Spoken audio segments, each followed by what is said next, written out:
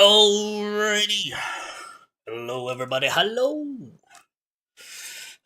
How are we doing? Is that you're gonna take a while? It is time, my friend. Guess I'll go grab some chocolate milk. Yeah, sorry. I was cooking up some popcorn myself. Didn't think it'd take so long, but you know how it be sometimes.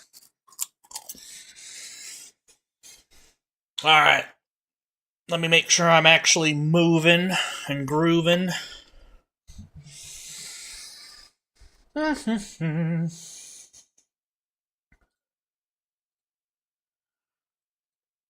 there we go. Shabam. Hi. Welcome back. I was talking to the air. But apparently you heard me, so that's nice. Hi! I turn my fan down so it's not blowing in the mic.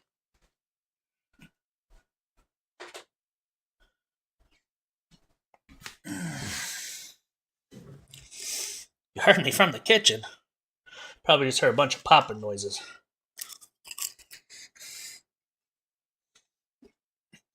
Yeah, my mic's pretty good about neutralizing the noise, but I just fear that the one time I don't do it, you're just gonna hear boo, boo, you know. Alrighty. Let's see here.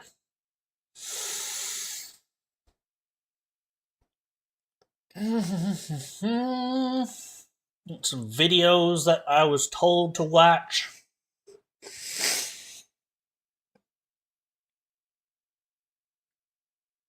Let's see. Let me make sure I'm on the right YouTubes. I believe that's one of them, yeah. I believe.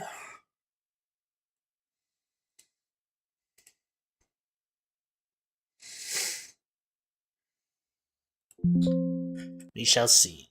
We shall see. I was watching the Outdoor Boys earlier, building a forge and stuff. It's been kind of fun watching them again. 6-month break. It's been kind of good. Okay, let's see here. Let's close that down. Let's open up YouTube.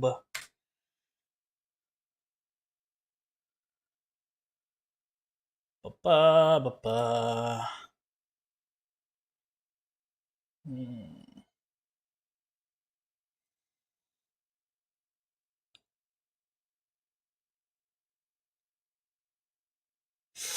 Okay, I'm gonna open a few tabs here. I'm gonna open up the official one and then the 30-minute one. I don't know if we'll watch the 30-minute one like all the way through, but we'll see. We'll see. Content inappropriate for children.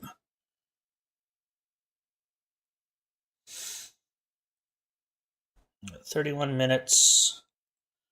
We got this one. That's also 31 minutes. Oh. Well, we'll watch the official page then. How about that? I thought one was like a gameplay trailer, not like both of them being gameplay. Oh, it looks like that's literally the only video they have, so.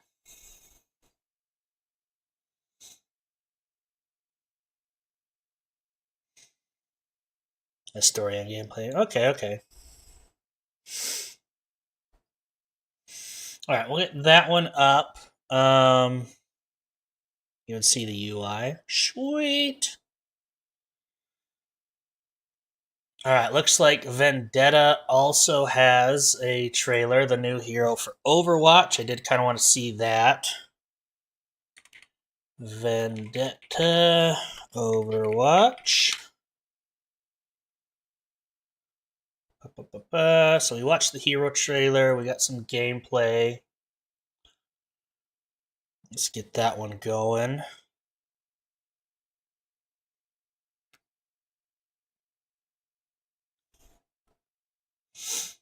Okay. Let's see. There was a third one. don't remember what it was though, because I'm a very professional streamer. Let's see, YouTube.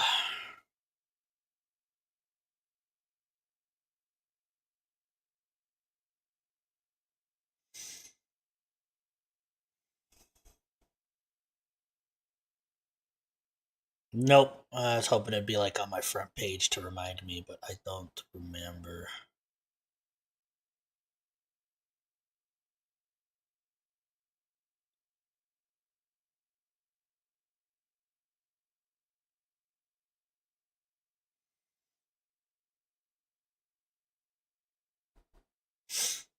Alright. Well, we'll just get into this stuff. We'll watch the Vendetta one first because it's shorter. And we can get into the other one.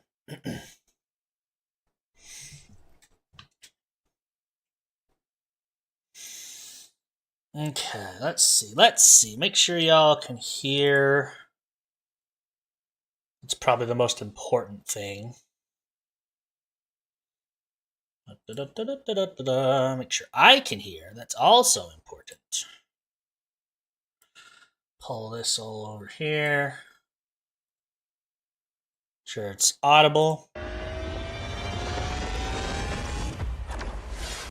Yep, I can hear it, which means you guys should be able to hear it.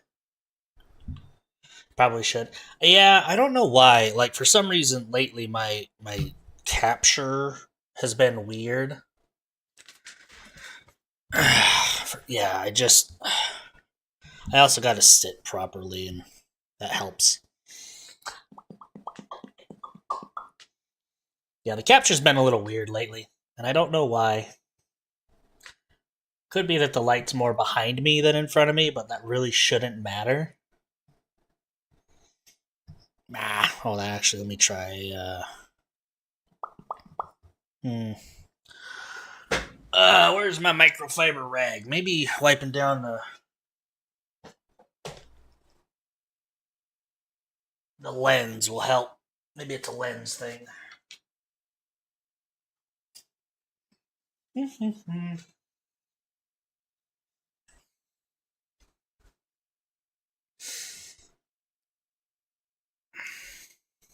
I'm going to swap over real fast. So you guys can see what I'm looking at. Wipe down this lens.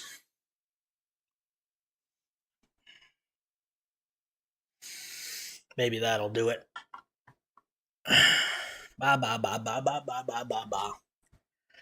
Big sword. Yes, this is the new Overwatch hero. Vendetta. People were speculating she might be a tank. But I guess she was announced as an official DPS. Now it's going to bother me when my mouth doesn't open. Whatever, we deal with it until we fix it later. Maybe I just have to talk with giant mouths opening. Whatever, okay. Server good, sir? Oh yeah, I forgot. Sorry, hold on.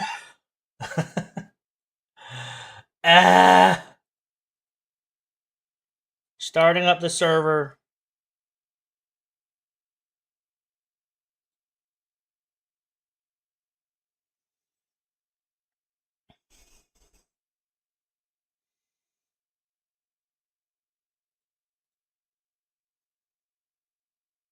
Okay, give that a good, couple minutes. Server should be up. Alright, Vendetta! You know people are going to make stuff with this character. I just assume, at this point, that any character that is going to ever exist ever, of all time, is going to have that kind of stuff. It's the internet. That's just how it do be. Alright, Vendetta. Show us the true melee DPS character.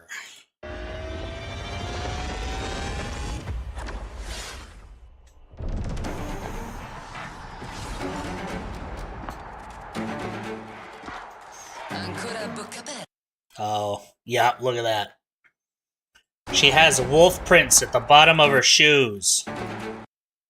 I thought they were wolf prints. They're kind of wolf prints. They leave that in the ground. People are already gonna fall head over heels just for that. Ancora a bocca aperta, eh? Oh no, not an Omnic. Pathetic. Vendetta. Leave no survivors. You're finished. So she got a Blade Beam. Disgraceful. She got the block. That's definitely something you should be advertising there, Blizzard. Hold on.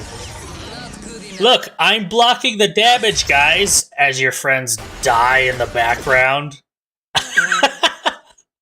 Yep, that's what you want from a new hero. I can protect myself.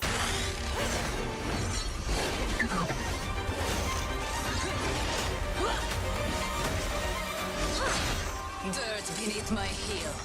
Wouldn't want to be ya. Then she got chuck her sword. Yep.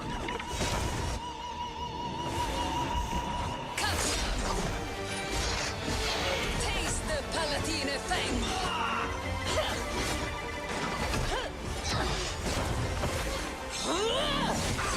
Know your place. Bow down. So now I'm wondering. Oh, hold on. I'll let it finish. Codardia. Oh, impressive.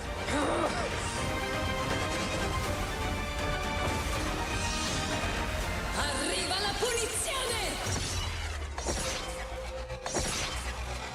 Thank you for lurking. I appreciate it. And so, my reign begins. The prettier one versus the uglier one. That's just mean.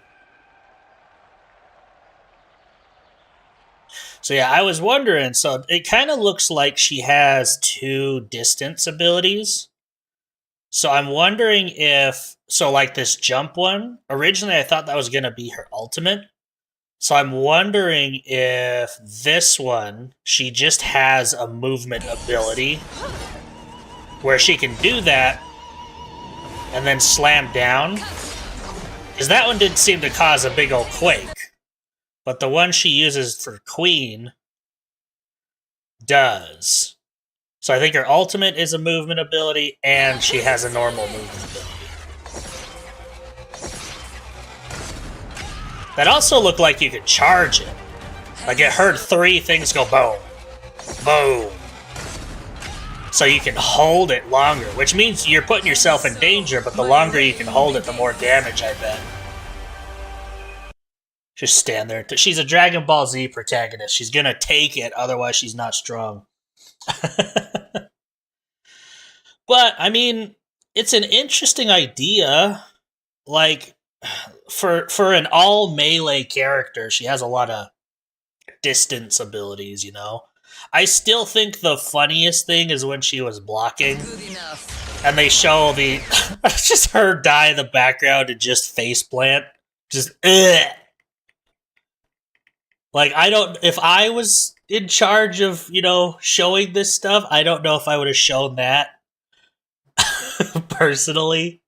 Because, I would be like, look, you could stand behind her and she can take the bullets. But, nope, just... bleh, dead. I don't know. Interesting decision for a character showcase. They were a noob. Yeah. Stood in front of a bastion. Imagine doing that. And then the traditional, the newest character comes in. And then she kills the newest character, because every single trailer has to do that.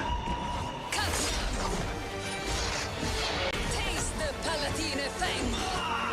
So, to my understanding, I think they showed some of her abilities in a different thing, but apparently she has a passive where the more damage she does, the faster she gets. So, like, she literally can chase people down as a melee character. But I don't know. She seems interesting. In a different play style for Overwatch, I think. I mean, we already have Reinhardt being melee, but she's got more stuff to her kit. Expected the wolf motif. That was more in her reveal trailer with like her story and stuff. And I'm not gonna lie, I don't know if you know much about Warcraft, but she's giving me Logosh vibes. It's like somebody read about Varian Wryn and was like, "Oh my god, what if we made a girl character and put it in Overwatch?" That's literally what it is. But I'm not saying that's a bad thing. I love Varian, and even a girl Varian might be pretty cool. But that's basically what she reminded me of the whole time. Her design is pretty cool. I like it. I've always loved melee-esque characters, and melee characters in a shooter game. It's silly, but I love them. So I might actually have to jump into Overwatch and try it again. She's basically Gladiator, but current day. Yeah. And apparently her sword is made out of like hard light or something, but I thought that's what the blue stuff that Symmetra makes is, and her sword is mostly metal. So Know your place. oh, I guess the black part is the hard light, but whatever. She is pretty cool though. This last part with Queen was interesting. It's almost like they didn't have enough gameplay or to show off her ultimate. Bow down. So they like created this like not even real gameplay thing to show off her ultimate, which is very odd. Arriva la punizione. What is that face, by the way? It pays off for him. Hold on. Look at this face. Just stand there and take it, Queen. Look at this. Look at this Snow White face. I wish she. I'm just gonna stand here and take it. Thank you for the follow, by the way. Appreciate it.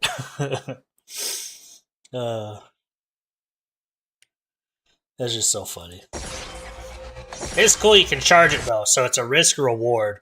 Like you don't want to just, throw it out there immediately. The longer you can charge it, it's probably just gonna hit harder. That'll be cool. And so my reign begins. Yeah, she's carrying her big attack. I got a few options. I should run.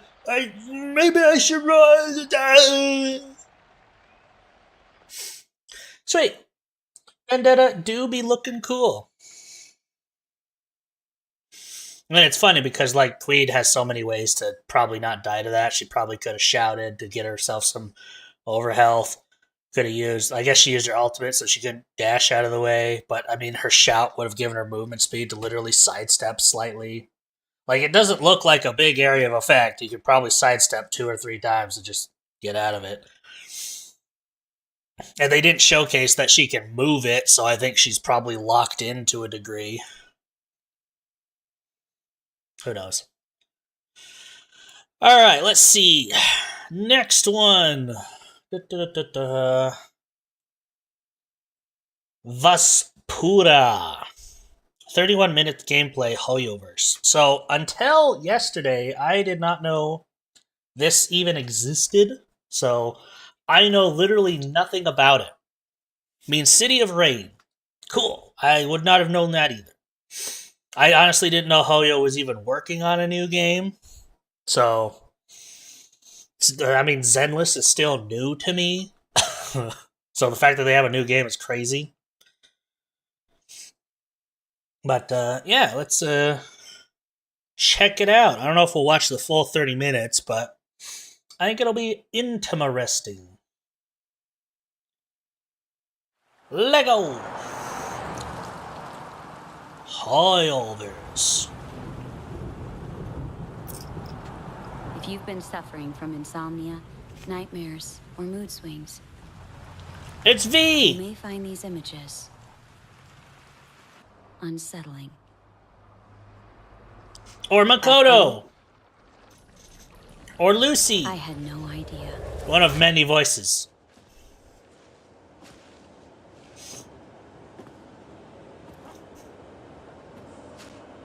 Maybe that wasn't the real. You know, okay, this is going to be one of the first pauses. I know, I'm sorry.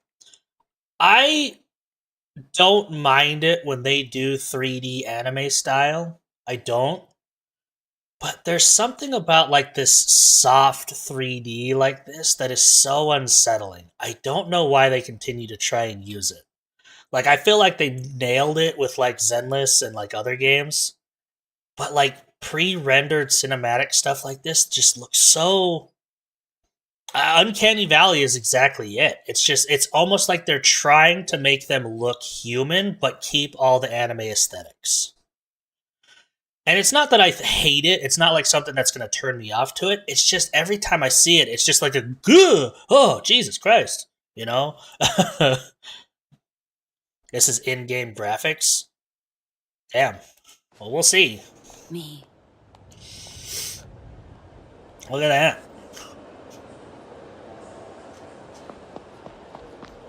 You lost belongings due to mind rot? Please visit that counter over there. Mind rot control. Good old mind rot. That's what I do every day.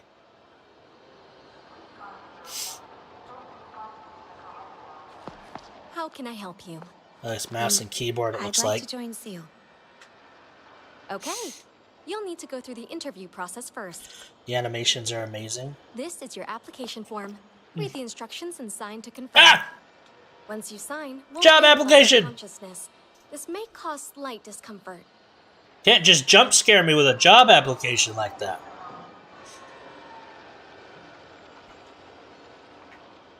Let me see. Consciousness verification completed. Preparing the interview. Your number I-07. They'll call it out through the announcement. I isn't a Please number. pay attention.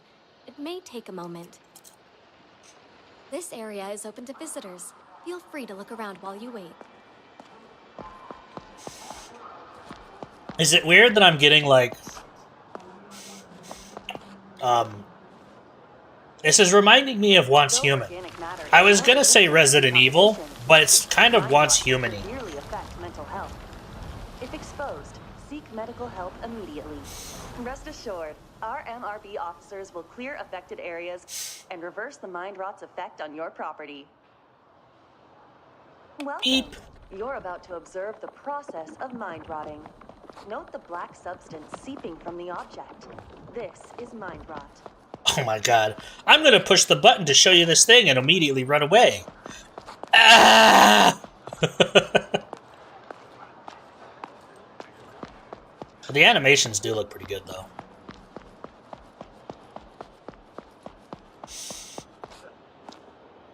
Join Seal. Number I-07. Please proceed to the interview room. Down the hall on the left of... Is that supposed to be a reference to that Catherine game?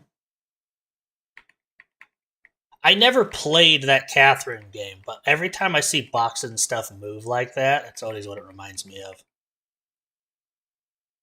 Down the Sorry, hall on the random left thought. of the front desk. Random thought. I guess that's going to be more related to like Persona and that.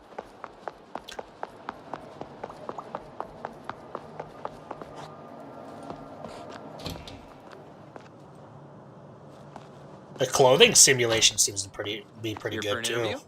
Nothing seems to be repeated. Well, isn't that something? They really hit the jackpot with candidates like us. Come on, take a seat. Mind Rot Safety Guide.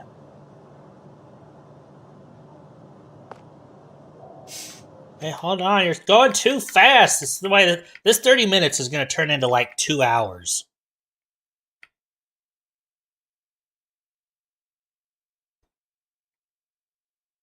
No supplies at home, such mind rot. Familiar yourself with your surroundings. Pay extra attention to mind rot hydrant locations. Locate immediately in face stages of mind rot. Evacuate call priority. Locate mind rot hydrants. If unable to evacuate, find a mind rot hydrant. Wait nearby for rescue. Repeat Seal's number.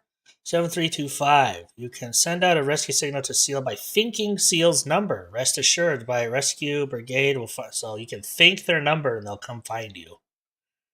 And it looks like there's little question marks. You can probably click on those.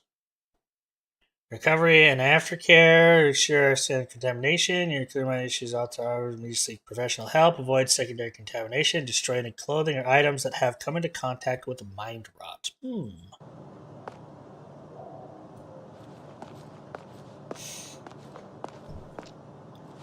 There's only so many safety brochures.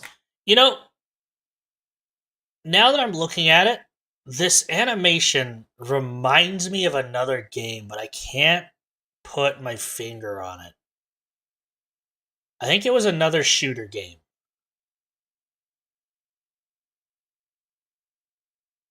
I think. I don't know. I'm going to let it play. The Leaf Crew. Grab a chair. Let's chat for a bit. DNA? That doesn't sound familiar. This whole Shadow Bureau seems so shady. Everyone says they're strict about Oh yeah, hiring. he is very There's no clear expressive. standards. They don't even accept resumes. I don't even know how to prepare. But it's not like I have no experience, you know? I've watched Mindbog murders and Shadow Boys several times. Nothing I can't handle. What's up with the lights? What do you think is the better pick? Rescue Brigade or SUN? Oh, so he doesn't see it. Maybe the Brigade? My girlfriend thinks they're hot. I also noticed that their lips are kind of going in English, so I wonder if they have the same thing they did with Final Fantasy Remake, where the lip syncing actually can change due to the voice.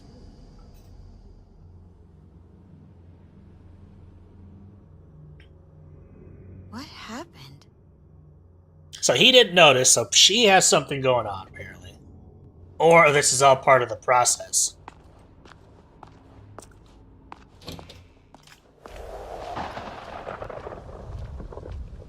Yeah, that's a room I'd just walk into.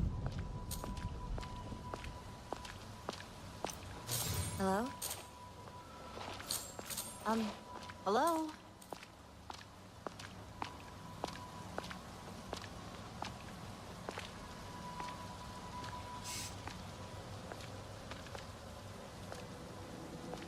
I mean, maybe the mind rot thing is kind of like a dream where you just kind of go with it. You don't really have danger sense.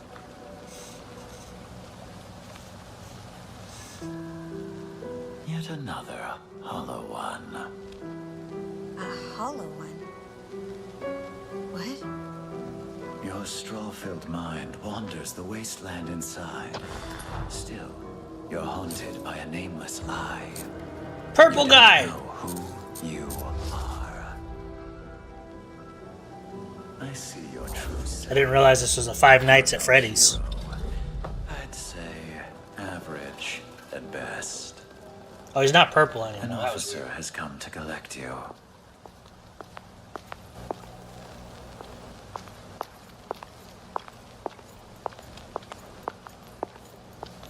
Hello. Hello. I'm a shuttle patrol officer, Sayuki. Hi, Sayuki.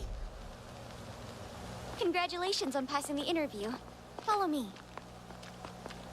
The interview. Indeed. That guy was an interviewer? He's a well-regarded senior member of the Shadow Bureau. We call him Mr. Shadow. He interviewed me too, back when I first started. Mr. Shadow has a keen eye for. So it was part of it. I was So if right. you got in. It means you've got a seal of approval. Why can't I see anything? Just a minor precaution. The Bureau's interior can't be perceived by outsiders. But you can still see me, right? Just stick close. Vivian! I didn't see you there. She's speaking Simlish. Nothing. I'm just used to taking notes. Hey, don't judge a book by its cover. See, I bet you they know she's going through the interview phase, so they can just say whatever they want. She won't hear them. Were you talking about me? She often teases newcomers. Don't worry about it. If your onboarding goes well, you'll prove her wrong.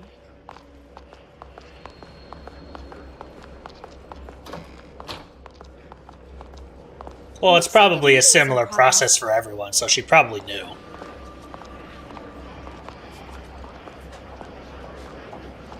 just a moment. What's this meeting about?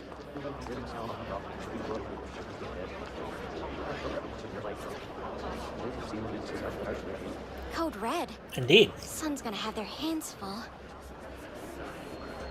Go ahead without me. I need to take this newcomer to the test chamber. Excuse me? Yeah, I can't see or hear right now. Please help.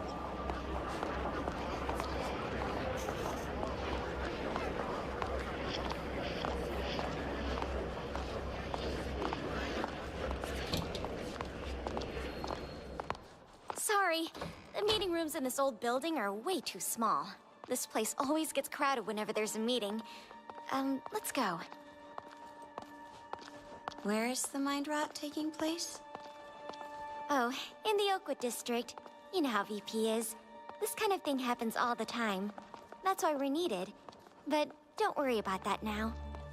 Okay, this is your final test. Give it your all. Okay. Another test? Hi, Simmons. Is the test chamber ready? Dawn authorization approved. Personnel permitted 2. Preparing the test chamber. Marcia is waiting for you. It's a bit distorted, but that sounded like Endeavor. The door! I just had my psych evaluation, and I'm waiting for the results. So I'll stay away from the test chamber. I mean, I wouldn't want to disturb Marcia. Fine. Like I said, Seems like replicator number 3 needs a lens adjustment. Sure. yeah, they have a distortion on it, but it sounds like Endeavor from My Hero. Actually, I could use some help. Would you mind?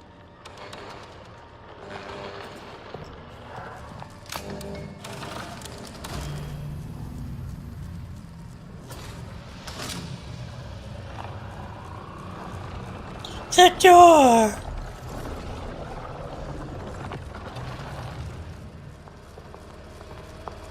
Go ahead. This will be your last test. She won't go easy on you. Good luck.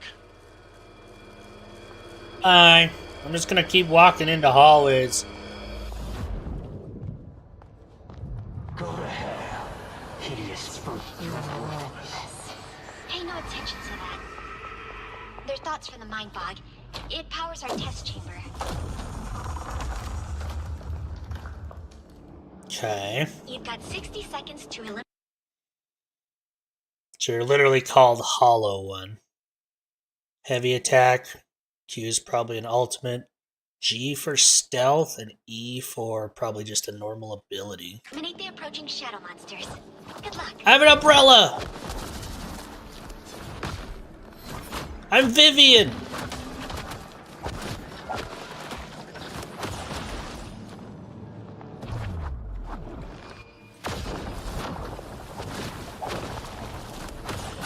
Interesting. I was kind of expecting the rain to do like damage over time, but...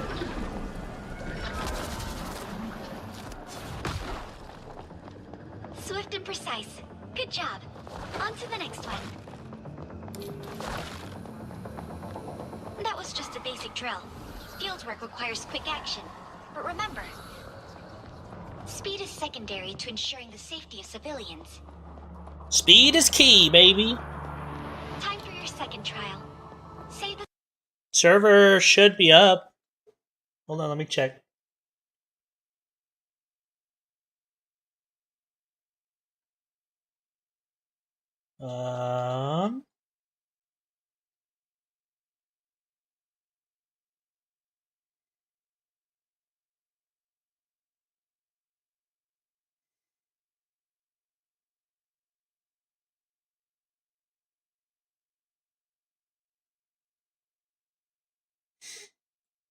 Let me try again. 1 second. Sorry.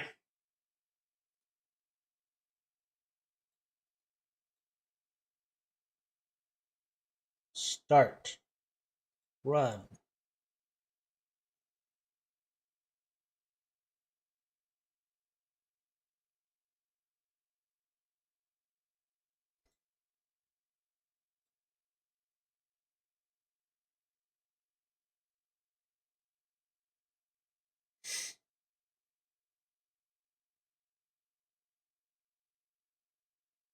Sorry, I'm streaming and running a friggin' Minecraft server.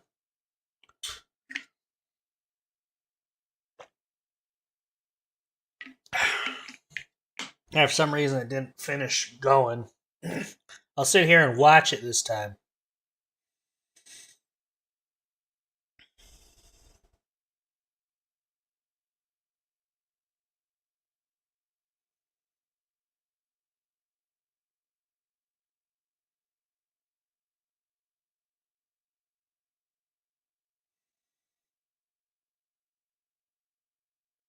God, I wish I knew what any of this meant.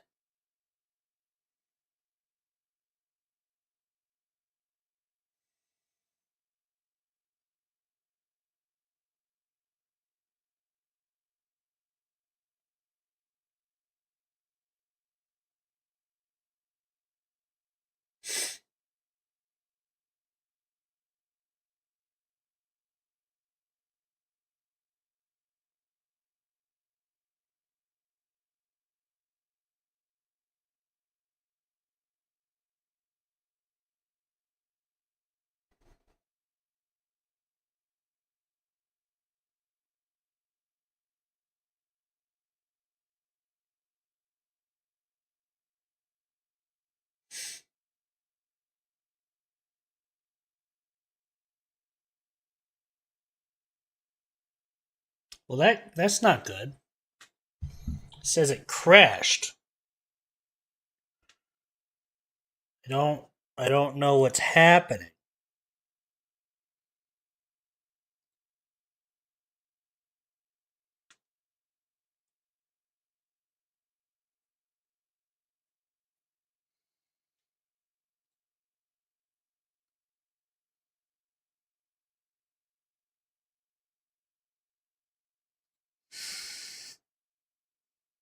Um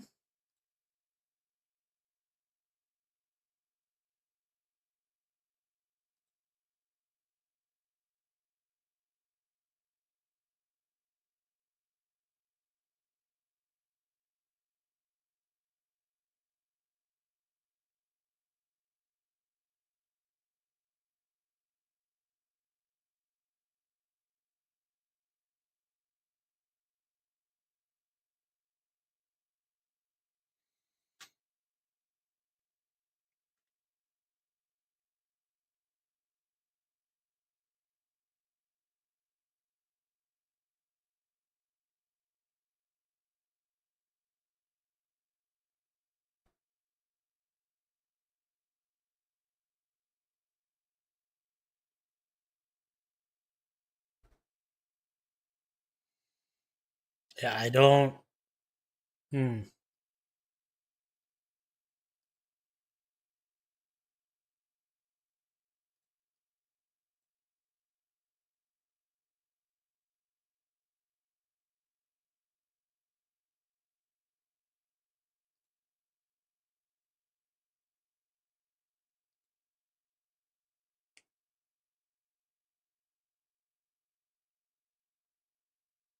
I don't know what's happening.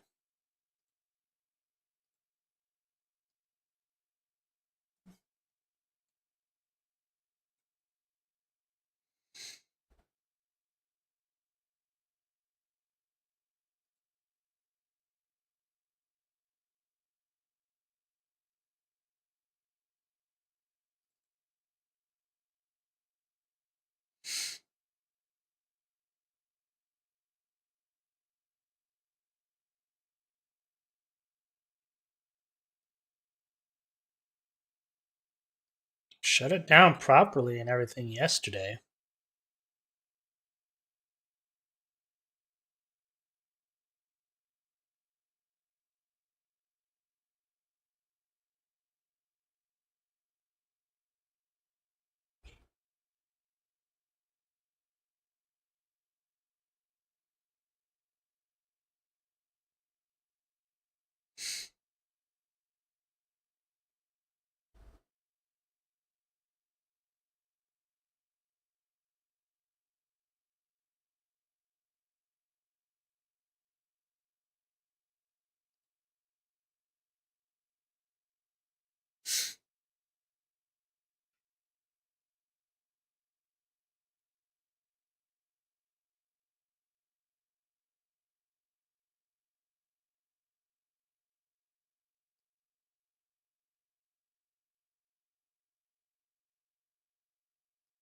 Some background noise. I'm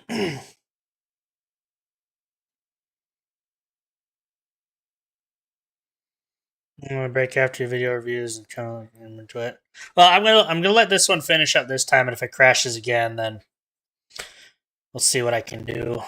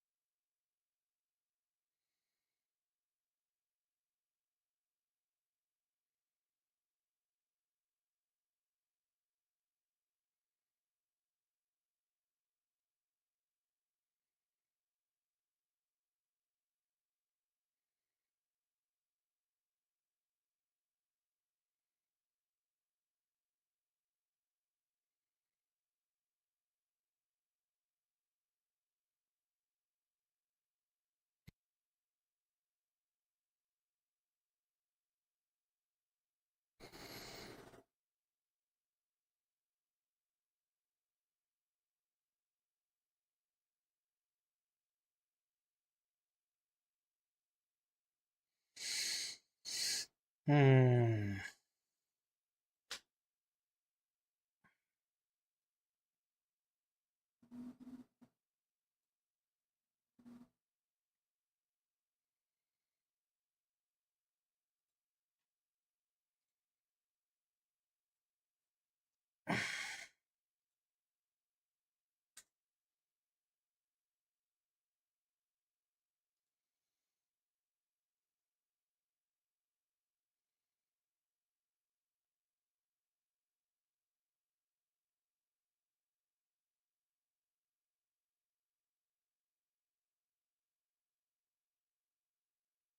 Turn it off and back on again. Well, unfortunately, it's running off of my stream computer, so if I turn it off, the stream goes down.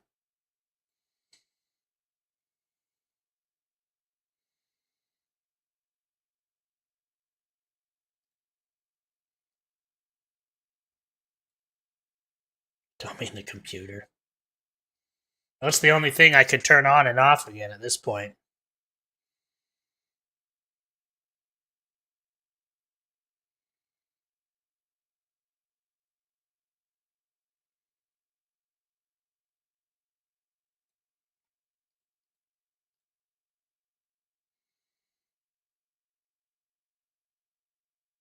I have twice.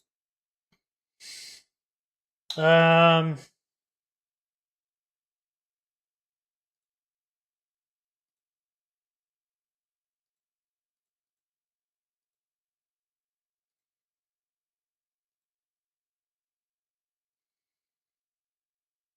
doesn't look like the mod pack updated or anything, so it's not like a different thing.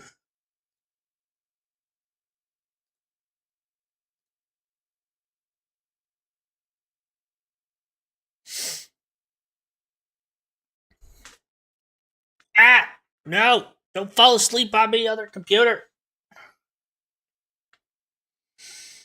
Administrator mode? Well, it's supposed to automatically do that, but maybe I'll try.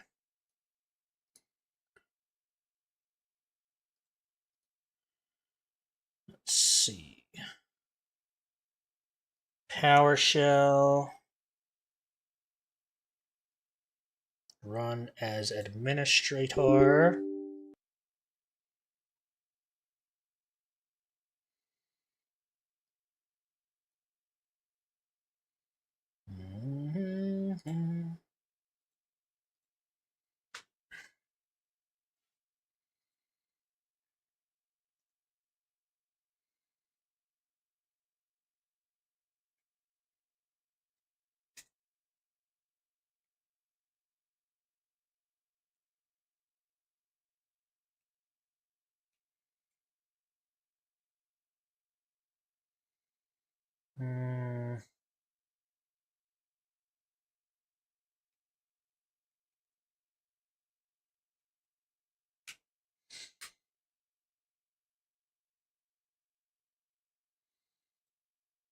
Alright. If this doesn't do it, we will have to figure something else out a little later.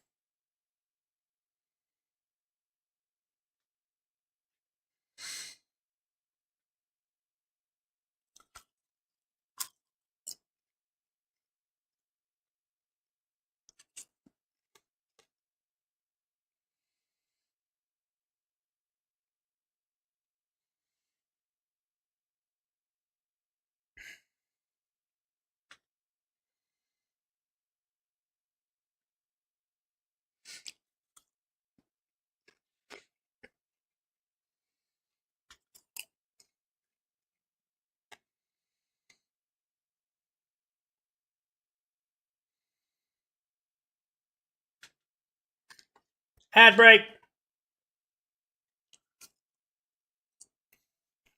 Do a quick BRB while it's doing its thing.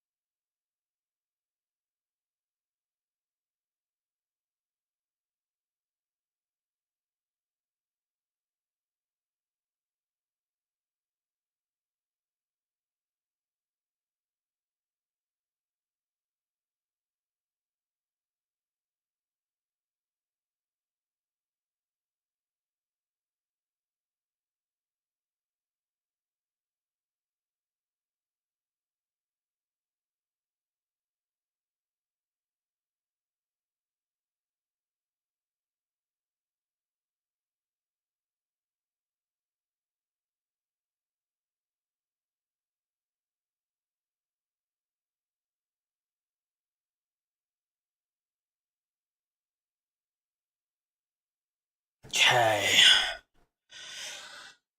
I'm gonna check a crash folder real fast here. Welcome back, everybody.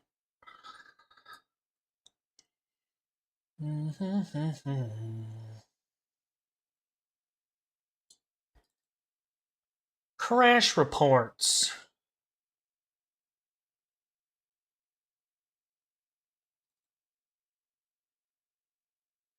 We're all back. System note for AI, except for server tick.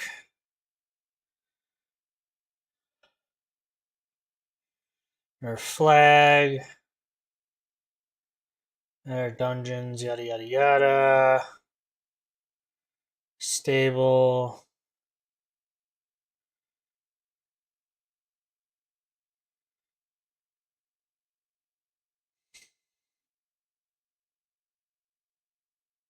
Here, May, I'm gonna send you the crash reports. Maybe you could take a peek through them and see if you can see anything for me. Because I don't want to be sitting here staring at that for a second. Let's see. May.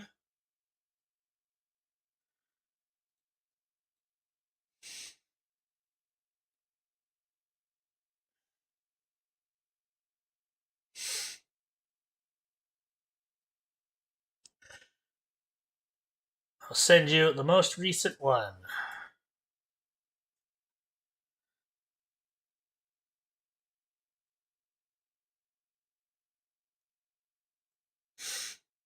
Let me know if you see anything in that. Oh, it looks like it even actually puts all the text in the Discord, so that's pretty cool. Yeah, let me know if you see anything in that to try something, and I will try it.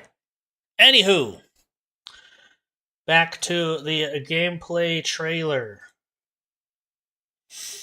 Sayuki, time for your second trial. Civilians without alerting the monsters. Oh, we're learning stealth this Stay time. undetected. Use your abilities when needed. Stealth. Crouching slightly.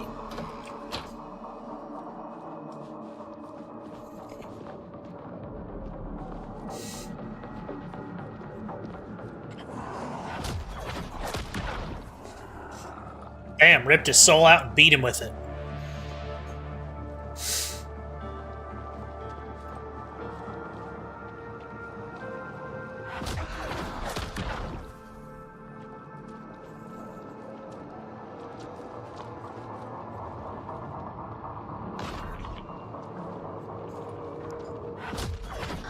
Wait. Oh, she gets a new ability when she's in stealth mode. Okay. Interesting.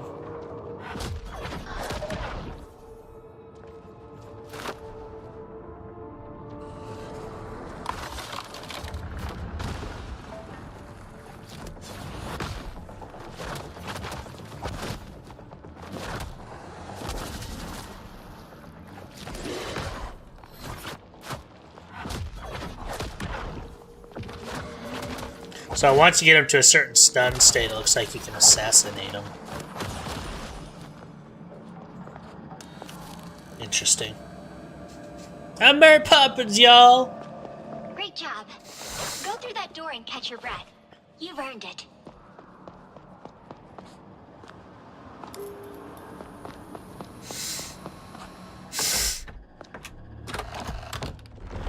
Oh no, boss fight! Who could have seen this coming? The exit's blocked, and there's mind rot in the chamber. Don't touch it if you want to live. Okay. I kinda can't help it though. Up you go.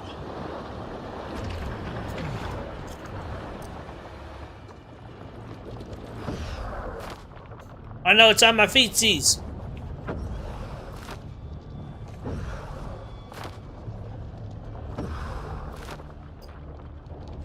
Whee! Take the stairs. Run quickly.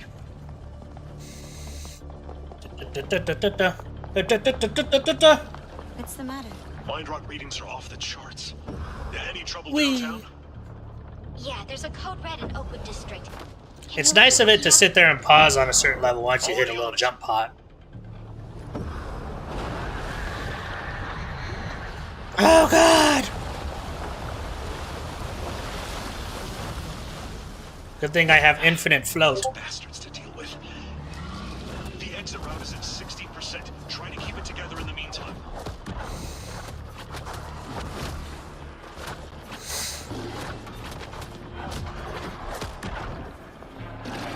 That's more than a rookie can handle. Where are you going? I have to help. The route's unstable.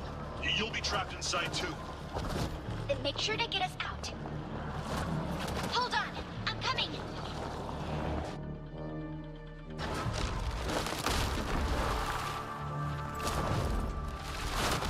Nice! This is where the gotcha characters come in. You get different characters. Looks like you can have up to 3. Unstable, but I'll get you out. Copy that. I'll clear the monsters to reduce the Mind Bog's interference. Just get that door working. Your power should be more Oh, that's effective cool. against the Alright. interference. So they have swap-in abilities? Copy that. I'll clear the monsters to reduce the mind bog's interference. Just get that door Yes. working. See, I like it when they do the swap-in abilities. Leave the suits to me. We'll need to fight till Simmons opens the exit. I like those.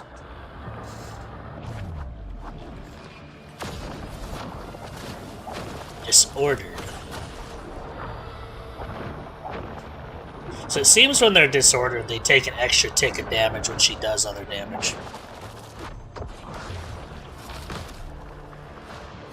Nicely done. Well, I don't specifically mean they have to be gotcha. It's just like, I like that Looks mechanic. like the test was wrong about you. You're actually impressive in real combat. Simmons, I'd say we've underestimated this one. Exit's almost over. Just hold on. Command invalid. Now be careful. It's getting closer. Simmons? Deploy platforms. Simmons! Ruh-roh. We may be cut off from the outside world. Stay sharp.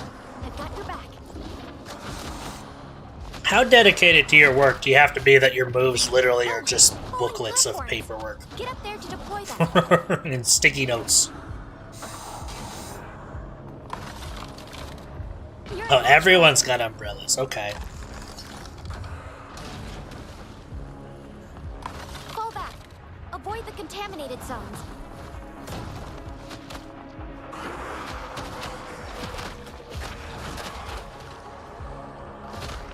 I mean, it's Hoyo, so if it's not gotcha, I would be shocked. The anomaly by now. We've got to hold on. Oh no, your legs are getting corrupted. Get out of the corruption. I saw it slowly creeping up her legs. That's an interesting effect.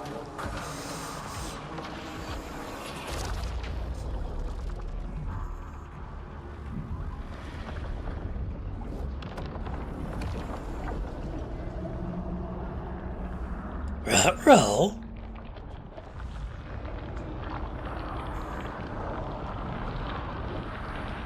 What is that thing? This is no ordinary mind rot. It's dissolving everything into the mind fog.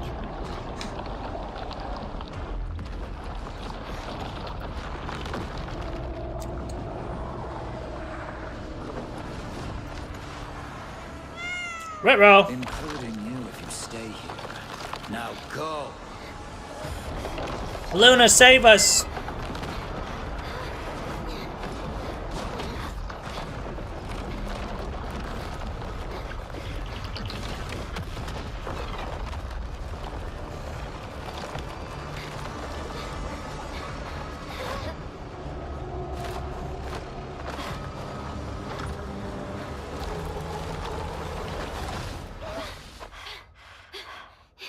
Anyone hurt? I'm fine. Rookie, you okay? It's a hell of a test, lady. There's a full response underway. Patrol needs you. Be right there. We're wrapping up. You definitely passed the test. Now I just need to brief you on... I will take it from here. Hollow One, with me. Okay, Luna. All right. I appreciate your help. The situation is serious, but they have what it takes. As for you, I'm humbled. Even an entity like me can misjudge. Your potential, it runs deeper than you realize. But your That is motivations usual are not as main they character appear, energy, yes. Correct? I thought that was my mouse in front of her face, so I tried to move it. Hold on. Did that say knowledge? Like, are there going to be actual checks? So, that's cool, but I've been done dirty by, like, Fallout and stuff lately that I don't know if this is actually going to matter. But if they actually have choices and stuff that go off of, like, your stats and actually matter, that would be amazing.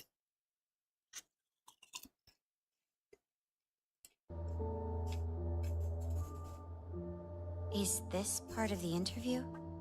While unofficial, This conversation will determine your future with the Bureau. Why do you want to join SEAL? I'm looking for my killer. Not the most altruistic goal. You speak, without opening your mouth. That's pretty cool. I mean, I do that too. You're right, but who doesn't have secrets? As long as we serve the Bureau, isn't that enough? A fair point. She share was the same thinking? goals. You have a way with words. The Bureau needs That did your not help seem with evident. the Mind Rot incident. Prove yourself worthy of this. A badge!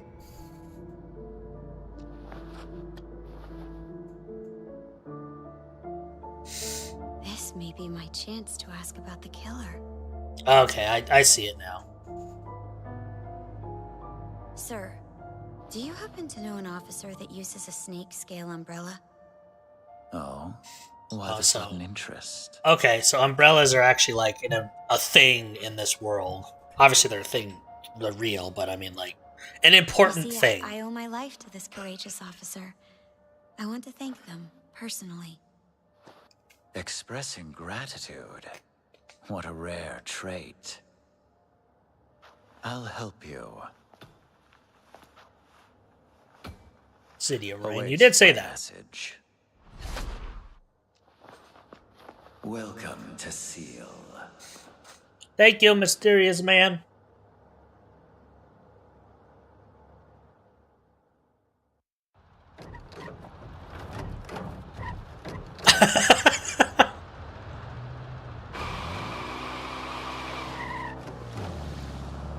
Just, what a hell of a way, what a cutaway.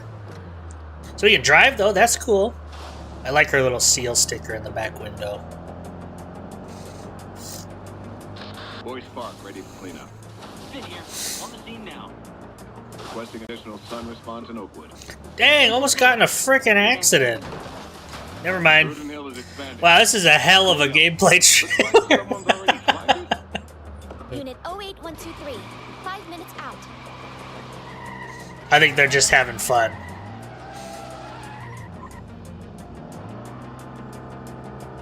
They know what they're doing. Yeah, I think they're just showing off stuff. That's what they're doing.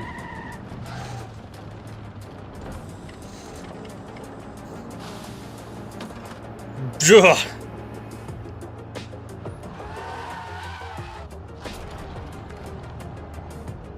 They almost did. It was a hell of a clip.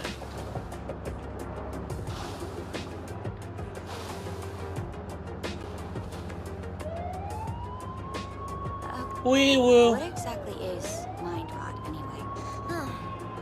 This is why proper orientation is so important. Good thing Dawn still has a training tapes feature. As you've learned, humanity's collective thoughts manifest as the rain of thought. Like water stagnating without proper drainage, it can build up and cause rot. Mind rot buildups erode reality, breaking minds, spawning monsters, and moving our world. They're really cutting these collisions close. Module 14. Proceed to... The rain of thought never stops. Nicely put. I mean, the cars and everything look good. Like, the rain on the streets. Like, it looks good. It really does.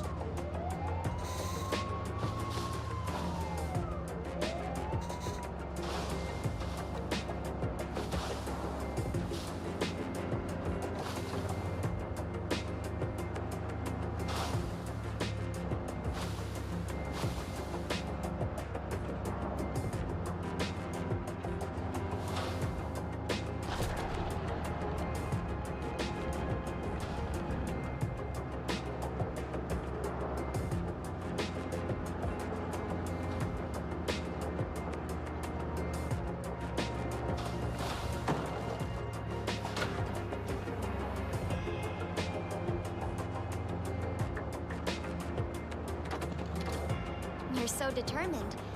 What made you choose SEAL? An officer changed my life. And now I'm going to kill them. Follow his footsteps. Wish I could thank him in person. That explains a lot. Alright, over the puddles has splash effect, so from what I understand, these are actually based on real buildings in Singapore.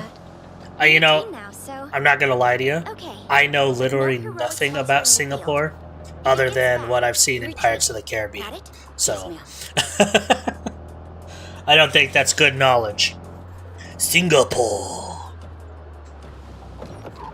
We're here. Dawn has locked down this area. We need to get verified. Technically, you could enter from anywhere. Ooh, I got a police outfit. I'm looking cute. I'm saying I, like I'm actually playing this, but...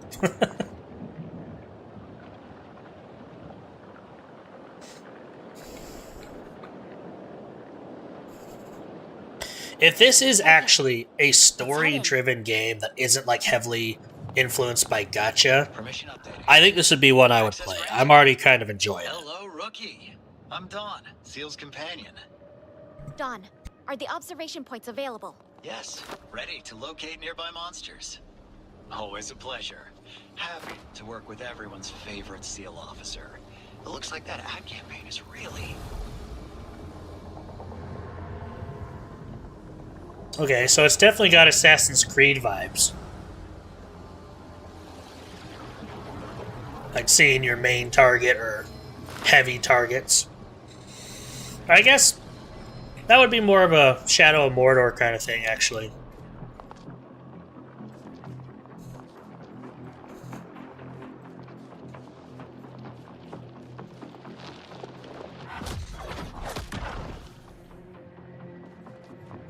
I do see we have a third character.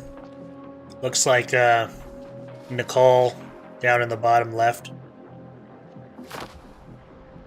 I look around during that to see where everything is to kill as many as you can before jumping into the main fight. Yeah. Well, that's kind of what you did in Shadow of Mordor and Shadow of War. You could like see all the orcs and who was like the heavy hitters, and who you could take out before taking out the captain kind of thing.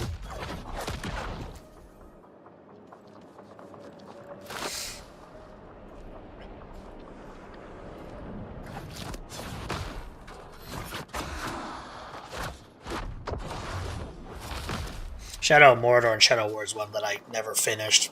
Maybe I'll have to go back to those. It's been long enough.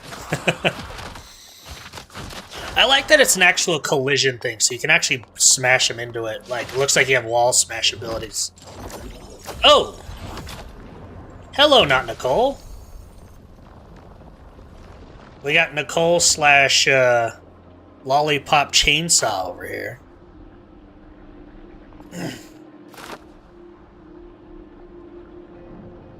You would think.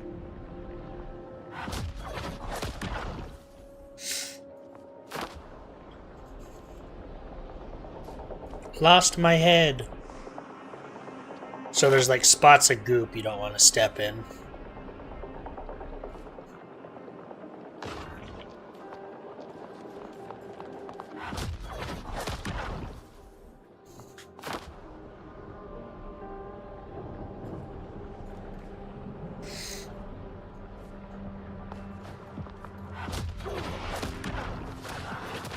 It does just heavy damage to big targets. Interesting.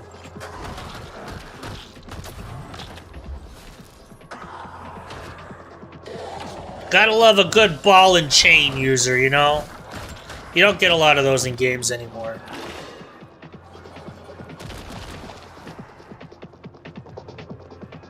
I mean, this character doesn't look like they fit in with the group, so interesting to see how she comes into play.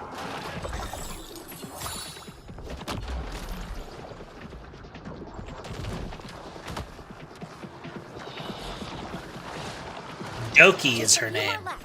Ready for one last push. Attention all units. The best item Zelda. Oh yeah, Twilight Princess. That was one of my favorite items to use. Sun never disappoints.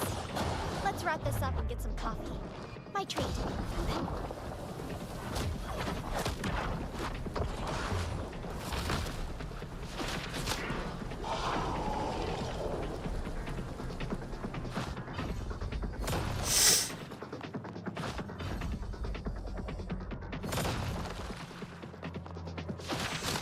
Like, I don't think there's ever a situation, other than, like, the mounted scenarios in Twilight Princess, that the ball and chain couldn't just annihilate all the way through.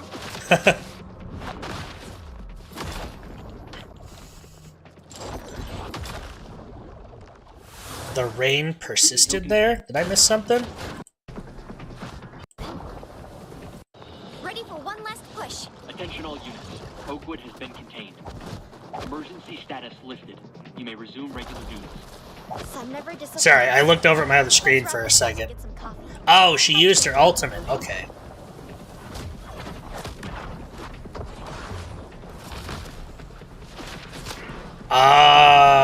Okay. So I wonder if the rain has, like, support effects, maybe? Because I thought it would do, like, damage over time, but it doesn't.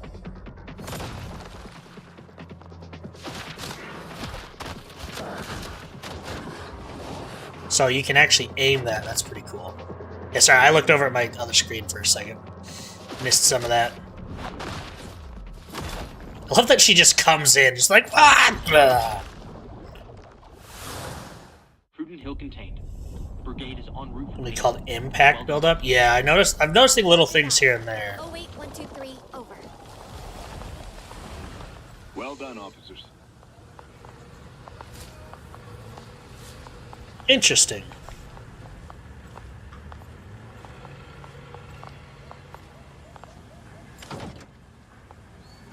Oh, almost forgot. Just open the door, weirdo. Your reward for your first assignment. Coffee! Shock Americano. Perfect for staying alert, fighting off fatigue, and doing your best. This isn't an ad, woman. All that mind rot cleared. And we're still buried in work back at SEAL. Well, Director Nyan has big plans, but they're hard to pull off. He seems a bit unreliable. Then introduce me to more reliable people like you. That stick looks really I'll good. ask around online. Great. Can't wait to interview them in person. By the way, what was the director's big plan? To save the world. Mm-hmm. Save the world. Well, I'll be honest, I didn't expect to actually watch all 30 minutes of that, but I was actually quite invested. I liked it. I liked it a lot. I mean, it is Hoyoverse, so I'm expecting gacha to it, you know, with, you know, characters and whatnot. But if they do more story and don't focus quite as much on gacha, I think this one could be really, really good. Like, kind of what they did with Zenless. Zenless, it's not a huge deviation from what they normally do with gacha, but I feel like Zenless was a really good step in the right direction. Because, like, yeah, you still had to pay for stuff if you really wanted it, but I don't think there was ever a point in Zenless where I felt like I needed to buy something. I only ever wanted to, you know? Like, I felt like I enjoyed myself enough to actually buy something or whatever. So it was... that was a step in the right direction. I hope this one follows it. I got you to tell you this is all a job ad. Those are job openings. Yeah. Yep. Shanghai, Singapore, LA. Interesting way to call out for, you know, needed jobs.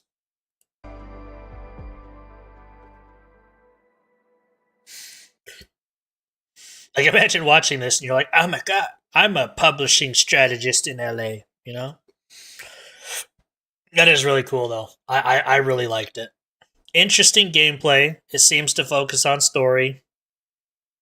While the animation style is still off-putting to me, it was easy to get into, for lack of a better word. Like, it's still so uncanny. Like, it's a weird, like, smooth... I just don't like how smooth it is, I think is the best way I can put it. Perfect for staying alert, fighting off fatigue. But the animation is good. Like, it looks good for what it is. Plastic.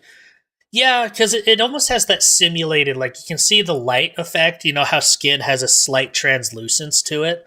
It's almost like they're simulating that, so it gives it an even more weird plasticky look. But it looks good. It does. And I hope it keeps this amount of quality when the game actually, starts being developed and, you know, uh, being brought out. Because that's one thing that games tend to lose after gameplay trailers like this. Because they're like, well, now we need to focus on this. And then, But I like it. It looks good. I think this will be a really fun one. I do. And I haven't really played Zenless or any other ones in a good long while, and I've kind of been wanting to get back into those, but it looked good. I liked it. And not be live service. Please don't be live. Well, that's the problem with like gotcha type games, especially with like Hoyo type games. It's hard not to be live service, you know? So like I could see it being live service because that's just how these games are, but I don't know. Maybe they'll surprise us. It'll be like, here's just a full, 30-hour game. Choose a party. Yeah.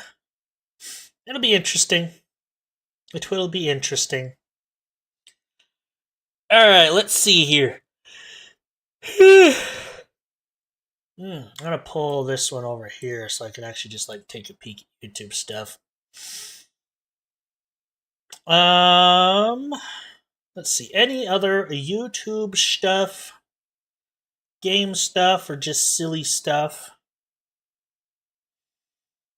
Have to have all the characters be part of the story. Clearly, Pink Hair wasn't.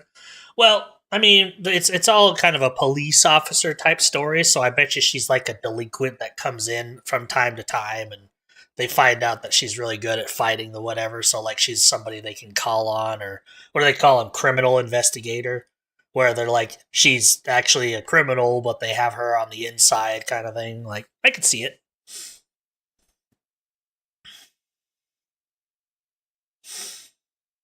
I could see it. I could see it. Ba ba ba ba ba ba ba ba ba. Well, that's not what I wanted.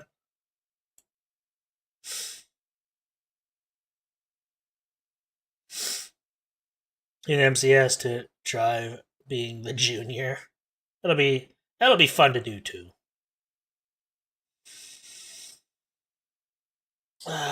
Let's see here. Lots of flat stuff.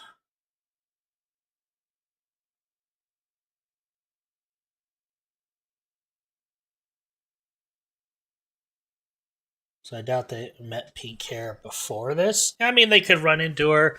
Like, she could be like the seniors, like I said, CI, criminal investigator, or undercover, whatever. Like, they could fit her in somehow.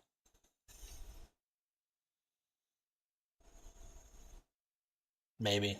A lot of ways they could fit it in, unless it's just gotcha stuff,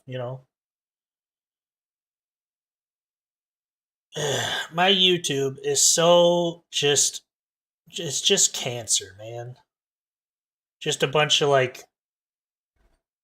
cancer.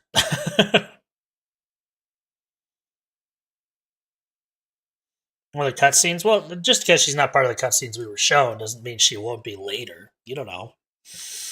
You don't know. You don't know.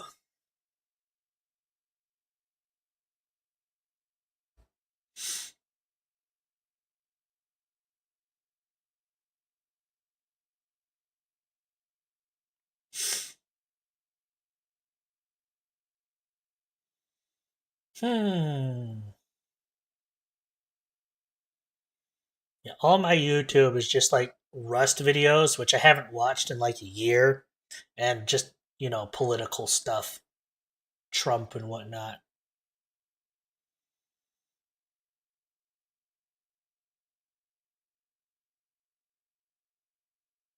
Bad service with ad blockers and bad service without. I'm confused. I don't know what that means.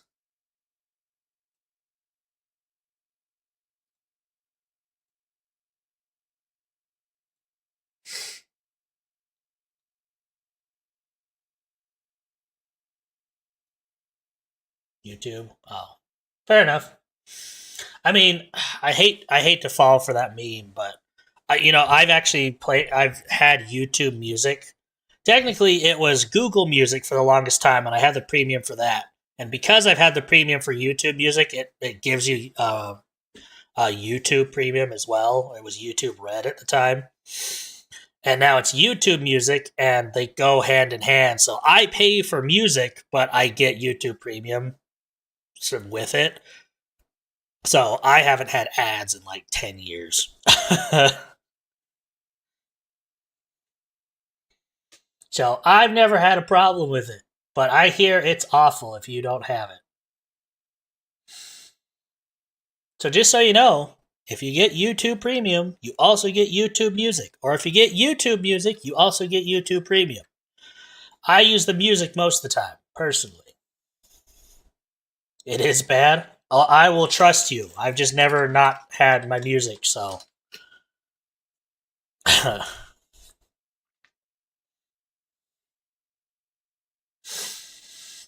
Alright, let's see. Rev maybe has a new video.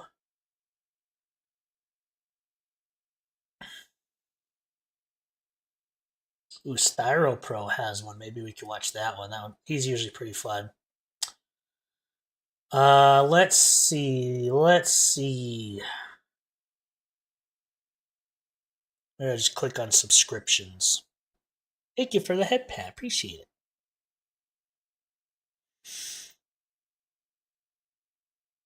Did the head and the pat not go through? Is stuff broken again? I'm gonna be upset.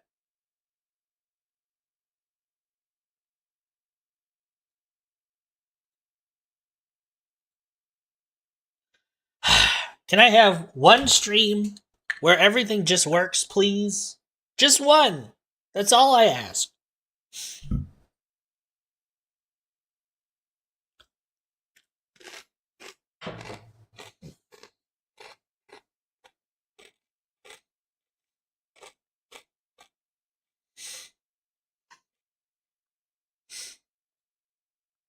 Here, I will refund the head pat and the mustache.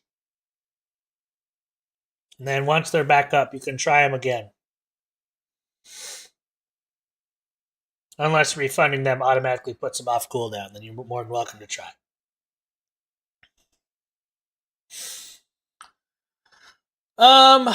Let's see.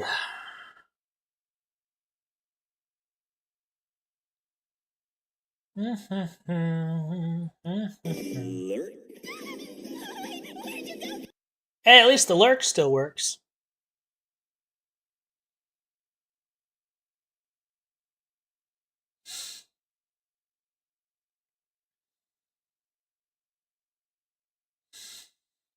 Alright, let's see.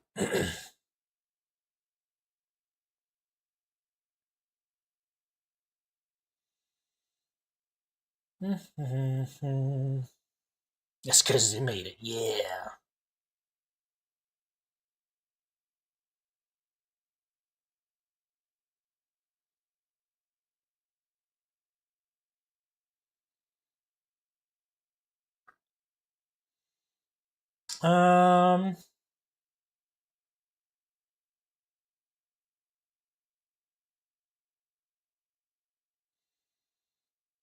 Well, there's also a Bellular video. Maybe we could take a peek at that one. Bellular is usually pretty good. Usually.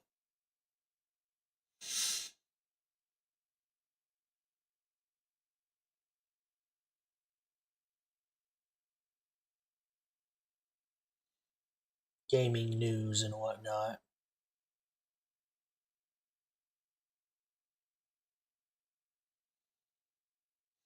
Alright, let's I say we start with some Bellular. Bellular is pretty good.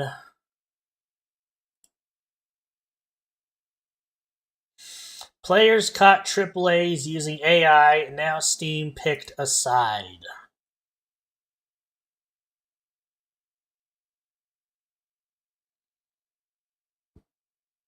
Let's see.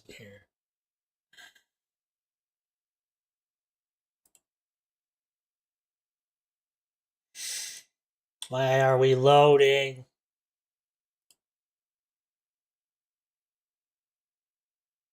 Okay, everyone, today's story. There's Bellular. Alright. Let's see what he has to say about Steam and AAA's using AI, because that's just what they do now. Hope y'all are ready. Y'all ready? I'm gonna put some cheese on this cracker, and then we will start.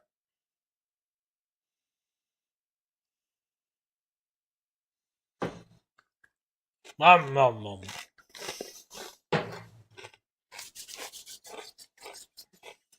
Alright, Bellular. Give me the news. Okay, everyone, today's story is actually pretty damn big. So here's what's going on, right? Players are getting refunds for Call of Duty this year, and it's not because of the... Oh, hold on. So here's what's going on, right? Players are getting refunds. I finished the entire Blop 7 campaign, asked for a refund, and Valve granted it to me. I wrote, the game constantly utilizes AI-generated options that were not present in the marketing for the game, as well as videos and screenshots of the material. Shocked they did, to be honest. You know, the more Valve takes these Ws, the more I realize I might just switch completely over to Steam. They've just been doing W after W these last few years. For Call of Duty this year, and it's not because of the absurd... Blop 7 campaign, Kaiju Drug-Induced Trip Edition. Yeah, I've seen, like, Call of Duty, it's just not even Call of Duty anymore. It's literally a sci-fi fantasy RPG that puts Call of Duty on the name. campaign or some sort of matchmaking disaster. No, they are demanding... Yeah, if you saw this without knowing it was Call of Duty, would you say, oh yeah, that's Call of Duty? Like, what? Their money back because they're finding the game is filled with AI-generated art that was never mentioned in the marketing. And what matters there is they're actually getting the refunds. But it's not just Call of Duty, because Ubisoft is also under fire. Oh no, Ubisoft, whatever did they do? Right? The real problem isn't necessarily the output. It isn't necessarily the intents that people say. Really, we should start looking at what people... Once again, Poopy We Soft. should look at the process, because in reality, it's the management of these companies that are getting just as sloppy as the games. Alright, so this year's Call of Duty is once again full of generative AI slop, because whenever I think Call of Duty, I think of piss, filter, poisoned, Ghibli-adjacent fantasy art of some peasants impressing a guard. Wow. Don't make it super obvious or anything. Jesus.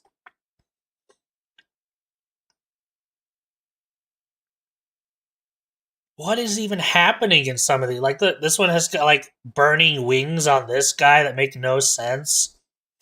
This looks like it's almost from Avatar. Friggin' Lord of the Rings zapping plate mail. What does this have to do with... What is happening? By catching a catfish. Yeah, that's Call of Duty, all right. And the images you're seeing right now are basically those of calling cards. They're floating around social media in the wake of the Black Ops 7 launch, because people have looked at them and This thought, looks so bad. What the hell is this? It's weird, tonally mismatched stuff that... Yeah, because when you're playing Call of Duty, this almost looks like friggin' Plants vs. Zombies. What the hell? Like, who generated these and was like, yeah, these'll go fly under the radar. People won't notice. There's all the hallmarks of cheaply produced and barely... These literally look like Plants vs. Zombies. Not even cheaply produced. This is somebody throwing a prompt into an AI generator for free.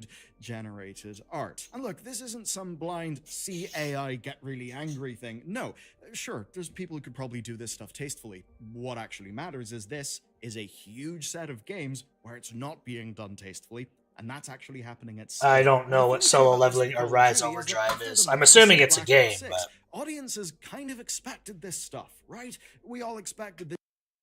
That looks horrible. It doesn't even look like the snakes are coming from the mouth. It just looks like it's weirdly laid over top.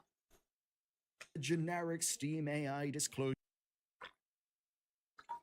I'm going to describe how their game uses AI-generated content like this. to help develop in some game assets. You know, I'm not going to lie. I don't hate AI as much as some people do.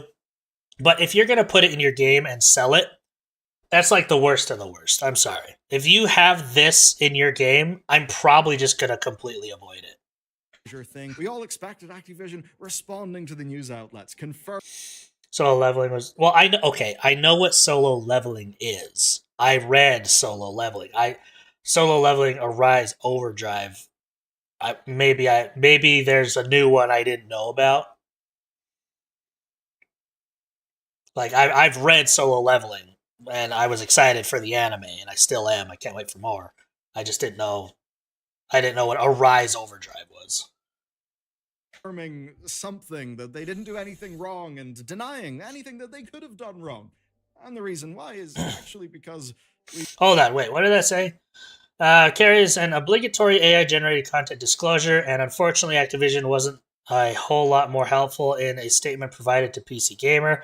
Like so many around the world, we use a variety of digital tools, including AI tools, to empower and support our teams to create the best gaming experience possible for our players. Activision said, our creative process continues to be led by the talented individuals of our studios. Yeah, you have a full room of people typing prompts into AIs going, I need a 2x19 a card of a zombie that is on fire with bullets, and give me 16 versions of it. Yeah, working so hard. Denying anything that they could have done wrong.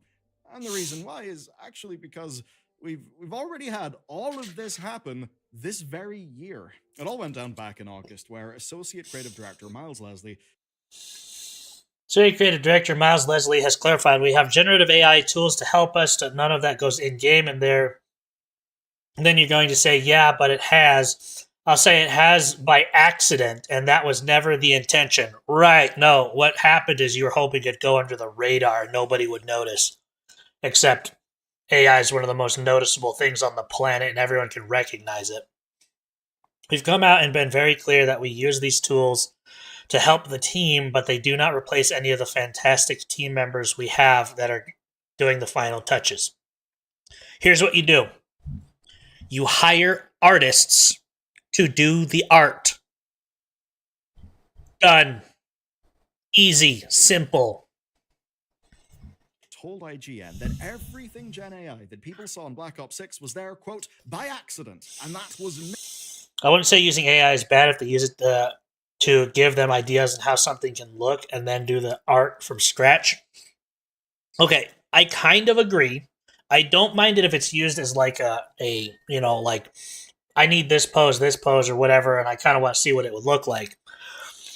I don't like it when they just create an image of, like, let's just say, a fire mage casting a fire spell forward or something.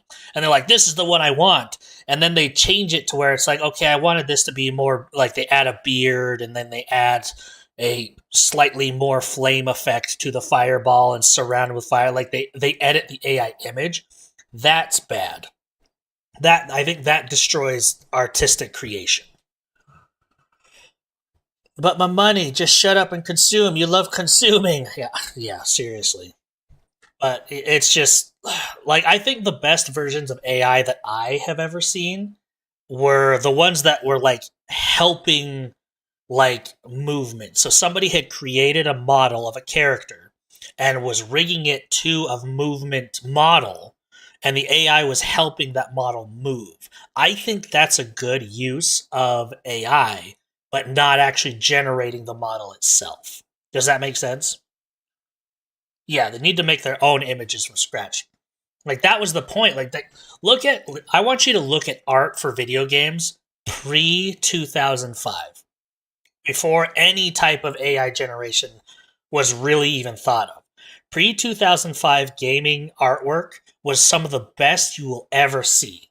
Post-2005, it all looks terrible. It just started getting so bleh. Never the intention. Like, okay, look at this. So I have to prove a point now. I know you guys probably don't not believe me, but like, look at this. Hold on. Let's see, 2005. I'm going to go to images.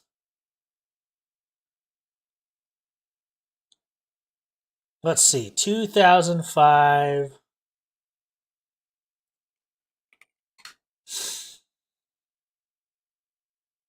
Character art even.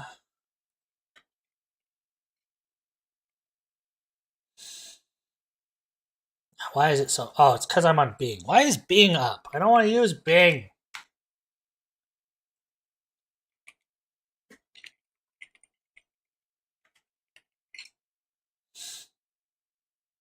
No, I don't want to buy an art book. I just want to see images.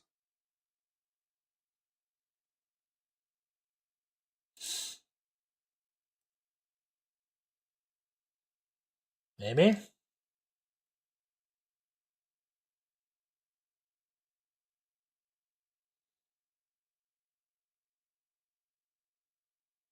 Holy crap.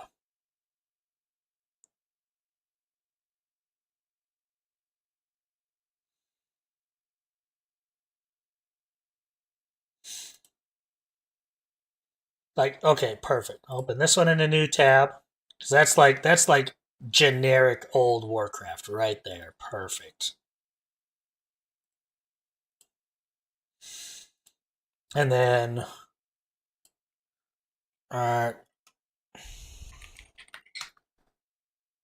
then we'll have like new Warcraft art.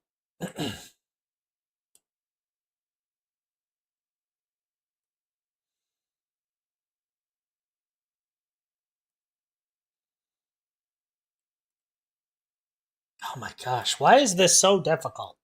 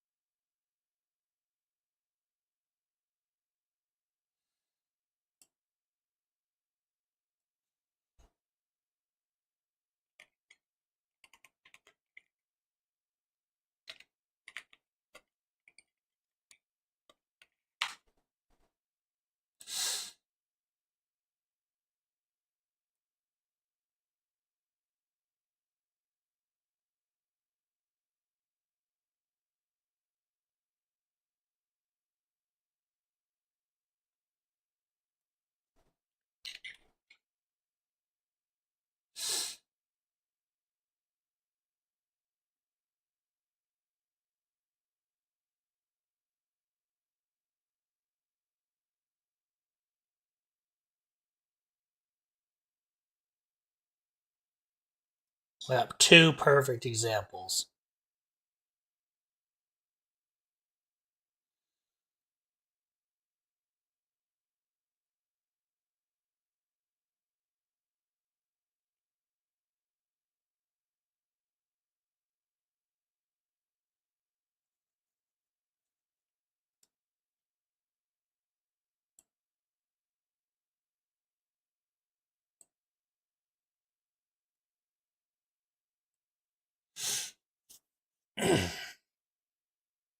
I'll wait for the ad break.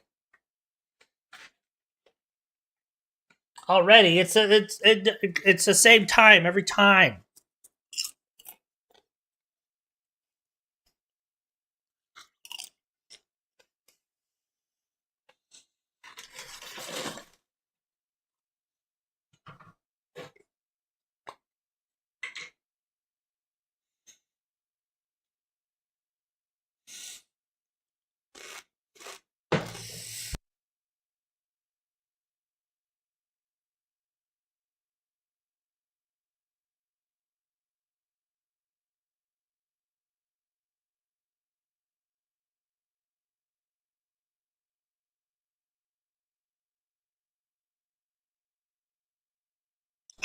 Welcome back. Hello. How are y'all? Is anybody there? Hello.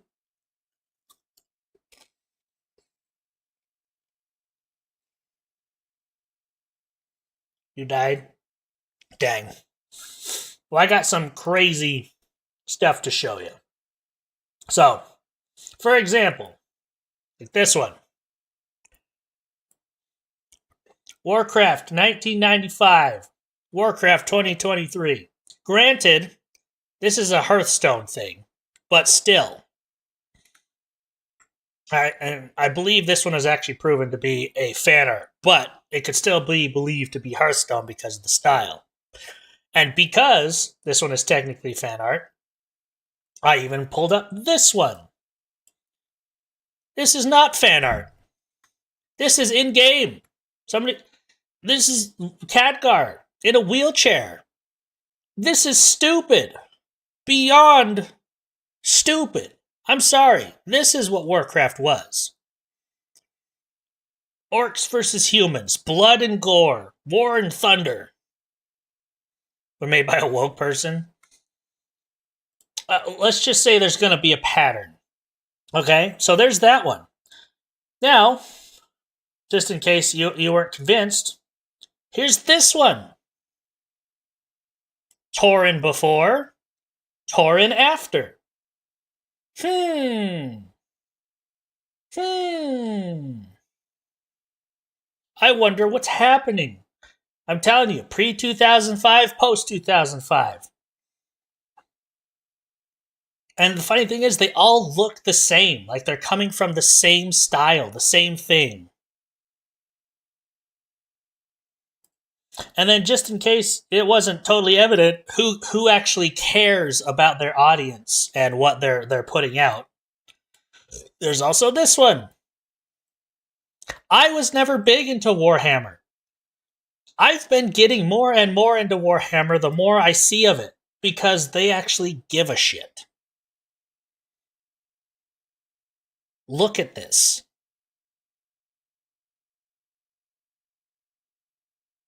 This is amazing.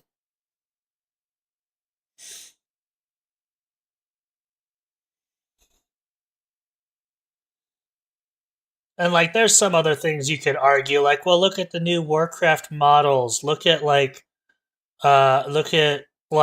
new like art pieces and stuff. Like, yeah, there are some art pieces in Warcraft that are still good, but it's not like every art piece like it used to be, you know? It looks like it's coming from the same AI garbage. Like I'm sorry, you can't tell me every single artist at Activision Blizzard draws the exact same way. Like, the same cutesy, goofy, stupid, like, not Warcraft art style. But it's Hearthstone. Hearthstone's always been goofy. Hearthstone was an offshoot of Warcraft. I would expect it to be the same. I'm sorry. Anywho, Bellular. My tangent's over. Back to Blops and their AI garbage. I mean, it's Activision, so it's technically Activision Blizzard, so not totally unjustified. Yeah, old Hearthstone still had that Warcraft vibe. It did. Newer stuff is just... ugh. And the claim that he makes is that these are basically just tools to help artists, but that the outputs are never to make it in-game. So that would mean that, say, right. Many-fingered zombie Santa friend was only meant to be a placeholder, never should have shipped. Yeah, because I'm sure nobody saw this and like, Santa of the 6 fingers. Good job. Yeah, nobody, like, they just hoped you wouldn't notice. That's what it was. They hoped you wouldn't notice. You know, just a placeholder asset meant to sit there and reflect the vibe that the artists wanted, until eventually a human could come in and replace it. Now, look, I'm happy enough to steelman this guy's position, and I'm all for artists having better tools and less drudgery in their job. But this keeps on happening, and I think that means we should be quite a bit more suspicious. So when I said it keeps happening, obviously that's right for Call of Duty, but it's also an industry-wide thing. First, there's a game that I should love, and that's Anno 1117 Pax Romana. It should be a bright spot in Ubisoft's calendar, but there are problems with the game, sadly. There's an unfinished campaign, some odd art decisions, and for today's purposes, an AI art problem. You see, Anno's art tends to be gorgeous, right? And that's why seeing it replaced with a thoughtless imitation with no experiential humanity behind it is a big nope for me. Yeah, a lot of that detailing in those buildings is like, it almost looks like upscaling. It looks like somebody had tried to make like a city, but then tried to like upscale it with AI. That does not look good. Art where even if it was to look pretty, it just wouldn't evoke a feeling in me. So here's actually what went down with this. Something in these loading screens caught people's eye. Basically, something was up. They were off-putting. We saw these renderings of somewhat human. Yeah, it's amazing because, like, I mean, look at the guy even to the left. Like, what's happening with this guy's face? If that's even a face, like, it's so uncanny that like it could easily slip under the radar, but people are so in tune with how AI works now. Like, you just can't slip this. You can't do that. Human-shaped shadow figures. And no, this is not a Ghost Adventures episode, just random-ass shadow figures. Now that led to people then checking for the Steam AI disclosure. The disclosure was there, and of course, Yep. for the Anno series. Now, I want you to remember that this is all happening at the same time that Ubisoft are catching some flack for allegedly machine translating the German language options for the game. So, yeah, the Germans aren't pleased, and I suspect that also extends. Okay, admittedly, this kind of AI I don't hate as much, but I don't think you should use it as a, like, translate it, put it in the game. I think you should use it as a, okay, this is what they were trying to say, now make it actually say the words, you know, or just have somebody actually translate it. I don't hate this one as much, just don't be like, copy paste into Google Translate, throw into the game. I know it's obviously probably not Google Translate, but yeah. This one's not as bad because you could still do a lot with it versus AI art, which is just To the official German. or they can just get a proper translator. Perfect. Yeah, exactly. Like all AI is a way to save money and not spend money. That's all it is. And they're just trying to not hire people. Who doesn't try to alter intended meaning and stuff. Yeah, just don't hire English localizers. Easy. Done. German government awarded Ubisoft a 5.7 million euro cultural development grant in 2023. So they probably won't like the look of this weird slop job with the damn German translation. Now, admittedly, that grant's likely because the game's development team is a large German employer, and that would mean that the government would want to back them. But hey, if you're a French publisher making a historical strategy game, do I really have to say it? Don't piss off the Germans. Come on, it keeps on going. Yeah. Jokes aside, it is a bad look on both counts. And that is why Ubisoft did actually respond to things. So according to them, the offending scenes were just generative AI placeholders that slipped through reviews. Yeah. They just slipped in. But It's interesting how they keep saying that. when we actually look at the fixes, you see they're not done in a way that would inspire hope, because they're just touching up the offending mistakes with what's there, rather. Yeah. You're literally using the AI generated image and you're just touching it up. Like it's still an AI generated image. Like hello?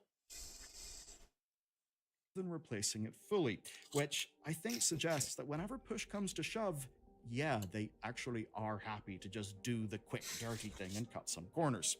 Can't imagine any of us find that particularly surprising. But what's maybe more surprising is just how sloppy they're getting, and how far the standards are falling. So look, it's not necessarily the technology itself that just is ship filling it. people's stomachs. It can also be the use of that technology, and in this case, the sheer sloppiness, the lack of care. Now, we've heard the placeholder excuse multiple times this year. Hell, even Expedition 33. Yes, that game, even if... Right. Appears as though Clair Obscure 33 uses generative AI for these textures.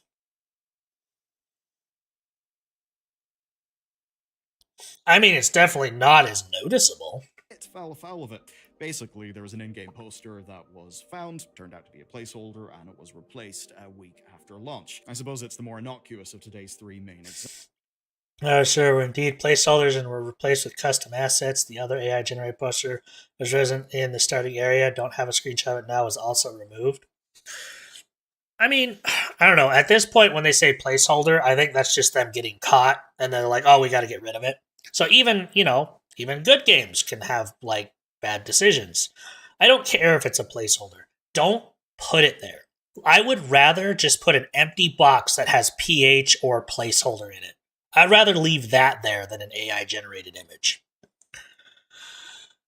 Or it gets forgotten. Yeah, I would rather it be funny that somebody finds a box that just says placeholder on it than somebody find an AI generated thing and be like, that they use AI generation. Because now, like, I'm sure there's some people out there that are like, well, they used AI generation, so I don't want to support it. Like, we have gotten so radical nowadays that people are just like, I see AI, don't support it. I see DEI, don't support it. I see this. So it's like even a great game like Clair Obscur is losing, money because people just don't want to deal with AI. Stake figures would be better. Yeah, stake figures, literally a box with, a pattern on it that says placeholder effect or something. Like, I would rather that. Sounds like they just quietly changed it without any problem. But it's still out there is what I'm saying. There are still people that are going to see that AI was found in the game at some point, and they're going to just immediately be like, nope, I don't want it. But it is good that they were like, oh, we forgot to replace this and just changed it and didn't say anything and try to make a big deal about it. But still, it's out there is what I'm trying to say. Oxygen Not Included had pencil drawings. Exactly. Examples. But here's basically what happens. Devs use generative AI tools to create a almost production-ready asset. They then populate the game. They put those assets in, and you know what? Because they've used the quickly made AI placeholder thing, actually, when the placeholders are in, they probably do get a bunch of the vibe that they're looking for. But then what happens is, there's a release date for the game. There is a rush to ship. And that can mean that those assets may never get replaced. So you can see why they do it. Whoops. You can even see some benefits over the traditional style of placeholder, which was meant to be so egregious and obvious that you really just couldn't ship them. Just a blank texture saying delete me or something. That would mean that people would notice the placeholder is there and it wouldn't get shipped. And sometimes, yeah, a mistake would happen. Something would. To be honest, if I was like an artist or something, I would rather do that. I would rather put a blank box, something, whatever, that says delete me, placeholder, remember to delete, and hope somebody at the higher up is like, oh, this is still here, we need to take care of this. Instead of, this looks good, ship it. Make it noticeable. Could slip in. Maybe a wrong build is uploaded or human error happens. Now that happens even without Gen AI built placeholders. But when the placeholders, if you were to sort of squint your eye and look at them, almost look like the finished product, then it's a lot harder to get that part of the process right. And look, not everyone hates Gen AI on principle. That's a totally fine thing to think, by the way. I mean, if people broadly did, we wouldn't be praising Game of the Year nominee Expedition 33, which did decide to use that stuff as a part of its pipeline. Right? Not intended to be final results, but as a part of its pipeline. So here's the thing, right? Plenty of people will tell you that if you hate Gen AI, that's okay. Just don't buy those games. Right, easy enough. There's tons of options out there. And sure, audiences do have different standards. We actually saw that recently with Arc Raiders, where some people drew their personal line there, others didn't, and that is completely okay. Almost what happened with Arc actually Raiders? A spectrum of belief. This isn't some binary AI good, AI bad thing. But what I would say is that when the product itself becomes messy, or the company doesn't seem to care, or appears to be disrespectful to player time, well, then it is so much easier to shift. Hold on. Arc Raiders AI controversy. Canada's use of AI technologies for voice acting and game mechanics sparking debates about ethics and the future use of AI in gaming. Its implementation of AI in various aspects of the game. The primary point is a text-to-speech technology for generating in-game voice lines and the application of reinforcement learning of enemy animations. Okay, if it's like AI learning for like enemies and stuff, see, that's the kind of AI that I'm okay with, because like you literally need some kind of intelligence to have enemies learn or whatever, something like that, you know? The text to speech, okay, that one, yeah.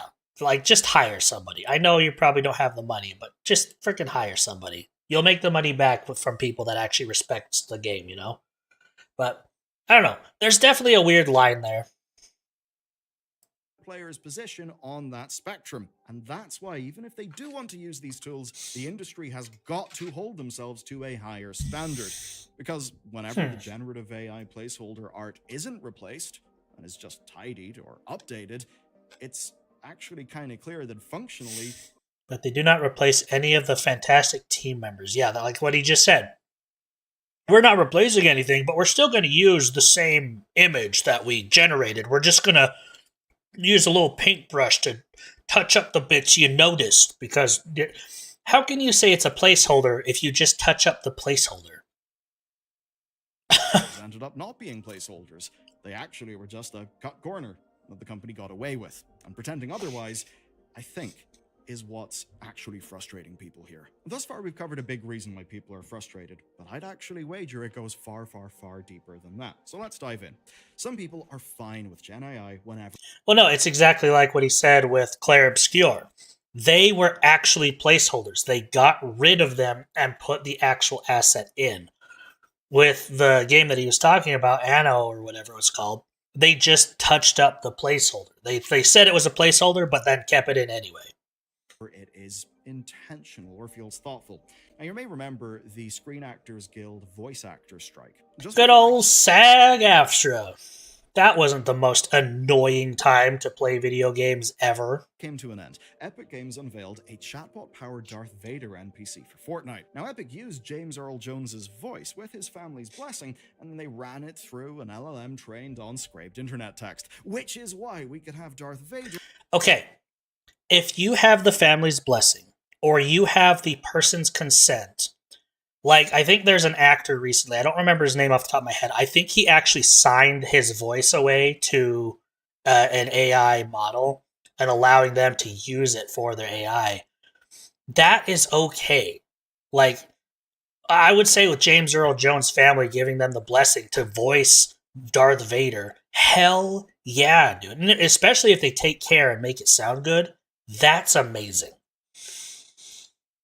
So I'm still missing, and I'm wondering what the fuck is Amazon doing. It's freaking Amazon. They'll do whatever they want. It doesn't matter. But like stuff like this, I could see this being beautiful, like wonderful. Like, I know I say beautiful, but like bringing somebody's voice back to something that they can no longer do, you know? I got Darth Vader tell the story of Kingdom Hearts in Fortnite. That's hilarious. But like this kind of AI, I think is good. Being able to generate stuff from some, like, because there are some people you just can't voice Darth Vader, and some people just won't accept a new Darth Vader, you know. So it's kind of cool they're doing something like this. Like, this is the kind of AI I can get behind. But when you take people's voices without consent or without, you know, stuff like that, that's when it gets bad, and that's the bad kind of AI. Thus, AI generating art is literally just stolen art. So, alright, some of the characters got voice lines for some parts, then like 2 lines later they aren't voiced. Some voice are some scenes, but are voiced later. Oh yeah, it's like friggin' Zenless Zone Zero during the strike. Frickin' Lycon, he didn't have voice stuff for an entire arc, which sucked because he was a very important character in that arc, but he just had no voices. The story of Kingdom Hearts to us. Very well, Sky. But I will not stop until I get to 200 sentences. The tale begins on the Destiny Islands, where young Sora and his friends Riku and Kairi dream of exploring new worlds beyond their idyllic home. This is amazing. Maybe just like how Anno could approximate some Roman art, or Call of Duty could try to ape the Ghibli style, and people were mostly fine with it. For Fortnite. But from what I can tell, for Fortnite and Anno, it has hit people completely different. Well, think about it this way. With Fortnite, there was care and love put into it. There was heart behind what they were doing. With Call of Duty and Anno, they're saving money That's it. They're just trying to save money and by not hiring people and paying people to do a better job.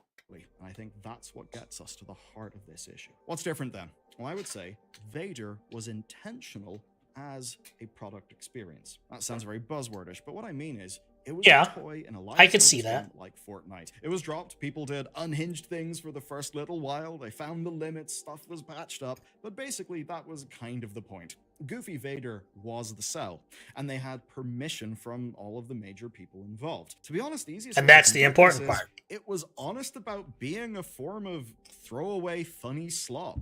And I think that meant that people weren't as outraged, especially because of the permissions. Now, with that in mind, no wonder more people could gel with something like that than, say, the abominable new Coca-Cola ads. Because, yeah, Fortnite Vader is a pale imitation, but it's a silly little toy, and that was kind of the point. What Coke were doing with the recent advert that's pissed people off, well, that's just a cheap imitation Jesus. of a real thing that we actually had, where it's levels of glitz and glam and detail and light.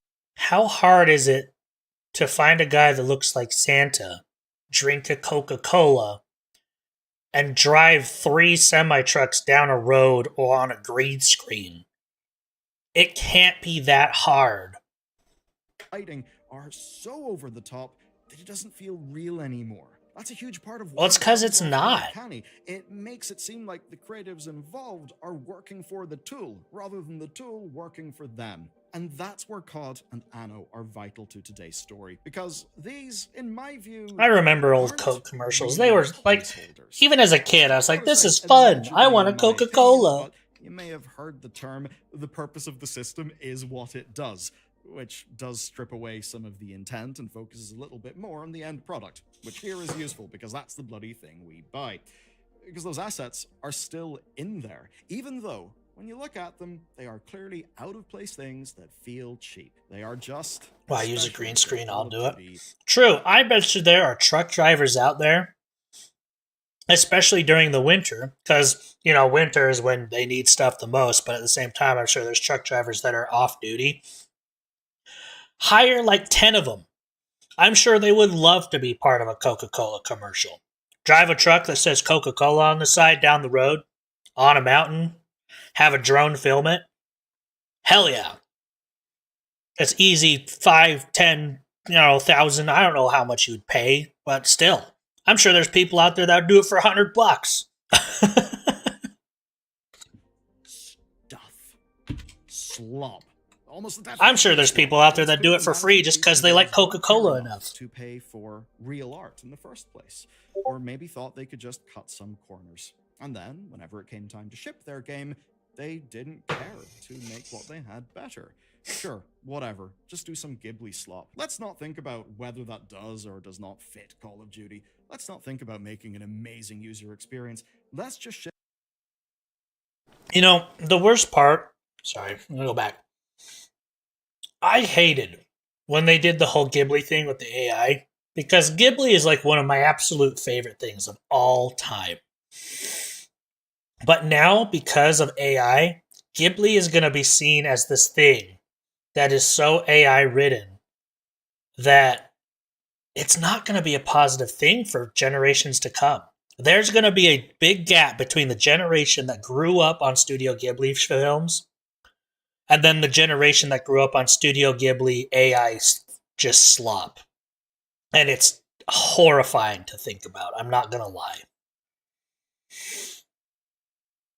Sure, whatever, just do some Ghibli slop. Let's not think about whether that does or does not fit Call of Duty. Let's not think about making an amazing user experience. Let's just shit out something that people will recognize and hope that'll do the job. But as if that's not bad enough, I actually think it's a lot more chilling. I think maybe plenty of people here do actually This literally looks like Once Human. care, but the system that they're in has no room for their caring. Because they got to do what they got to do. And if you ask me, What that's even actually is scary. Call of Duty We've anymore? got some of this tech that may end up being. I'd rather just play genuinely Battlefield. At least transformative. it's still like It seems we're modern on the cusp army of stuff. Major medical, road safety, knowledge work, and a whole bunch of other improvements.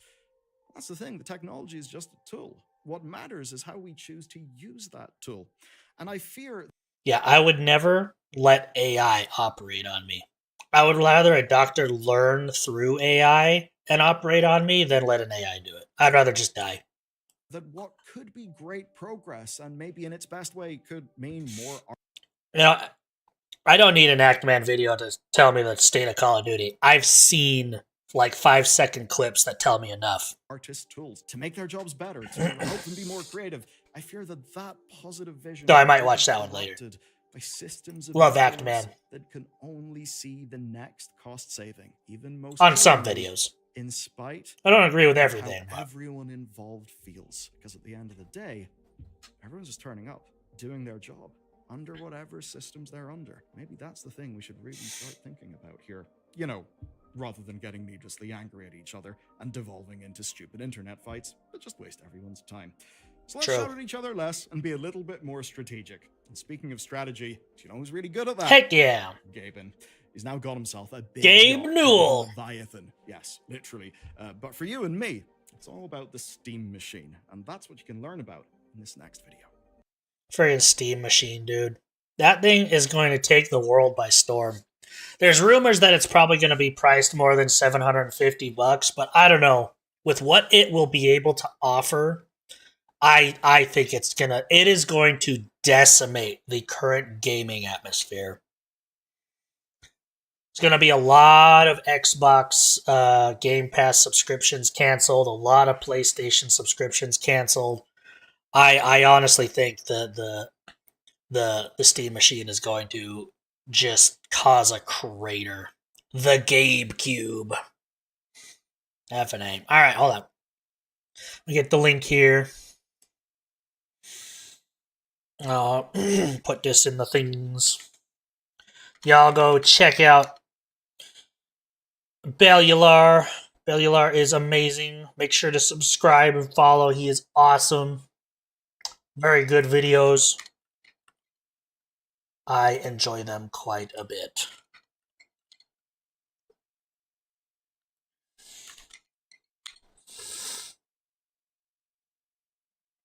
All right.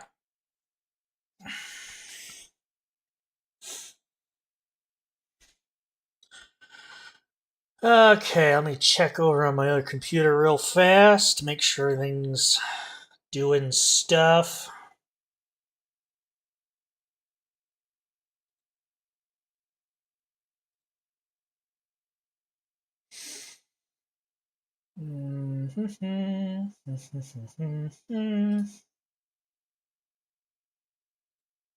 Okay, stuff's still going. All right, next video.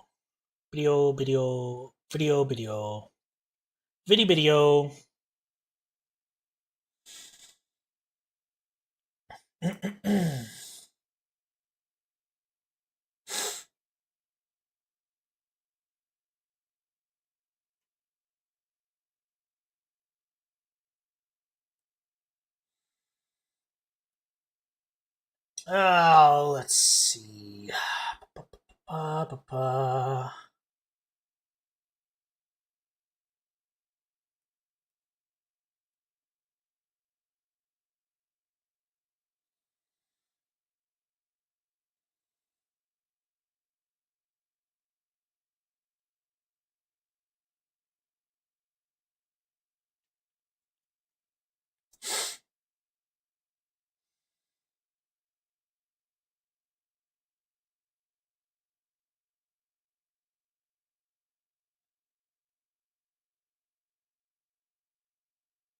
Oh, this will be a good one. Good old Rev says Desu.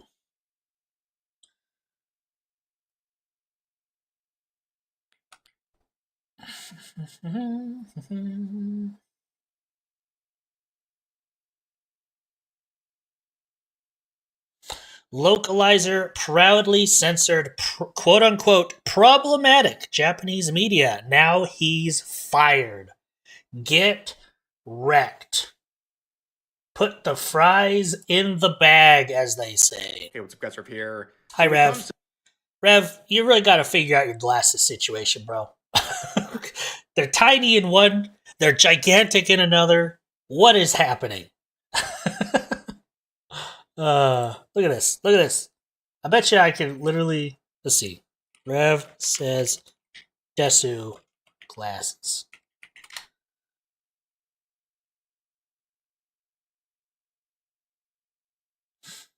This has even been a thing going on friggin' Twitter.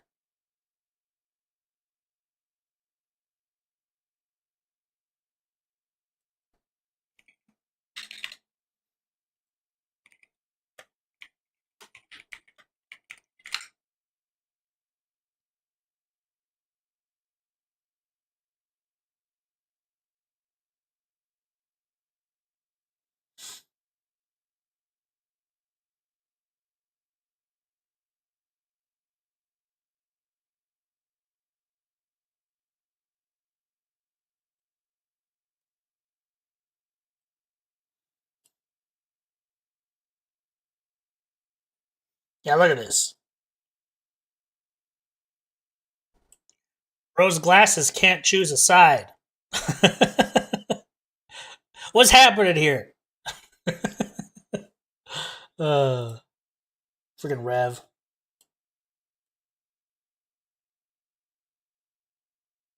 Whoa.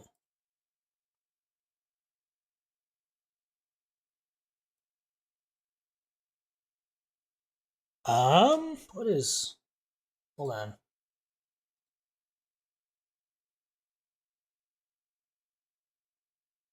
I do not know what's happening on my other monitor. The colors are like out of whack.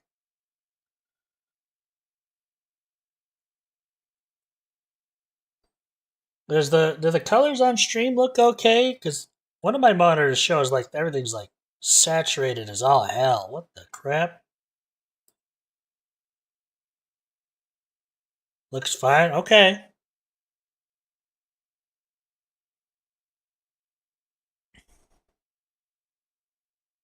That's weird. I think my other monitor's going crazy. Whatever. Anywho, back to Rev and his friggin' glasses. His eyes are quite red when the lens aren't all the way. It's true. It's very red eyes. But I love, like, I've been following it on Twitter. There's this account that is, like, gone full blown into, like, this conspiracy theory about the size of glasses and whatnot. But it's just kind of funny. Anyway, sorry. Localizer proudly censoring problematic Japanese games. Now he's fired. Working at McDonald's. Put the fries in the bag. All right. To the localization scene of Japanese media, whether it's anime, video games, or manga, a lot of related parties are currently finding out. They're finding out that a lot of the localization controversies involving the English publications of these products are having negative effects. And we're going to be looking at the most recent party to find out, and that is Square Enix, who has done a major round of layoffs targeting specifically their overseas structure. In fact, they've gone out and even had their Western chief publishing officer resign.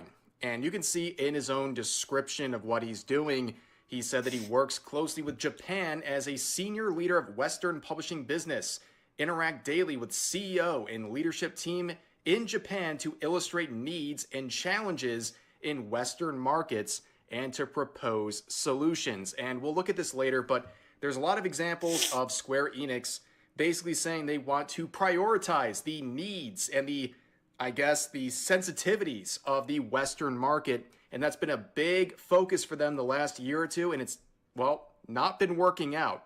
Now, the localization scene when it comes I remember this one. This one was so bad. This is about the same time I started noticing it.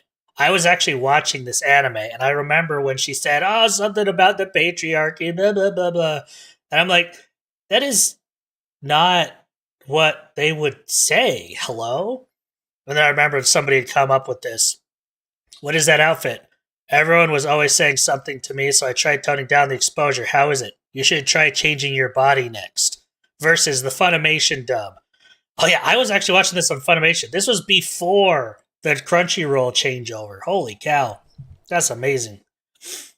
What are you wearing that for? Those pesky patriarchal society demands were getting on my nerves, so I changed clothes. Give it a week. They'll be begging you to change it back. That is not... That I'm sorry. it was ever since this I've started noticing. Like, I'm not going to sit here and be like, I know how, Japanese culture talks and their mannerisms. Like, I don't. But I can definitely tell the difference between something that was written and versus something that was changed to quote unquote suit the Western demands. That means completely something else. No, exactly. Like, it's just like, why would a god dragon of lightning give a crap about patriarchal society demands? She wouldn't. That would be like one of the least, like, she wouldn't, that's not even a thought in her head. Like, I'm sorry. It's like the whole thing with Supergirl, like, years before. Like, why would Supergirl give a crap about a hoity-toity male that is trying to be better than her? Like, she could literally punch his spine through his back. Like, she wouldn't care. That's why these things don't make sense, especially in a localization thing. Like, it's so dumb. Sorry, go ahead, Rev. Anime, manga, or video games has been a disaster for a very long time. The English localizations are terrible in many, many such cases. Now, this is not coming from Square Enix. This is from Funimation. But I use this example all the time because, number one, it makes the most annoying people seethe every time I bring it up. And second of all, it's just like... Well, if I remember correctly, the localizer and the voice for Locoa are the same person. The epitome. If I remember correctly. I could be wrong about localization, right? You have a complete and utter mistranslation followed Quetzalcoatl. by random insertions of a political agenda. It's an absolute mess. Now, when it comes to Square Enix, they're also focusing on their localization team, and they're making a lot of layoffs, including laying off the localization project manager right here named Yusuke Haraguchi. And this is a part, again, of a major round of layoffs where they're trying to restructure their global focus, their overseas focus. And they have specifically mentioned that in the past... The Japanese video game giant behind mega hit Final Fantasy, among other titles, is laying off an unknown number of employees in its North America and European published operations as it looks to streamline the business. Why? I don't know why my mouth isn't moving. The company made the disclosure in a presentation Thursday to investors as part of releasing its earnings for the 6-month period ended September 30th, 2025. In the current fiscal year, a fundamental restructuring of the overseas publishing organization is being implemented with an aim to further strengthen global publishing capabilities and improving operational efficiency. I hope this comes, like, I know Japan as a whole is trying to do the whole no longer allowing Western stuff to, like, influence what they do. Like, you got to think about this. Like, don't get me wrong. I get that translating stuff is probably hard and whatnot. But when I watch something that is Japanese, when I watch something that is Chinese, when I watch something that is Russian, European, South American, I want to watch something that is those things. I want to experience how they talk. I want to experience their culture. I don't want to experience it's, like, I don't want a Western version of the thing that is supposed to be a Japanese thing. Like, that's one reason I love, like, taking it back to Studio Ghibli, is, like, I loved the Studio Ghibli because, like, growing up, I didn't understand why they did some of the things that they did, or cooked the way that they cooked, or sat around those the I don't remember the tables with the blankets on them. Like they're things. Growing up as a kid, I didn't understand why they did things different from me. But as I grew up, I understand that's just Japanese culture. Those are things that they did. That's the norm. And, like, as a kid, you grow up to learn that, and as an adult, you learn to appreciate the other cultures because of how they do stuff. Now, obviously, you can do that many different ways, but with like anime and manga and stuff like that, it's an amazing way to do that, you know? And with localizers trying to be like, oh, this is a donut. No, that's a rice ball. Oh, this is my third year of high school. Well, actually, in Japan, I think they only have the 3 years, so technically it would be, you know, the last one, whatever.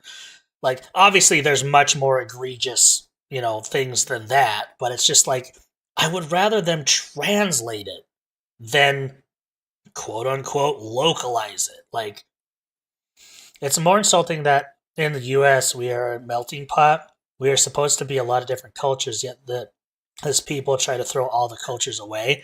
100%. Like, they're trying to turn us into like, this is the Western, like, this is what's appropriate. We are the right. We are what needs to be around the world. When in reality, America should be everything. We should appreciate everybody. Like, it shouldn't be this is the way. It should be, like you said, a melting pot. But that's kind of come to bite us in the ass over these last few years. Our own unique culture of being all these different things. Yeah, exactly. Ugh. Year or two, there's been some disappointments, and they're trying to reassure their shareholders that they're going to do something different and improve their operational efficiency. You want to know when Squaresoft / Square Enix was at its pinnacle? Before they were trying to impress the Western audience. They weren't trying to appeal to the Western audience. They stopped doing that. I guarantee Dragon Quest, Final Fantasy, all their other IPs will start to absolutely just explode again. Like, don't get me wrong, I love the new Final Fantasy VII Remake and Rebirth, but they're not the Final Fantasy that I grew up loving. You know, and I think, I honestly believe, going back to with FF, I hope so. I honestly hope, and this is going to be just a leap, but they did it with Final Fantasy XIV Online, and I think if they're brave enough to do another Final Fantasy XIV Online again with Final Fantasy VII Remake, obviously I think Remake and Rebirth are already out there. Let them lie as they are. They're good on their own. I think the third part, they should restructure it completely. Go back on the live action. Well, okay, not live action like real people, but the how would you even call that? Real-time action RPG elements. Just go back on it. Take a page out of Claire Obscure's book and make that the gameplay style. Go back to the original Final Fantasy. You know? Like, if they are willing to do that for the final and third part of the Final Fantasy Remake trilogy, I guarantee, yes, you're going to have some people that are going to be mad because they like the remake, they like Rebirth and how it plays. But I guarantee you will have infinitely more people that are happy with the change than the people that will be mad with it. I bet you the Final Fantasy fanatics will come flocking to that part if you can make that change. Even if it means you have to rebuild the third part from the ground up, if they're willing to take that time and change it, I bet you anything that the third part will be the best-selling part. I would be willing to guarantee it. I would bet my life savings on it. Sorry, I'm kind of a tangent, but I guarantee it. I know for a fact it would work. Now, again, with a localization focus, we showed some examples from other companies, but let's focus on Square Enix. And why a lot of people are saying, you reap what you sow, nobody feels sorry for you that you're doing these layoffs. And some people who are hopeful are saying, well, maybe they're learning, but we'll have to wait and see. But they've been in like a dozen localization controversies over the past couple of years. In fact, they came out and confirmed something a lot of people were already suspecting. Says Japanese devs now create with a global audience mind from the very start, confirms games subjected to through ethical views tailored to different regions. Yes, 100%. 100%. Like they need to stop. They need to go back on it. And with all these layoffs, I'm hoping that's a step in the right direction. Because don't get me wrong, like I said, it could be rose-tinted glasses because I just love Final Fantasy VII that much that I just can't see how bad it's gotten with Final Fantasy VII. But there were definitely times during the remakes that I just didn't feel like it was Final Fantasy. Like it was definitely catered to somebody that wasn't the original audience, whether it's because they tried to be more Western or whatever. I want the feel back of the original world of Final Fantasy VII. Granted, obviously they're talking about all their games, but it just I know what they're talking about. I felt it playing those games. I did. And that is the fact that this company has confirmed that games that they're developing in Japan are made with a focus on a global audience. Just like the modern audience, hearing the global audience is the biggest red flag ever. If you hear that... If you make something for everybody, nobody will like it. If you make something for specific people, you'll have the audience you want. That's why people are coming back to certain titles. And you're losing sometimes more than half because it's no longer for the people you made it for. It's for, quote-unquote, everybody. So you're disappointing everyone.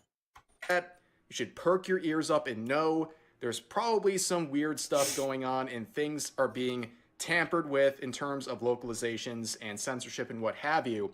And yeah, they want to go through thorough ethical reviews tailored to different regions, meaning they're going to tailor their content to the delicate sensibilities of a bunch of screechers from the Western market who do not represent the whole. Yeah, and it's shocking to me that these people have failed to realize that the people that are screeching about this stuff, they don't play games. They don't watch movies. They don't do this. All they do is sit behind their computer, screech about the thing they're upset about, and when they see that it's changed, they're like, yay, I did a good thing today. Then they move on to the next thing to screech about. They don't buy the product they're screeching about. They don't care about the product they're screeching about. They just want things to conform. They want the power. So they're not making a sale. They're just, or do whatever Blue Sky does exactly. And they faced a big round of controversy a few years back when their Manga Up app was facing, criticism for randomly yeeting black bars everywhere. Now, I know censorship in Japan is a big issue in terms of the black bars and all that stuff, but this stuff is ridiculous. Like, looking at this. By the way, this is their censor, not mine, and this is a fully clothed anime girl, okay? Oh no, cleavage! Like My Dress Up Darling, where they're censoring cleavage, and then you have examples like this from Soul Eater. They censored Blair. Okay, to be fair, she is a little cold in that particular image, but she's still clothed. Where again, they're censoring a fully clothed anime girl. They even censored aspects of Full Metal Alchemist. What did they censor? Oh, is he just not showing it yet? Like, are you kidding me? Of all the things, it just goes to show you how shameless they get. But, it gets worse. They also faced, about a year ago, a big controversy. Oh, yeah, the whole thing with Dragon Quest. Okay, I mean, don't get me wrong. It's an art style. Like, that's what Dragon Quest used to be. That's what it is. And adding the slightly tan shorts and the slightly tan top, like, it's not... All you're doing with this is making people want to make fan art that... I don't know. It's a silly change. We're adding censorship of Akira Toriyama's original... Oh yeah, that was the other thing. Akira Toriyama, the artist for Dragon Ball, was also the artist for Dragon Quest. Imagine taking a dead person's art and censoring it and saying, I did a good thing today. warrior design for Dragon Quest III's remake. Yeah, they added shorts onto her because apparently the legendary and now late Akira Toriyama needed to be scaled back by Square Enix because the Western audience just couldn't handle it. In fact, they also had another round of controversy where they were censoring outfits. Like, don't get me wrong, Tifa was never... Okay, in the original, she was definitely the quote-unquote sexual, like, big boobed, you know, sports bra wearing character. But she was never like, you know, the sexual, like, I don't know what words I'm trying to say. Like, she was very obviously the sex appeal to the original game, even though it's just like polygons. But it's just so funny to me that they're so scared of, like, cleavage of all things, you know? Of Tifa from Final Fantasy. And, of course, people on Twitter were like, oh, what's the big deal? What's the big deal? It's a small change. As I always say, if it's not a big deal, then why did you censor it? And why are you supporting censorship? Exactly. Like, if you don't like what you're seeing, then don't play the game. It's like literally that simple.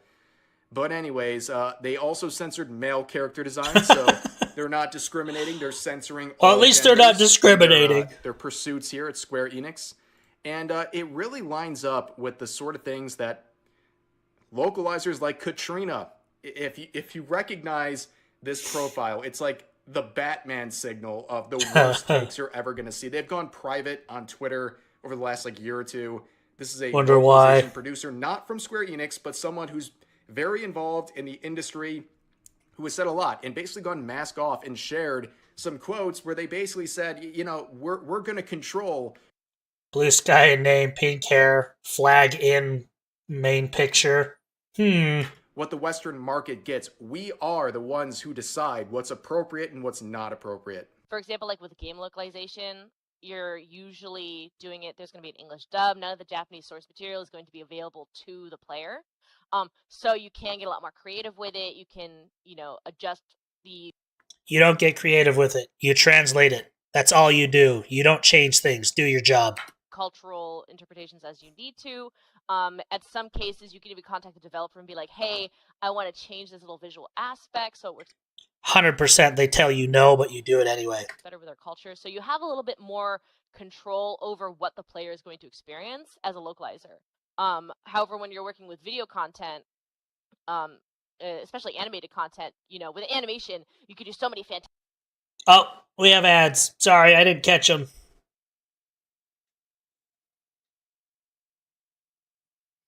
All right, we're going to do a quick BRB while the ads are doing their thing, and we'll be right back.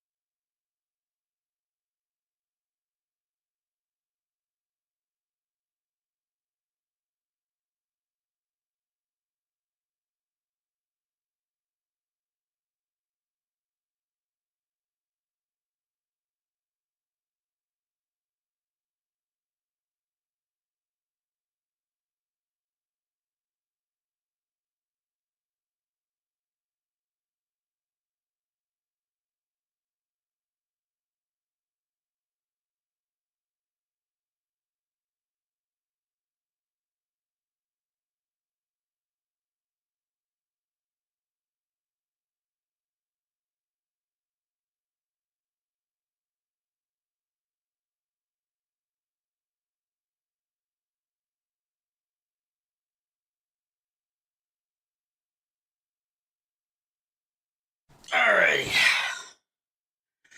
Welcome back, everybody. Hello. Got me a drink. You got chocolate? I got me some gamer subs.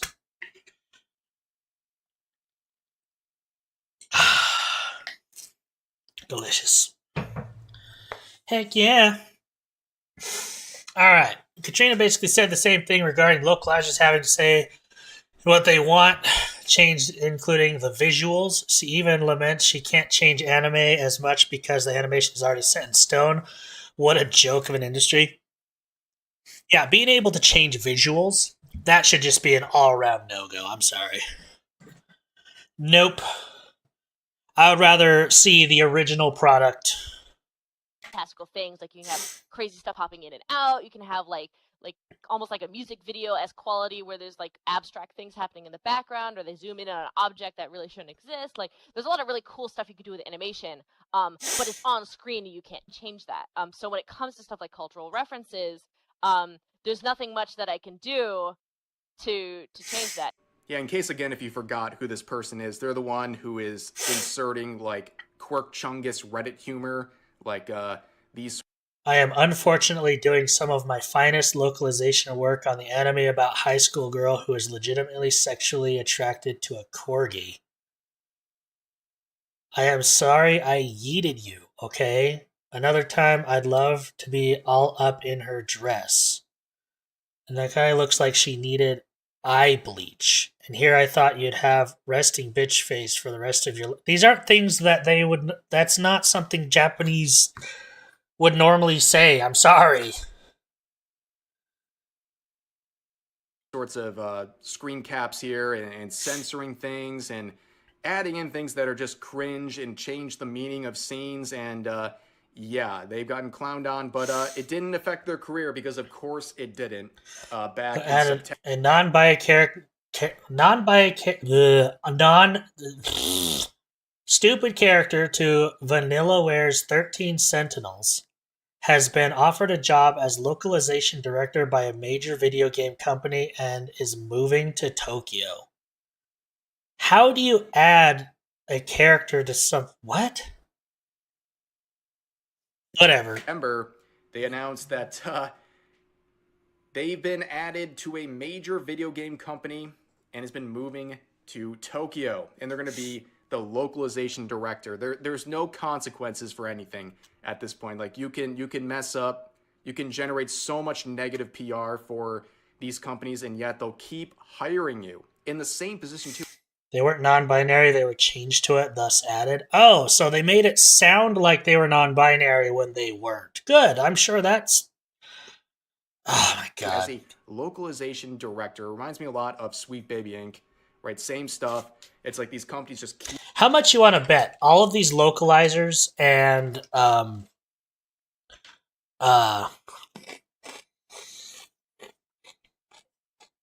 localizers, voice actors, they've never watched One Piece. Or they have, and it's one of their least favorite animes of all time. What was that character's name?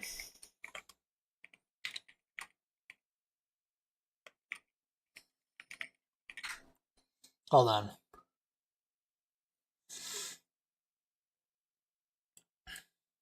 Oh my gosh.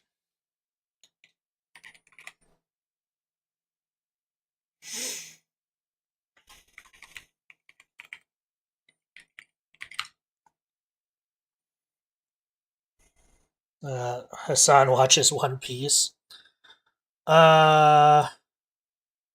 Okama. No, hold on.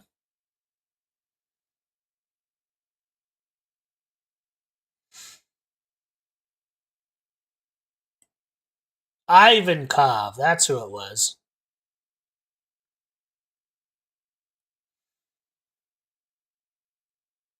This character has an entire arc in One Piece, and the best part is, they're one of the better characters out there. But the whole thing about them is he's a cross-dresser. I bet you they hate that arc. Guarantee it. Anyway, sorry, Rev. I keep interrupting. Keep working with these goofballs, even though to anyone who's looking at this objectively, they know this is a bad PR move, but it happened again. So let's get back to Square Enix. I went on a bit of a tangent there, but you understand why I'm doing that. I'm showing the localization scene and the disastrous state of affairs going on over there. But it's not just like censorship. It's just like sloppiness like this, where you can see these translations. Like, you can pause and read for yourself. Like, I'll do just that, Rev. Alright, no need to get so angry. You're letting your pretty face go to waste. You may rest assured that I will not. It is a good, strong name, worthy of pride, but pride will lead you astray if you let it, as it did not so long ago. What? Yeah, I realized, because there's one person here, one person that's not here.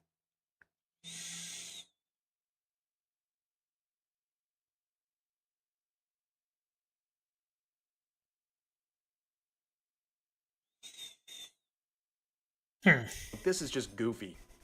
In fact, this is just lazy. And you can see the one-to-one translation versus the localization. I mean... Yeah, that's kind of what I figured it was. Because this one feels weird to read. I'm not sure what it is. This one is kind of alright. You may rest assured that I will not. It is a good, strong name worthy of pride. But pride will lead you astray if you let it, as it did not so long. It just feels weird.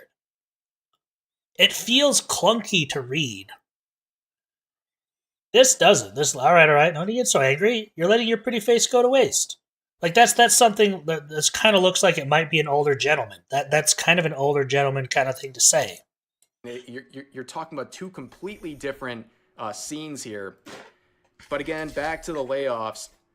There was, of course, the localization project manager who was laid off as a result. And you can read again through their description. And if you look at their bio, they've been a part of many different Final Fantasy projects, a lot of big franchises for Square. 2, Chrono Cross, 6, 5, 4, 1, 2, and 3, Trials of Mana. So none of the ones I've played recently. And they describe their own job as basically saying that they want to create quality game that overseas users will not recognize as a Japanese game. Let me read that again. That's so dumb. The localization division is to create quality games that overseas users will not recognize as a... I play Japanese games to experience Japanese culture. And not just... And I don't mean that as like culture as a whole. I just mean that as like... I want to experience a Japanese RPG. I want to play a JRPG. When I want to play a Western RPG, I'll play a Western RPG. I'll play Warcraft, something like that. Like, how do they not realize that's one reason we play certain games? That's the whole point. Japanese game. What? That is the reason why Japanese games became so popular. Because they're not like overseas products. Because they are different. Exactly. We wanted something different. The heart of the issue. Final Fantasy was such a sensation in the West because it changed how we saw RPGs. Same thing with Zelda. Same thing with Mario. Like, in the West, we had like these weird like Pong and like E.T. and like we didn't have all these like the RPGs we had were pen and paper for the most part. So it's just like the whole point was to experience a new version of it. We want to play the JRPG. We want to play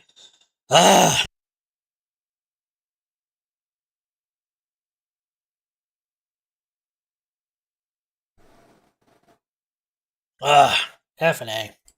That these companies have been tricked into believing they need to conform their standards to a global audience, to a Western audience. Oh, it's so good. Even an English native have a hard time understanding it. Exactly. They're trying to appeal to everyone, and in the process, They're appealing. They're making it so Western that even Westerners have no idea what they're doing.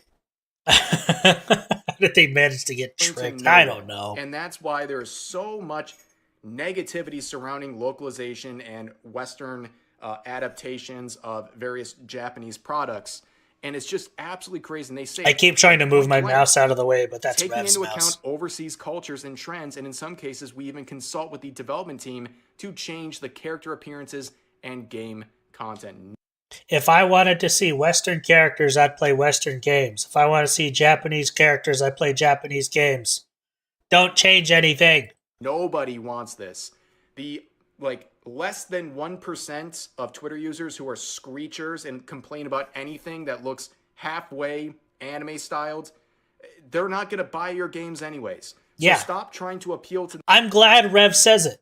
These people don't buy the games. They are not the consumers of the thing they're screeching about. They are literally there to ruin it and move on. If you do what they say, you're going to lose the audience you have, and you're not going to gain a new audience.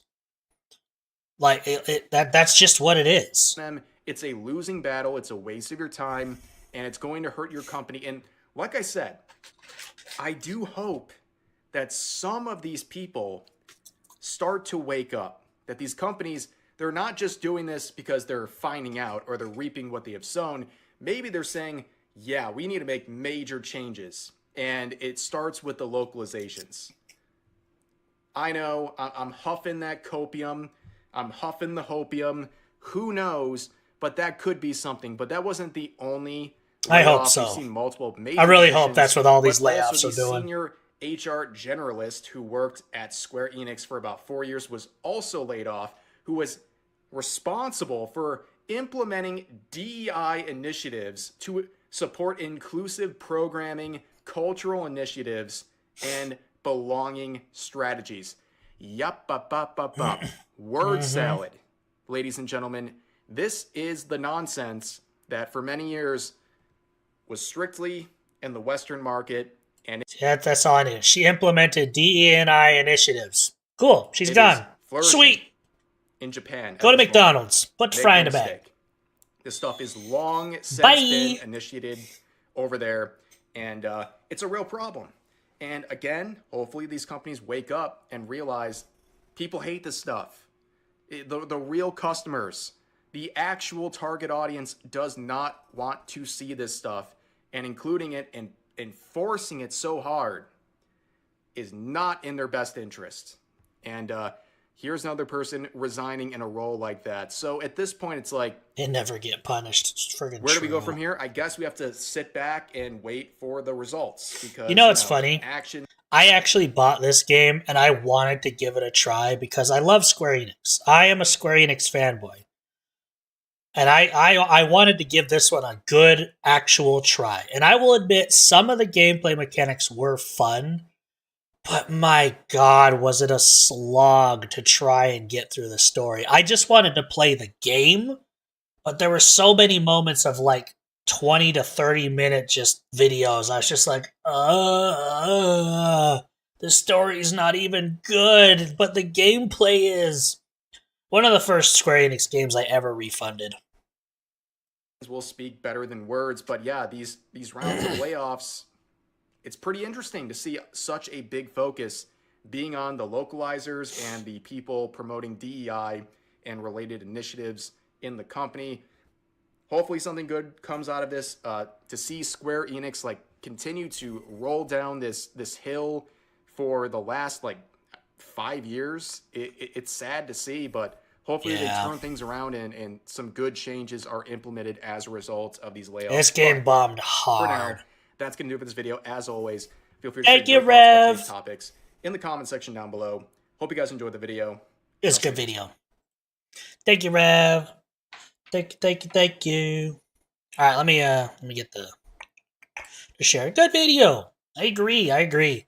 Localizers need to do their actual job and just translate stuff. That's all. Don't freaking change crap. Hell, don't even call it localizers. Just call them translators. Share that. Good video. I'll put that in the channel. Make sure to go check out Rev if you haven't already. Make some amazing videos. Freaking love them.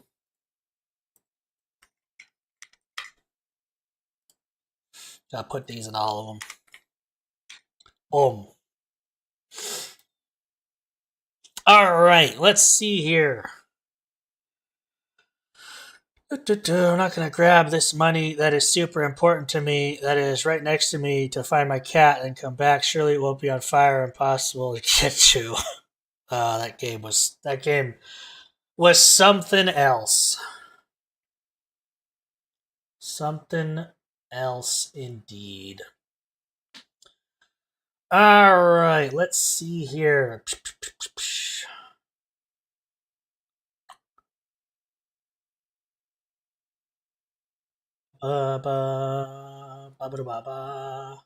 What else do we have? Get the bag and get the cat. Seriously.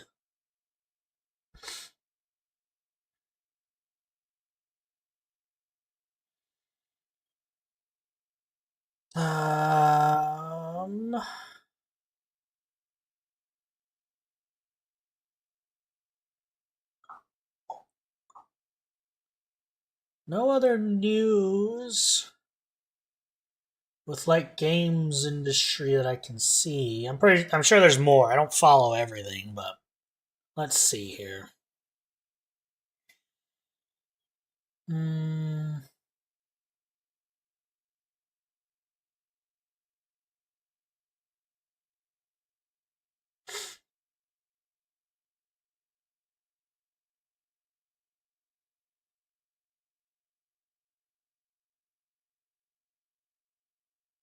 Viva la Dirt. I don't know what that is.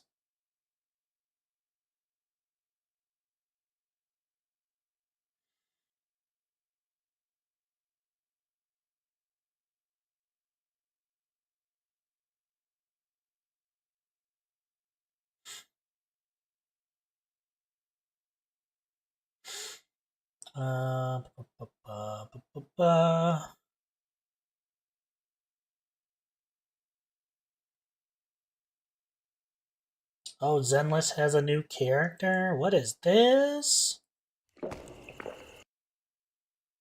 Dylan? I've been out of the loop with Zenless for a minute, so let's see. New character. Another Hoyoverse video today.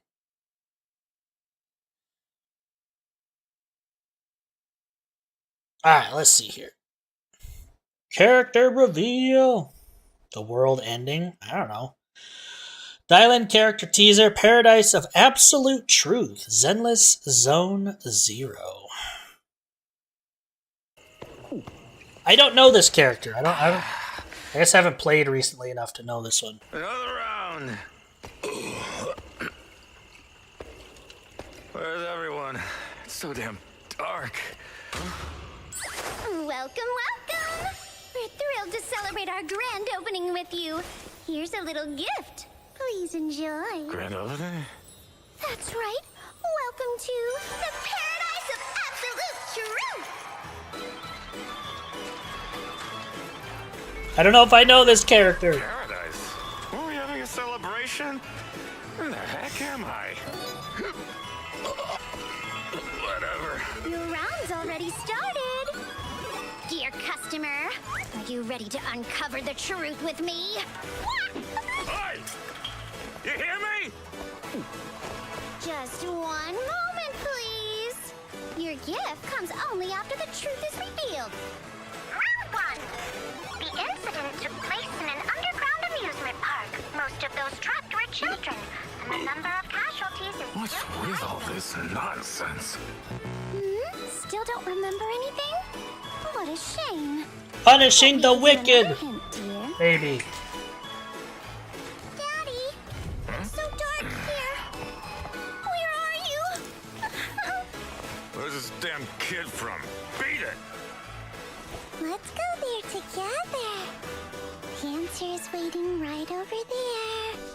As of now, the project's lead contractor remains missing. Thank you. A warrant has been issued across all New Wait, isn't that me? Bingo! Next, time to reveal the truth. Come on, pick up the pace. The boss will be here any second. Higher! Higher! Raise the load limit! Boss, we can't raise it any further. Just trimming the budget a little. Where'd you hear that? What is this place? Why? Even after cutting the budget to the bone, if we squeeze a little more, the profits will never stop. They'll just keep coming. Ka-ching! Ka-ching! Keep coming! Get home anymore!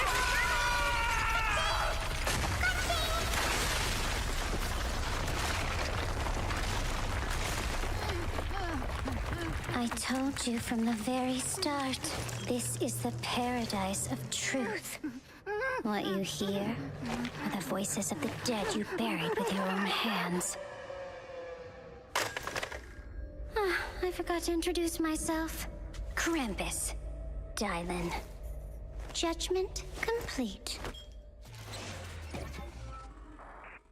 Damn. Calling me terrified. Yeah, I don't know that character, but okay. Huh. Yeah, I think I'm like a patch or two behind. Damn. Interesting.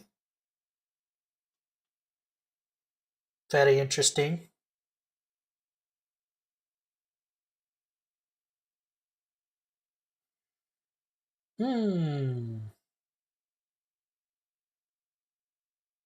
Well, that's all that I have for backlog videos.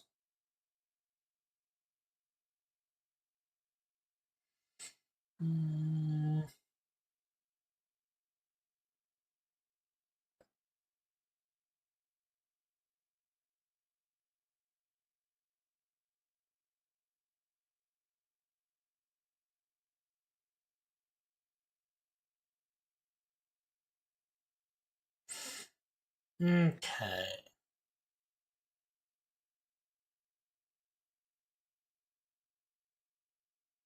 Just taking a quick peek through here.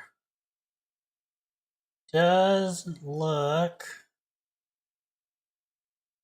like there's anything new. No more news that I can see. I'll go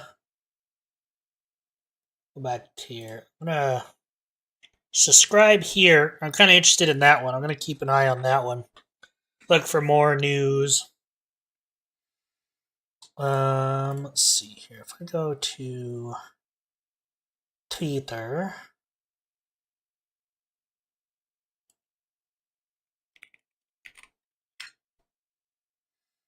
Or X.com. My bad.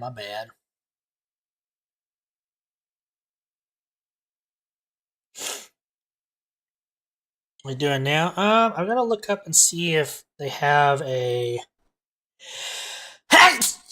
Excuse me. Goodness gracious. If they have a.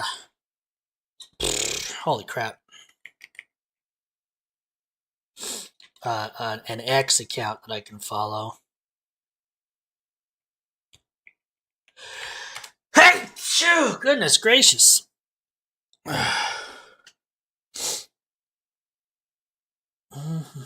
There is an official X account. So I'll follow that and see if we get any updates from there. They only have one post, and it was the 31-minute gameplay demo. And I do follow Hoyo. Well, actually, do I follow Hoyo?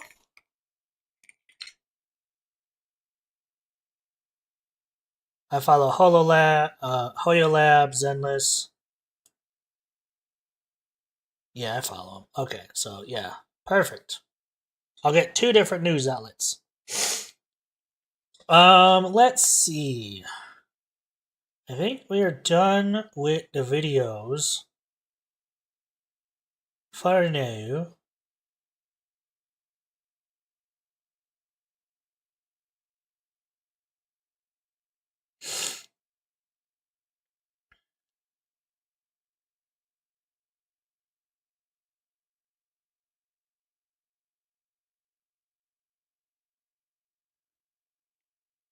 Okay, get that one out of the way. Nope, I need that one. I'm stupid. Ah! Okay. Let me swap over to here. Get these pages out of the way.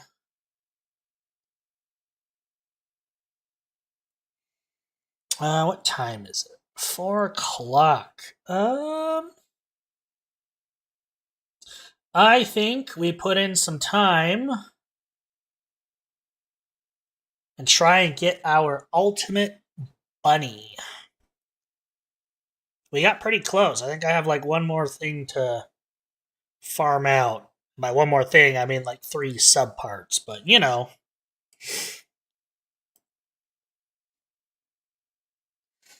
Alright, let me get all my stuff swapped.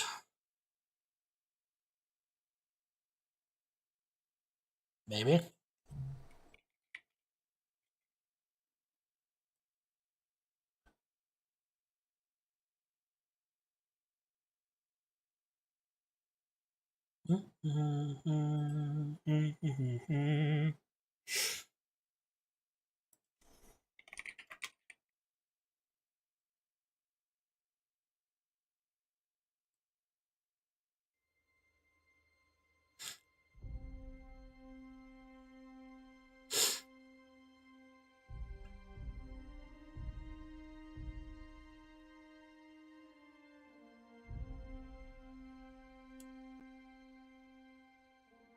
Okay.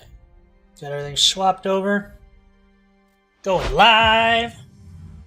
Going live. We're doing it live. Hi, Bunny.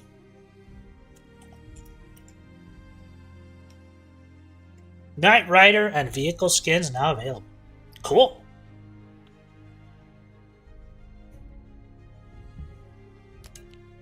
Let's go.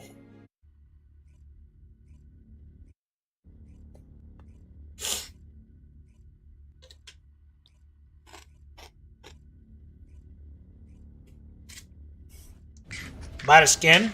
I got it in a pack when I bought the Battle Pass.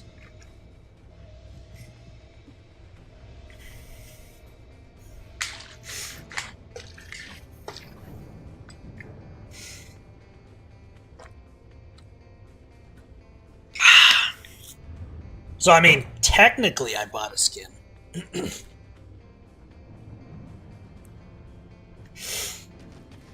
Alright, let's see if it actually swapped. It did. Sweet. Booty cheeks!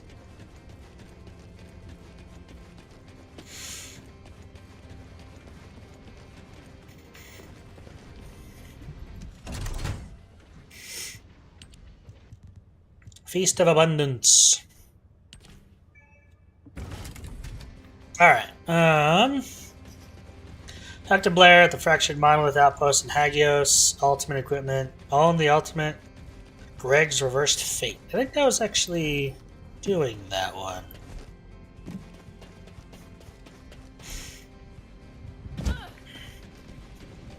Magisters are probably humanity's real hope, don't you think? Da-na-na-na. I need to get that Malevolent. I need more of those. So if I can get the farm materials, be able to get Ultimate Bunny. I'm so close! So freaking close. I can smell it. Alright, I need to go to Hagios. I'm going to talk to the Descendant Instructor first. To the White Gulch area? It doesn't sound familiar.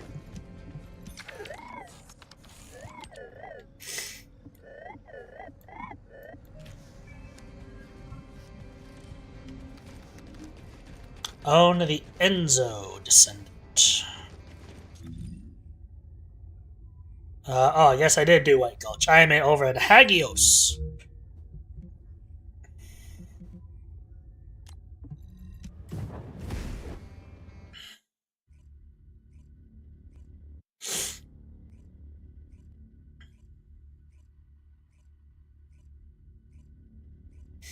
Okay.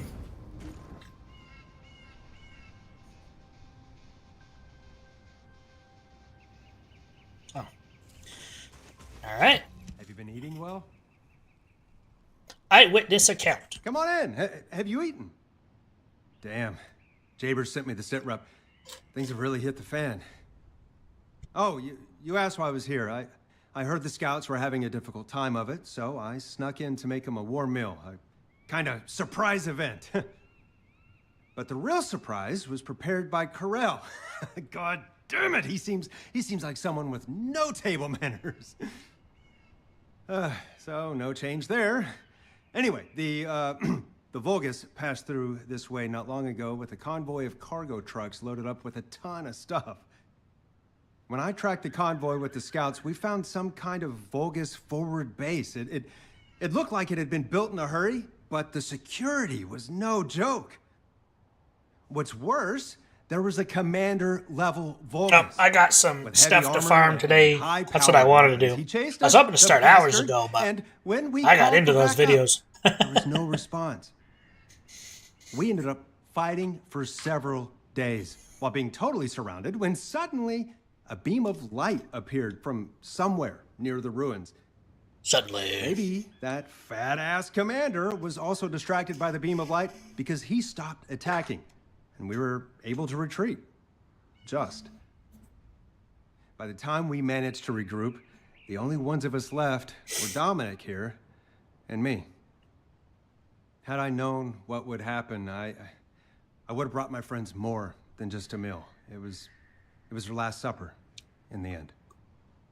Which is why, if we're going to that Vulgus forward base now, you need to let Dominic and me tag along.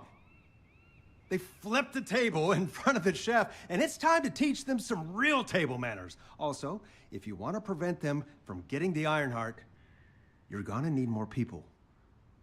Dominic will show you the way to the forward base. Let's head there and turn up the heat. Why do more and more people keep getting involved? Yeah. 22 Dominique. Squad, awaiting mission. A sniper character? You better become a descendant later.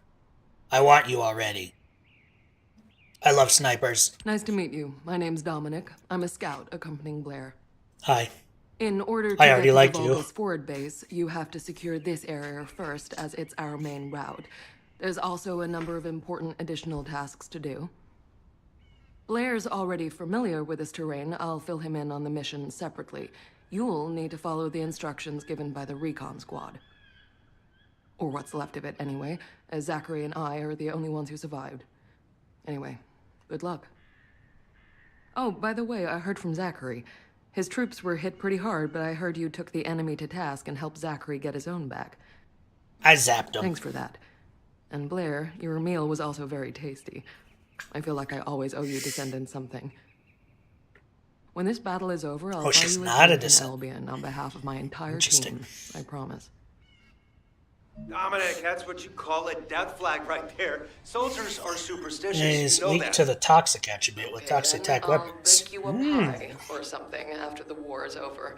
Not even you can top my meat. Or I'll just electrocute him. How about that? Bzz. Keep it up, you joker. Them's fighting words right there. Just ignore the hairball, Dominic. I just gotta wait for him to stop talking.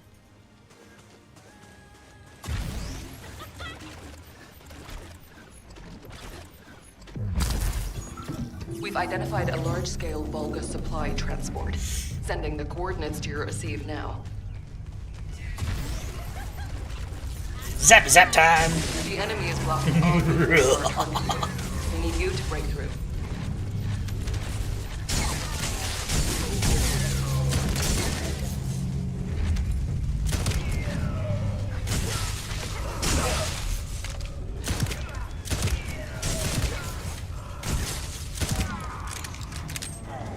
Zap zap.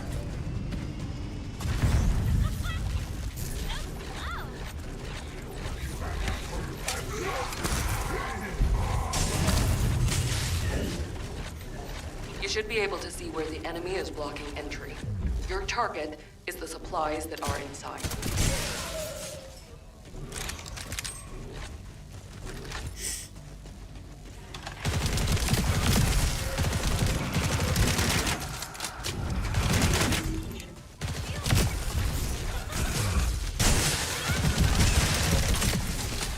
Zap, zap, zap.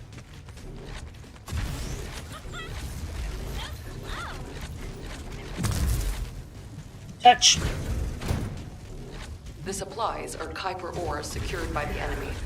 You need to quickly destroy all Kuiper. Oh, my favorite, standing still. Vulgus energy.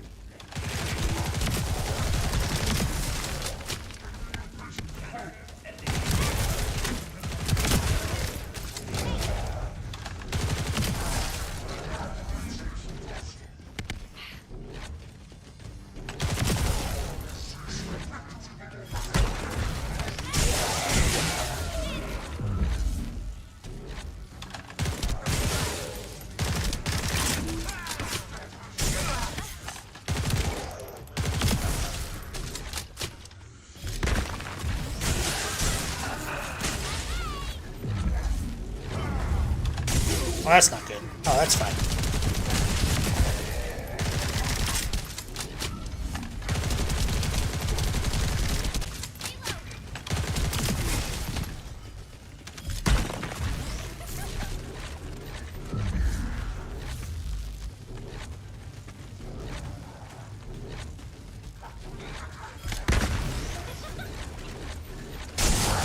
Zap.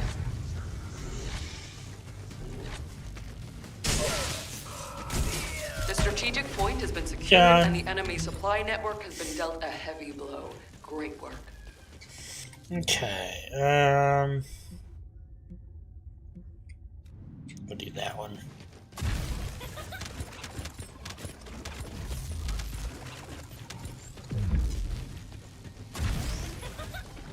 Maybe? She's getting stuck on rocks.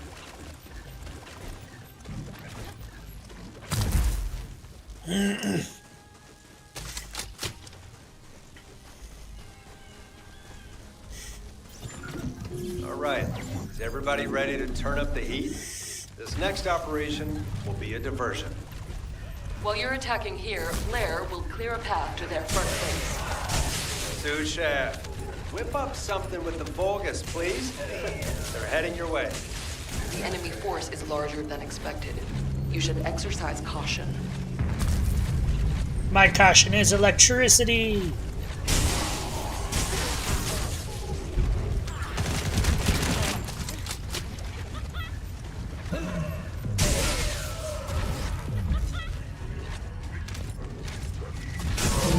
We've detected Vulgus signals coming from inside.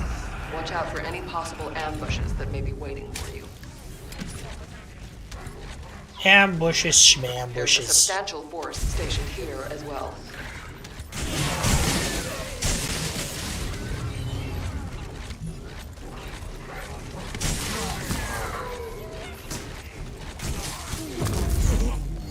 Teehee.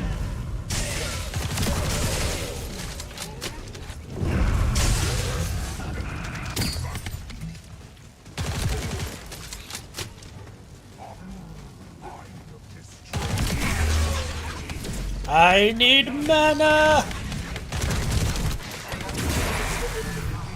Or I could do that.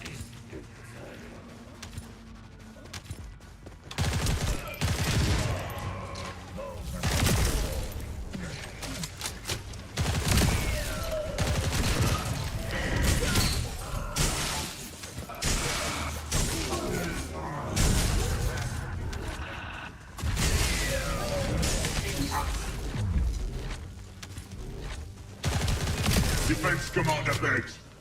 Relaying orders. Stop the Descendants. Prove your loyalty and achieve new glory. That voice. It sounds like the Vulgus commander who attacked us.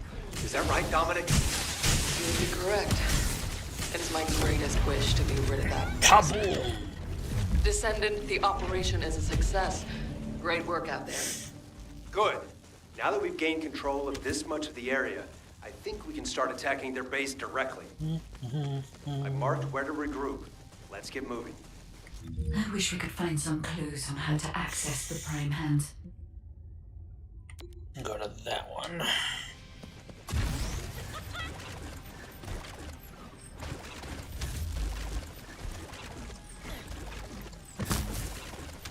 Good day. I feel like Probably not supposed to be over here.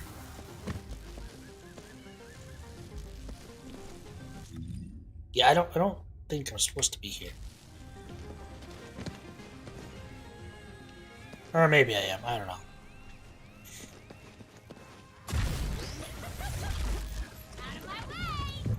Yep, I'm not supposed to go down there. But I think it put me over here anyway.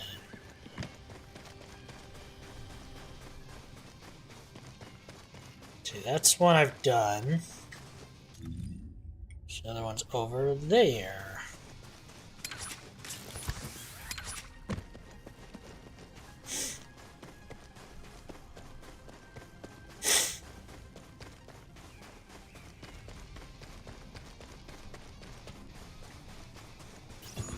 Descendant, collect the data from the recon drones. We'll use it to pinpoint the enemy's location. If that data isn't collected quickly, it will be lost. You have to hurry. Okay. I can't really hook up there though. Oh, there's this one coming down. Yay!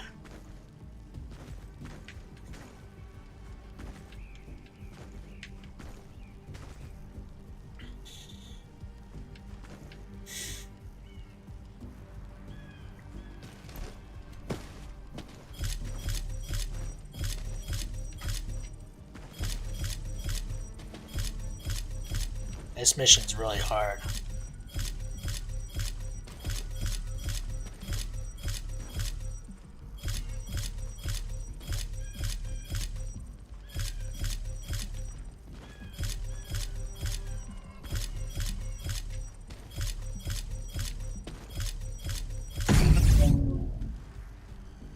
It was the most difficult thing I've ever done in my life.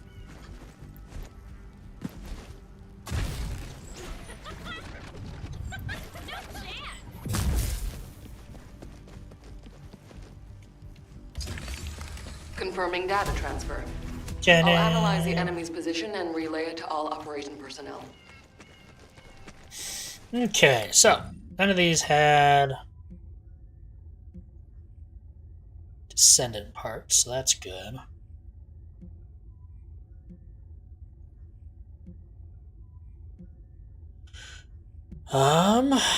Just teleport over here. Nyong.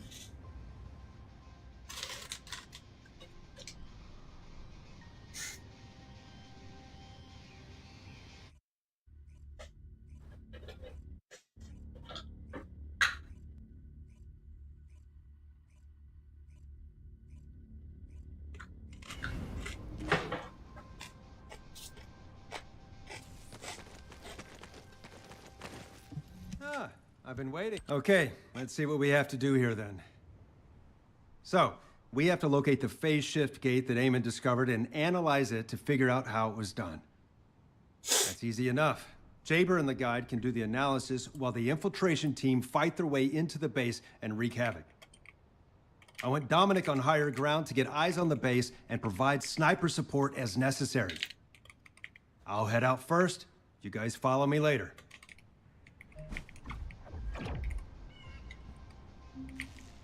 The heck?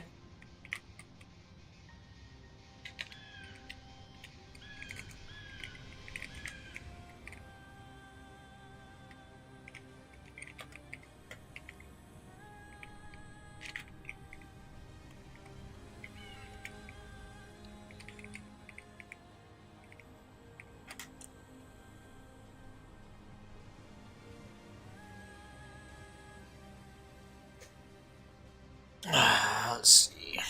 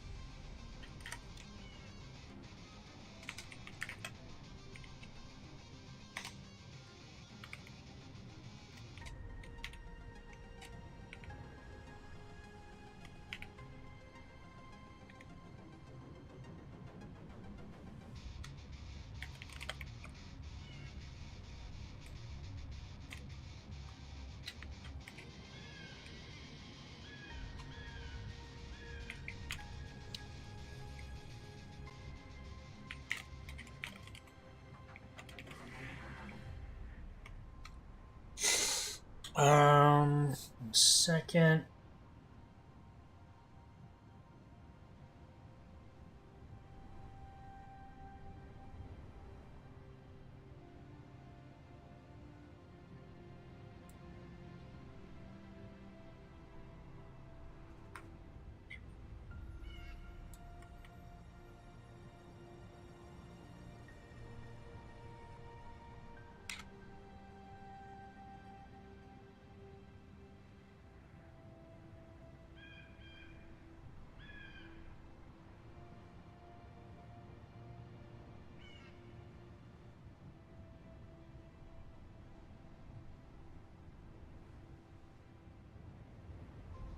Okay, let me try something real fast.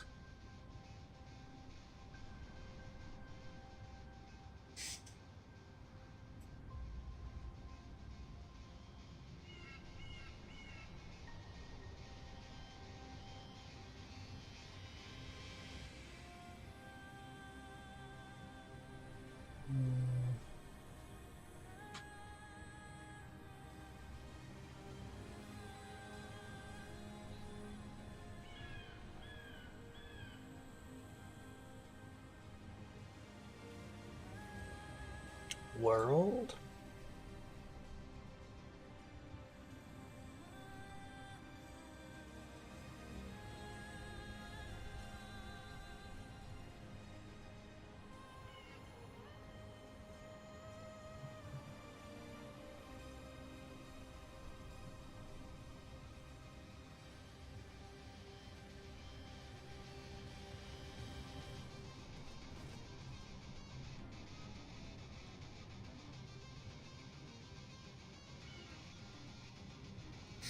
Okay.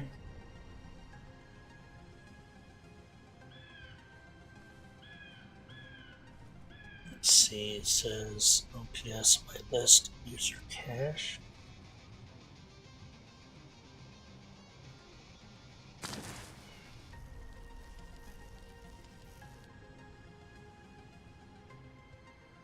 I don't see.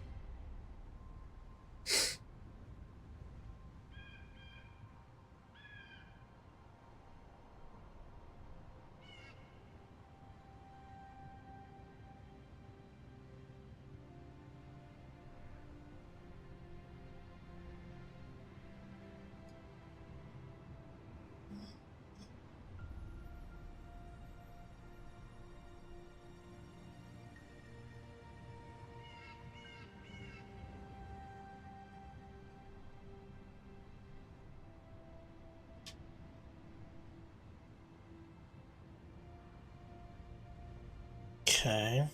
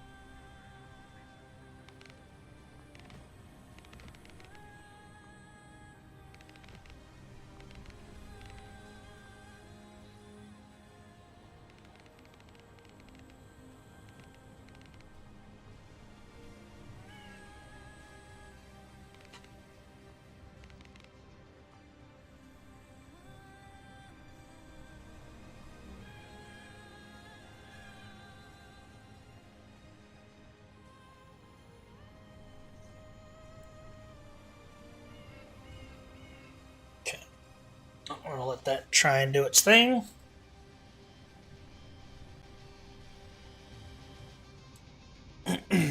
Alright.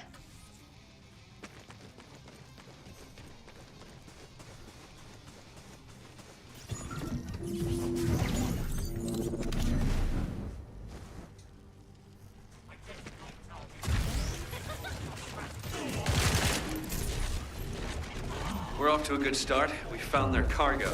It's an excavated phase shift gate from the cave.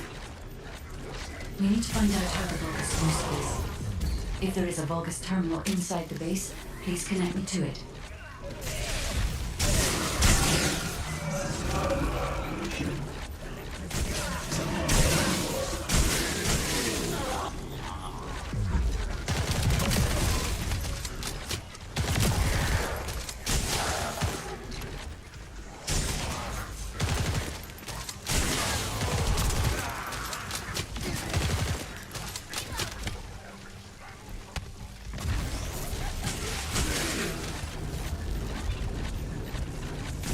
That looked like he was pointing a lightsaber at Seize me. a security master key and decrypt it.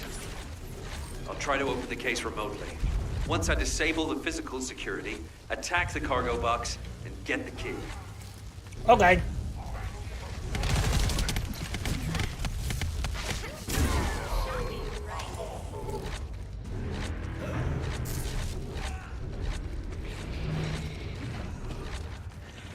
Someone's gotta stay in here.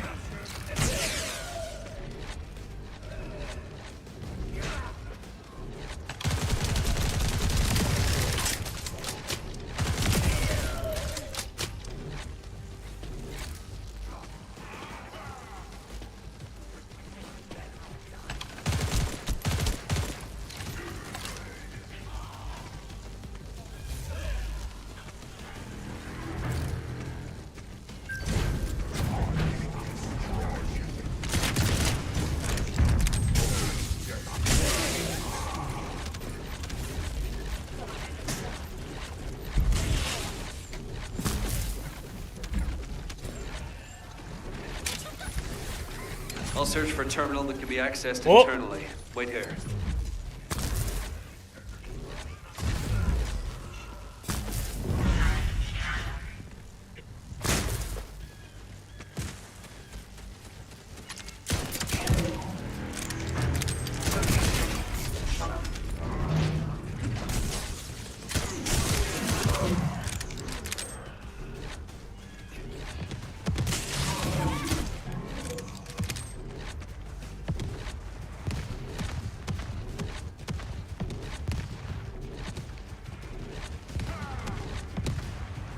I feel like I'm doing the wrong mission.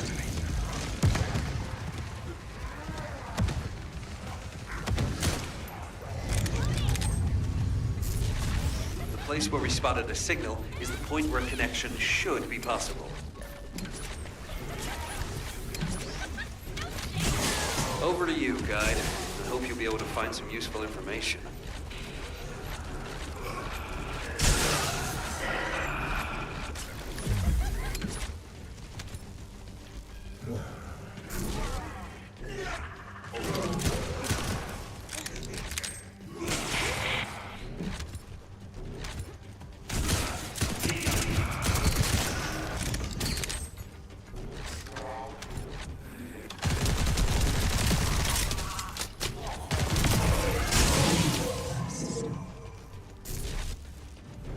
The enemy has been extracting quantum energy that was stored inside the phase shift gates. There is a separate facility where energy is extracted and controlled. We must find this place. If that's the case, we have no other option except search the entire base. Descendant, once you've done everything you need to do, you need to destroy the power source so the Vulgus can no longer use it. I'll mark the location of the power units. Power units have been destroyed. Excellent work. Yay!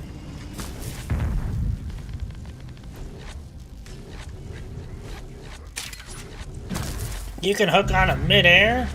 That's pretty cool.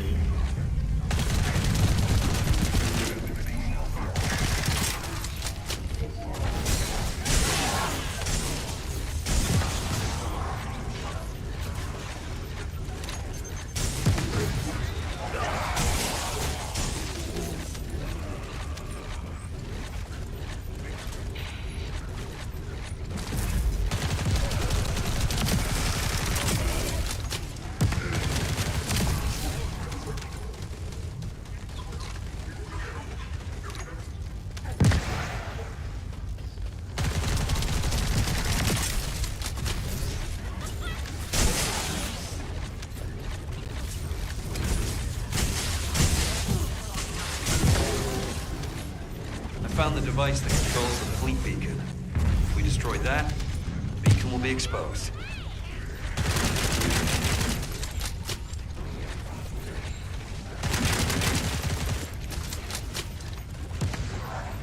Oh, we have to...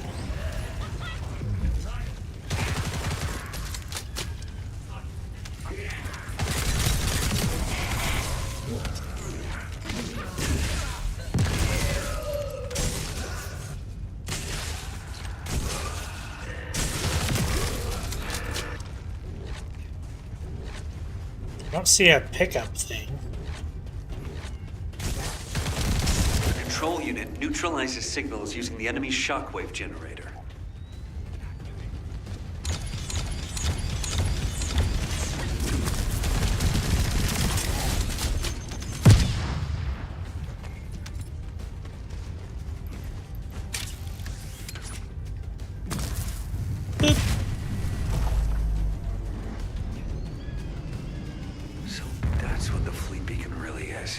It's using a principle similar to one for a barrier generator.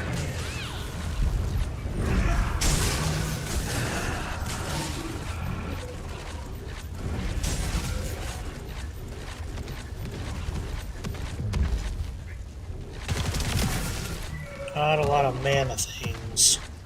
I need mana! There are Vulgus within range.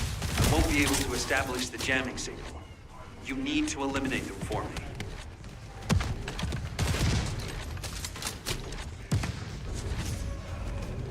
Level 40.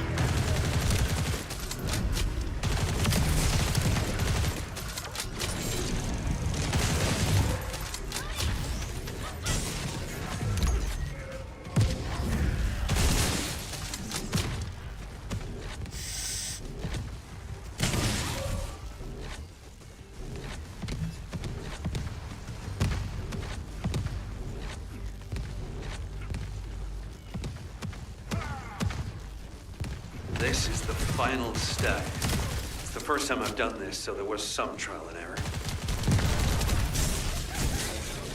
All right. Any information Corell sends will now be delayed. Huzzah! Analyze that jamming signal. Let's see if we can use this variable to our advantage in the war. Inventory full. These coordinates are close to the Prime Hand's ruins. The Vulgus signals are already going crazy. I was gonna join Zachary. Are you sure you won't need me on support? Compared to the Vulgus that are gonna swarm the White Knight Gulch and Albion, this is nothing. And I've got all the support I need. And your promise of homemade pie at the end of it all. There's no way I'm dying without a taste of that. Yeah, that's a death flag. Ah, damn it. I'm sure I'll be okay.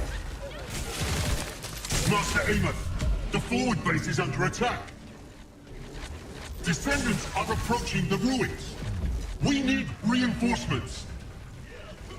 Master Amos, where? What is going on?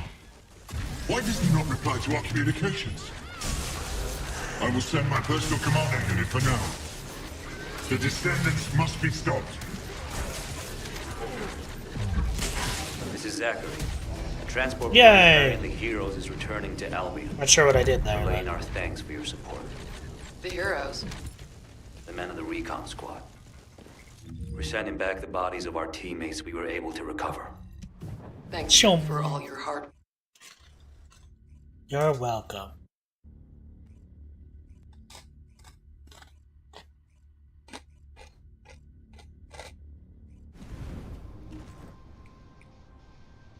Hi, guide. Descendant. We've detected signs of the quantum energy extracted from the phase shift gate in some electrical equipment. We need to get our hands on that equipment and analyze it to see how the enemy used the quantum energy. Then we should be able to find a way to enter the Prime Hand's ruins. Now that we're here, I'm almost certain it's the right place. The subtle feeling of the Iron Heart particles, this pain, and its familiarity. The inverted Ironheart is definitely inside those ruins. But the inversion technology database left by the ancestors is not yet accessible, Descendant. We have no guarantee as to what will happen, nor do we know whether we will be able to control the inverted Ironheart. Based on the data I have collected so far, I will try to come up with as many backup plans as possible. I hope that what we do here will give us the power to strike back, Descendant. I mean, we can always rely on our Arcade somehow, if something happens. It's what got us this far, right? Arcade's an unfathomable power. With unfathomable potential, too. That's what you call hope, Jaber. Hope.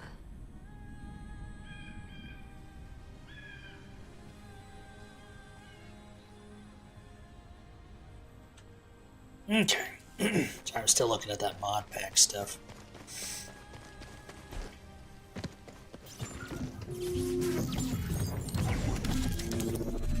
Eamon extracted energy from the phase shift gate here, then overloaded it by sending power to the seal gate. All the power facilities nearby were set up for this purpose.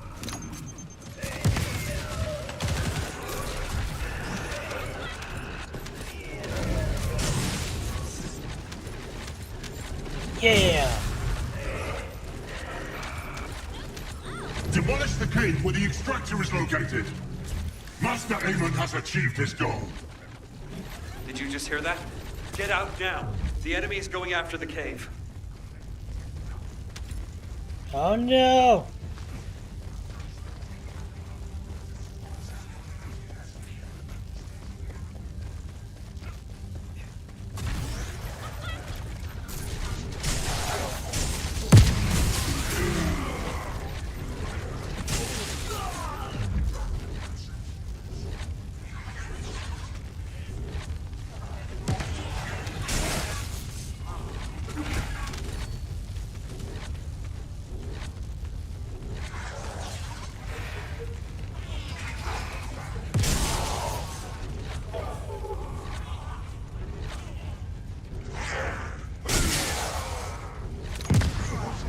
If only I was able to attack. I would not have allowed them to get this far. However, for all of you, this is your opportunity to earn new body prosthetics and persona. Thank you for all your hard work, Descendant. Now let's find a way to reactivate the phase shift gate.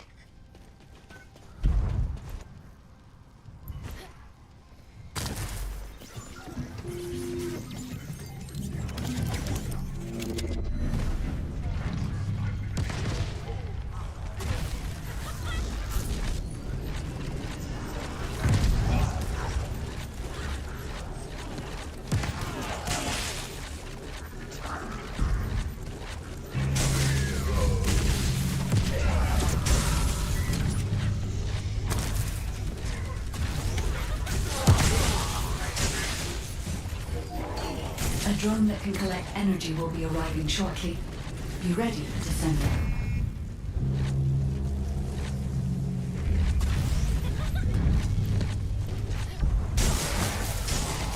I will identify the Vulgus units which have high quantum energy saturation levels. Take you, guide.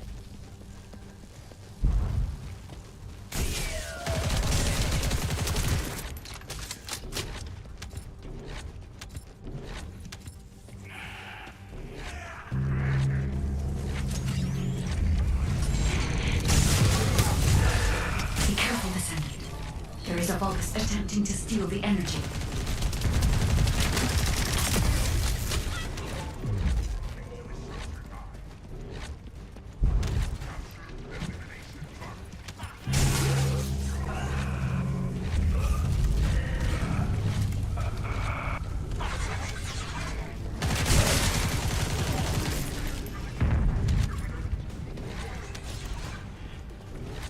Crap. I don't have enough firepower to cover Jaber by myself. Can you take out some enemies from your side? I suppose. Whoops. Apparently that didn't connect. No, I can't tell if this is a Descendant or Jaber's turret. What the? Why is that not connecting? That's not a bad idea. I'll add it to my list of things to develop.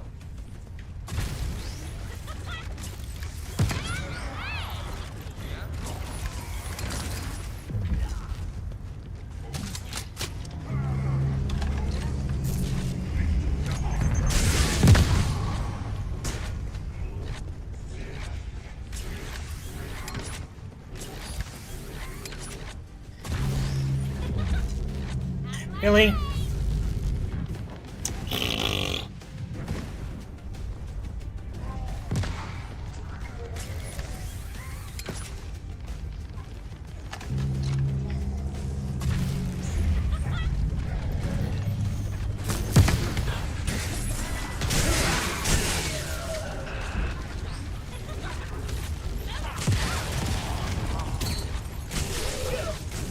All right, the enemy's offensive has died Zap, down. zap, zap.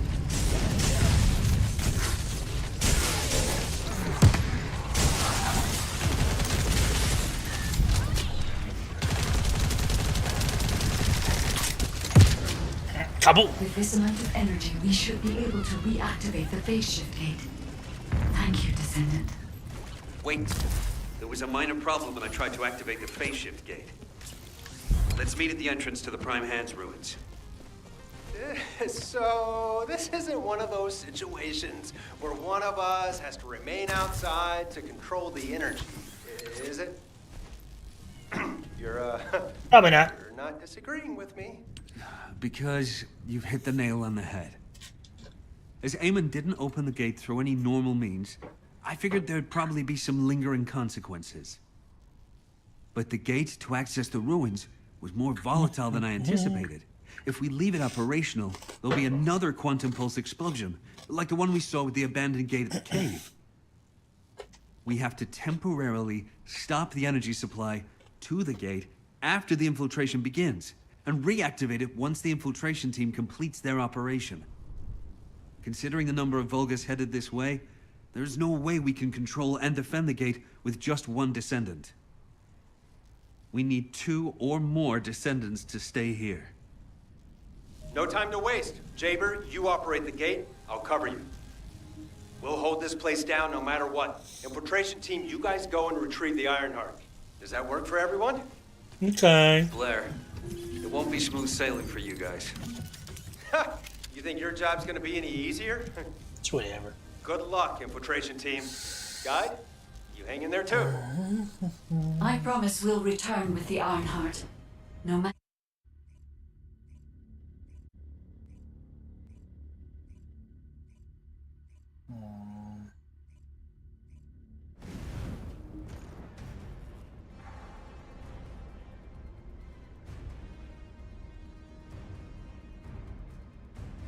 Descendant, I have checked the map of the ruins that was sent to your receive.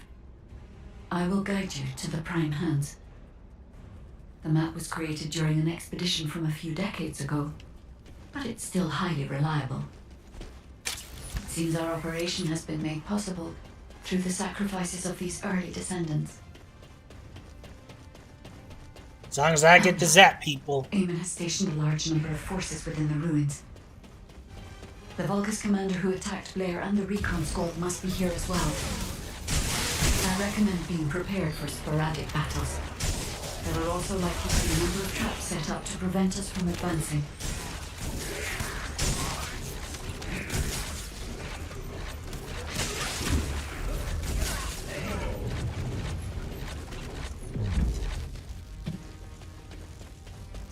Not an oil zappy zap can't handle.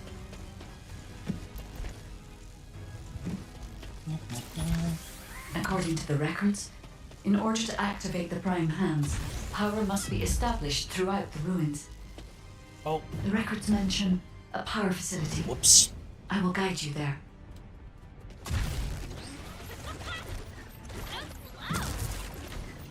Oh, I definitely did that on purpose. Prevented the power facility from being operational. Let's remove the circuit jammers and get the power facility up and running, Descendant.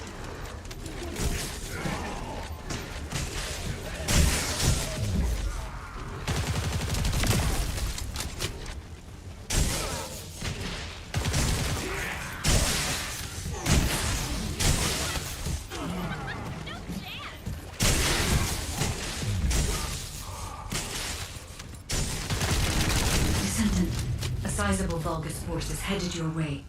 I believe they are trying to prevent you from activating the power supply. You don't say. Master Eamon, the vermin are awakening the ruins. I think they're after the Ironheart. You don't say. We need reinforcements. Master Eamon. strange. There's no response. It doesn't make sense. Master Aemon should be on Corell's ship. Keep requesting reinforcements. The electronic jamming signal installed by Jaeger is blocking Vulgus communications. If we can keep this up, we have a chance of winning. This operation will work, provided there are no surprises with the inversion process.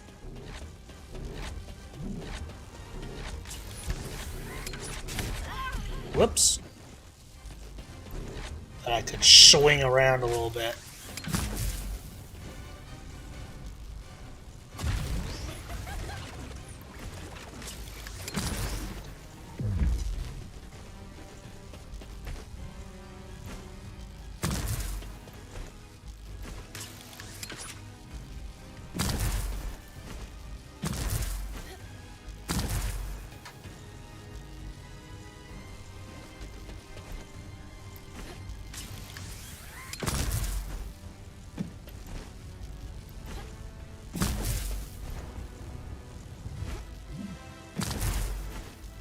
Yeah.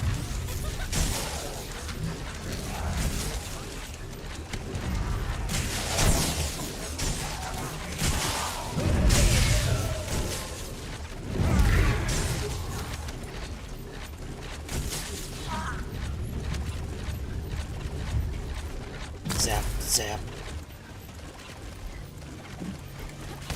Ah, I barely didn't make it. Ah!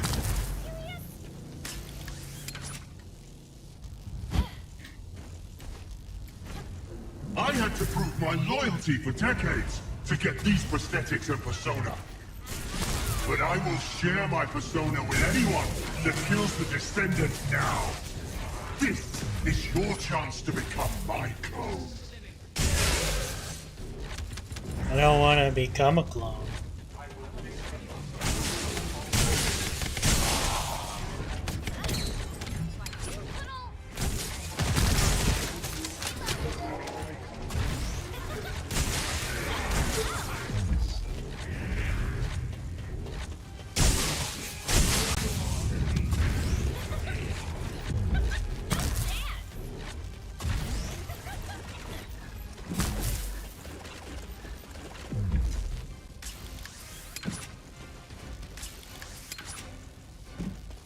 Descendant, we're approaching the zone where the Prime Hands are located. Hold on just a little longer.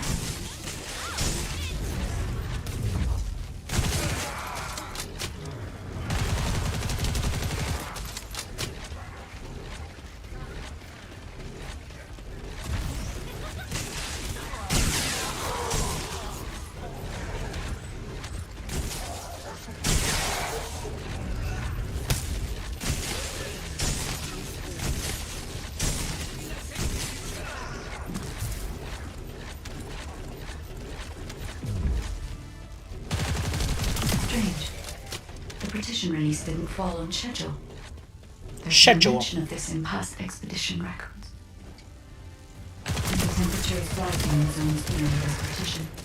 The partition is being kept in place so that the ruin system can respond to the thermal fatigue. If this temperature change was caused by the radiant heat generated by the inverted energy, then the level when the inverted energy reaches its peak exceeds even my imagination. Humans won't be able to withstand it even for 1 second. Descendant, can you hear what I'm saying? No.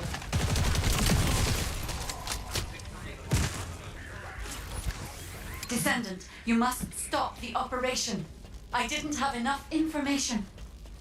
Even if we set the inverse calculation of the radiant heat as low as possible, the human body cannot withstand inverted energy. Descendant. Infiltration team, this is Jaber. Requesting an update on the current state of the operation.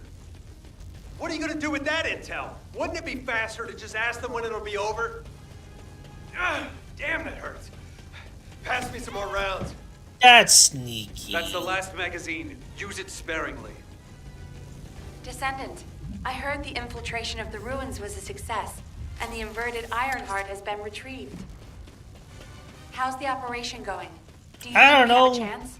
I'm running in circles. Corell's ships are slowly appearing at the White Night Gulch. Hopefully we'll hear some good news from the front. Any of them. Oh! Descendant, please respond. Descendant. That was a little crazy.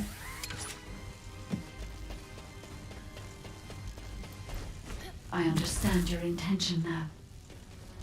I see you've decided to put your faith in hope. Seems not only did I lack information regarding the inversion process, I also did not know enough about humankind, the Descendant. I support your decision. I will never give up, Descendant. So it has come to Never this. underestimate the power of the human spirit. Laser outputs of man. Slice up the Descendant. Descendant, that laser device runs on the external battery. I will display the location of the battery's heat source on your receiver. Destroy it.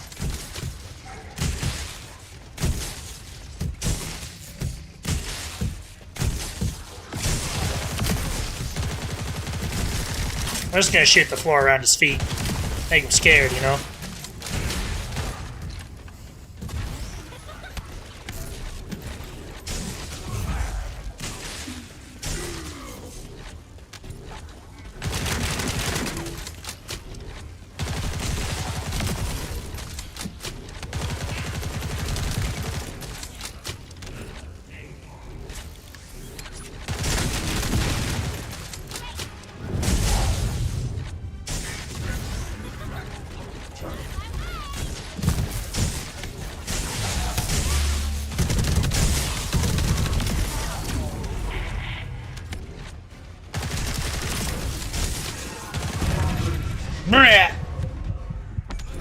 I shouldn't get too close to the exploding things.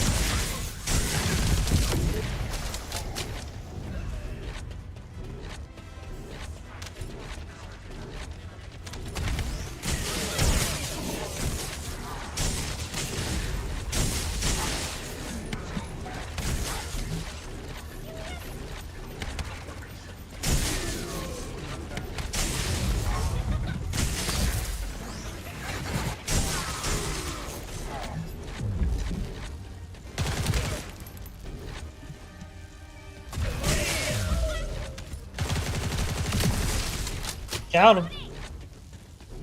Gotta learn how to wall run. Is that even a thing in this game? You're different from the other paltry soldiers I killed.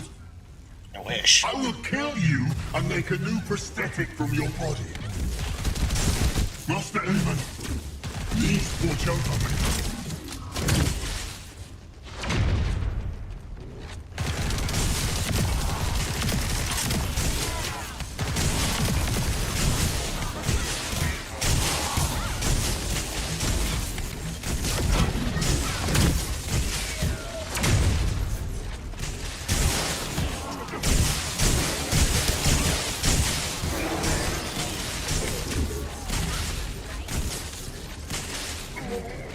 Literally running circles around. Ta-da! The inverted Ironheart is forcing the dimensional wall to open. Oh no. Not another Colossus full of loot. All of the prime hands. The dimensional balance will collapse completely. The Ironheart must be contained. Watch out! Descendant! I'm just gonna tank that one to the head. Wait. Your arcade is reacting to the inverted energy.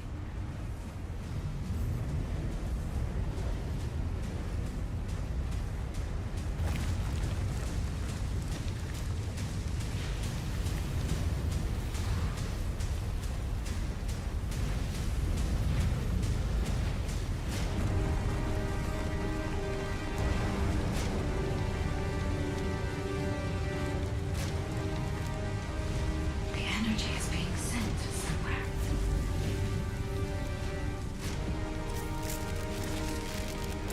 Descendant, the Ironheart is being absorbed into your subconscious arcade space. That makes sense. Whatever that means. Take heart, Descendant. I am with you.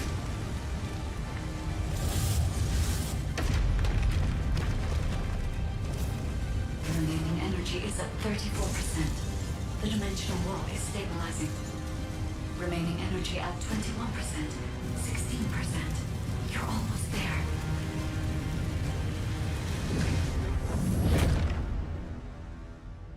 My hand hurts. Remaining energy at 0%.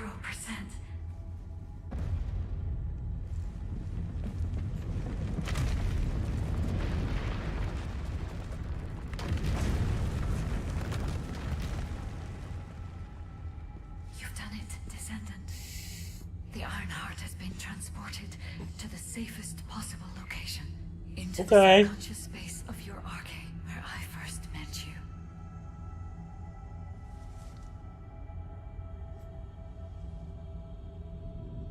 However, the Ironheart in your subconscious space can be removed only once.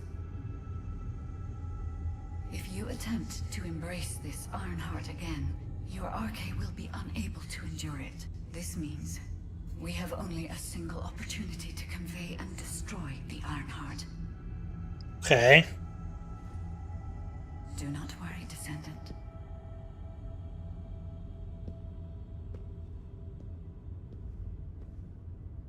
We will prevail.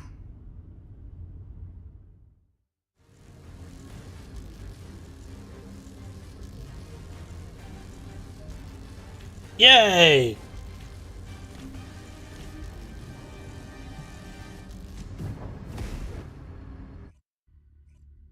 I did the thing.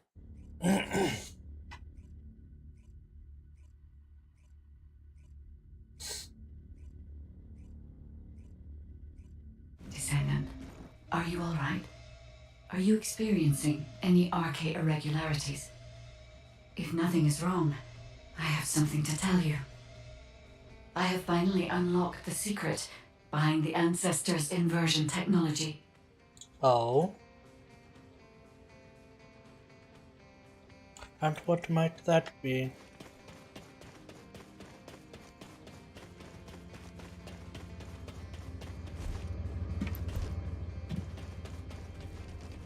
Descendant. And thanks to the sacrifice you made, Descendant, I was also able to access the Inversion Technology database, which had been sealed. Inversion was a forbidden technology that reversed the entropy of infinite energy composites like the Ironheart and turned them into antimatter. The inverted Ironheart was intended to be a core element as part of a process to reverse the laws of nature.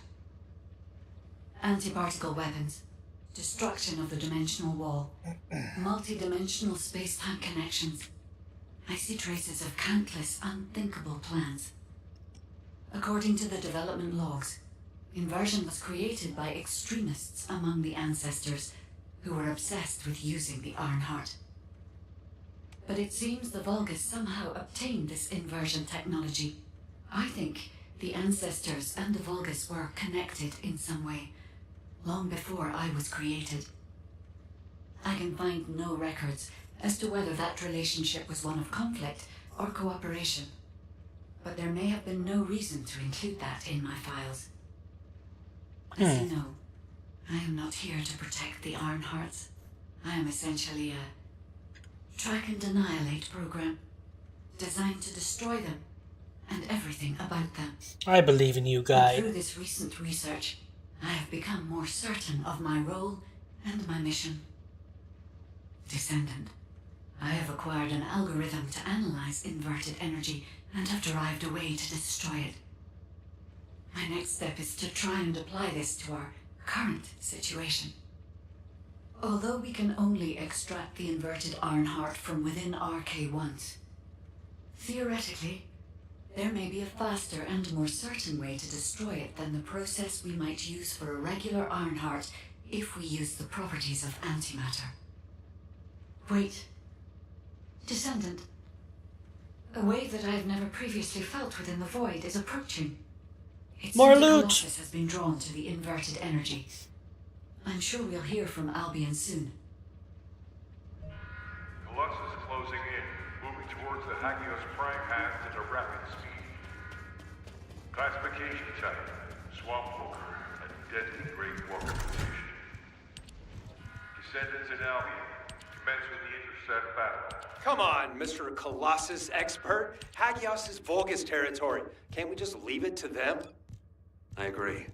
Right now, we've got bigger things on our mind. Entertaining those thoughts can be very dangerous, Jaber and Blair.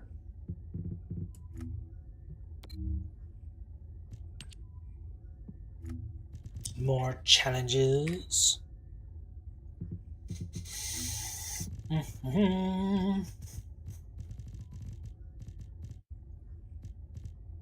Ultimate Descendant box, eh?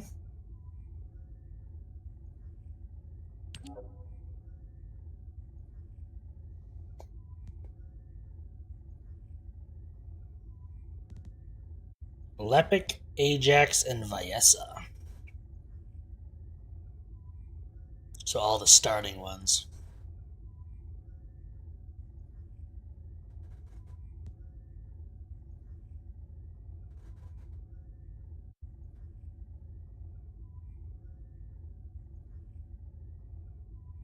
Mechanical device that used to convert the module socket data of a normal descendant into a photon information and implant it into an ultimate descendant?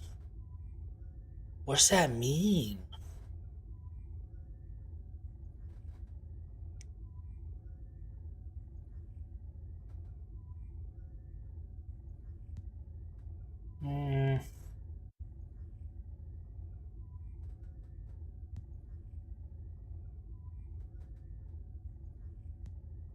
Let's get Viessa, why not?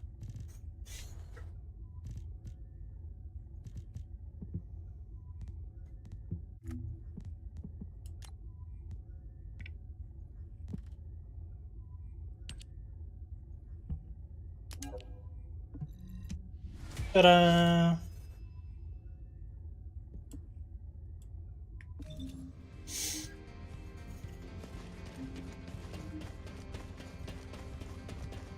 Talk to Seneca and Albion. Oh, it's this dude. Have you completed preparations? As completed as I can get. I have received reports of your outstanding performance in Hagios, and with our ongoing research into inversion. We believe that swamp walkers were alerted by the inverted energy exposed in Hagios, and began heading toward Ingris's dimension. But they're not only targeting Hagios. They're currently moving toward multiple areas within Ingris. What will you do if one of the swamp walkers approaches Albion?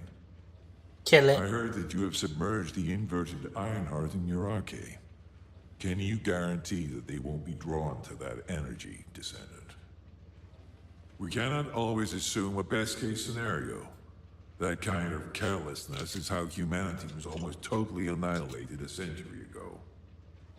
Probably. You are humanity's hope, Descendant. You need to be more proactive. As long as there's loot to be had. Since Mr. Colossus expert is being so serious about this, it looks like we have no choice, Turret Boy. I believe the data from the Colossus will prove useful. Useful? For what? Cracking open amorphous materials? Please, just let her finish. As Seneca said, the Colossi are moving towards various regions, not just Hagios. If those regions show signs of inverted energy, we may be able to use that for our overall plan. The plan to destroy the Ironheart. Well, that's good news. Whatever you're planning, we have to do it fast. The White Nine Gulch is still dangerous. Come on.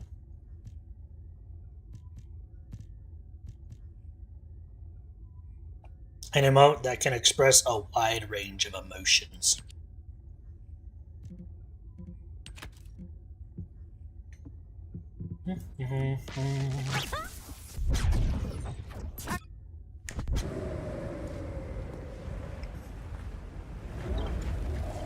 Wanna feel a chill?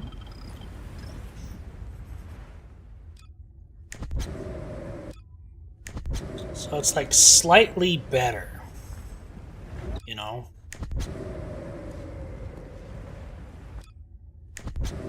We lose the boob window though, it's a nerf! Are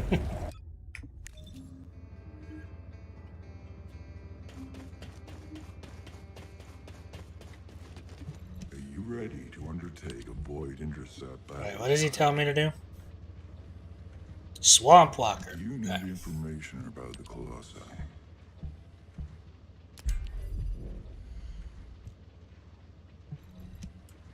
I just zap them.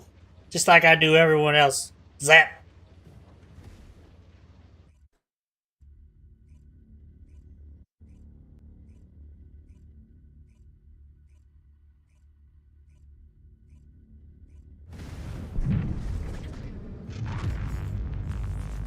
Get that electricity going.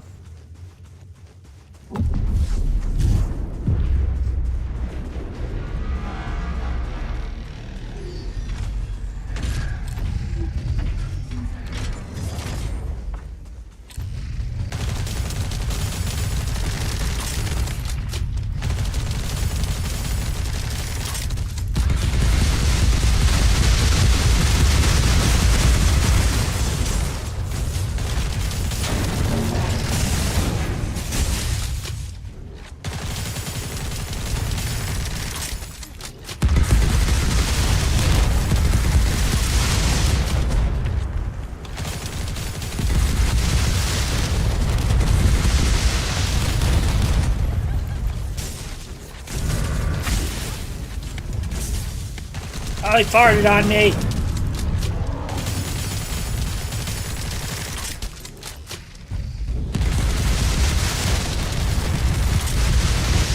Ow.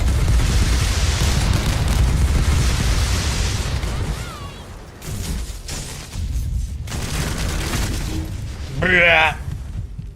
He farted on me.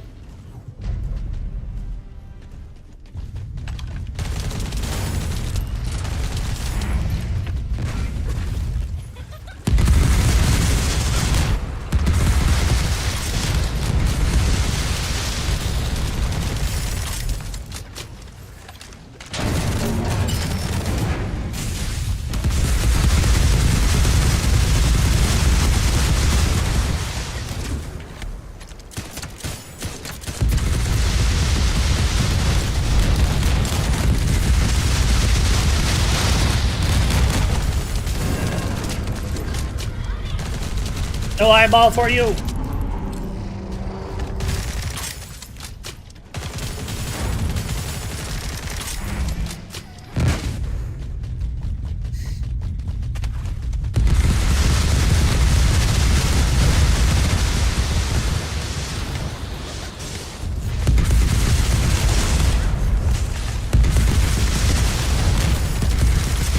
That guy's difficult. I haven't upgraded my stuff in a good minute, that's probably why. Ow.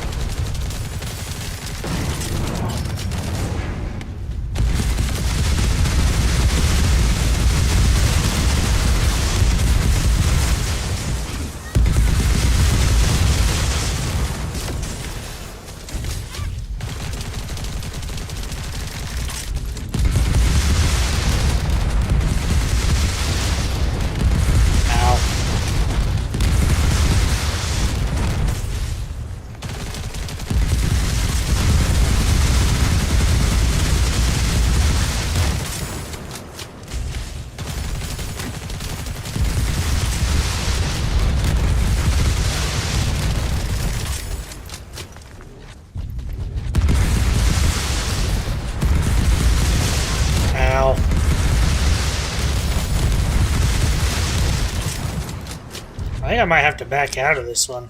Get all my stuff figured out. just now realizing I don't know how to do that.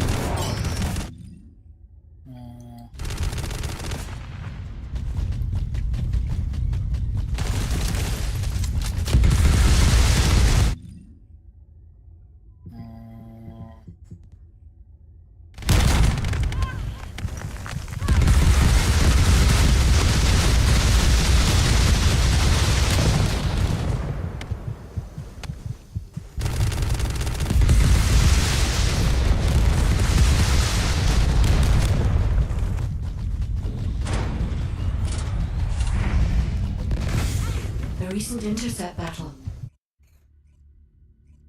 That's okay. It happens. Gotta equip new stuff, upgrade my gear. I keep forgetting to do that. Maybe that'll help.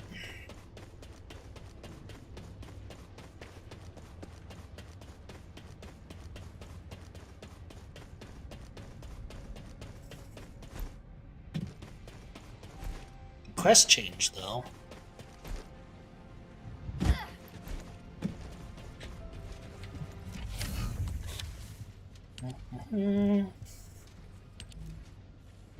All the way up to 82.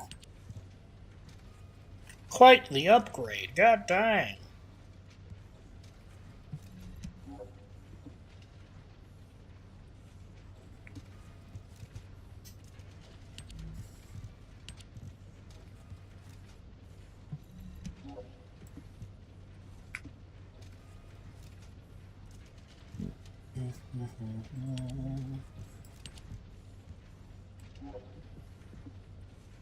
Oh, I don't have the blue ones. That'll be okay, I think.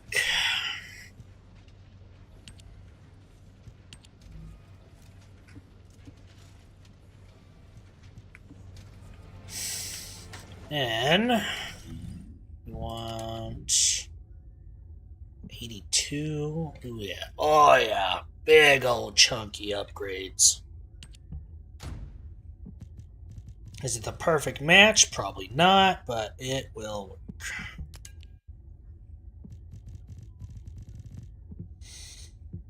Let's just go with the highest level ones for now. I actually don't have a lot for these.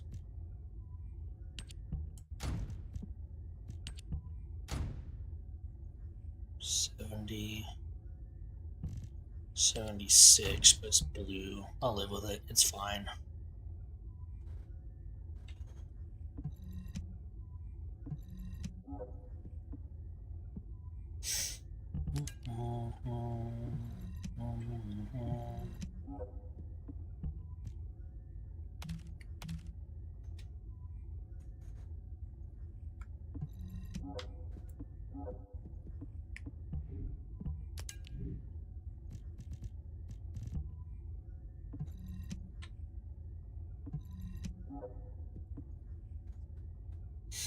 Put that in.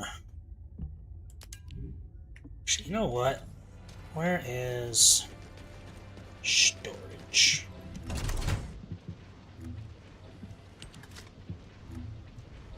I could level this sword up a lot.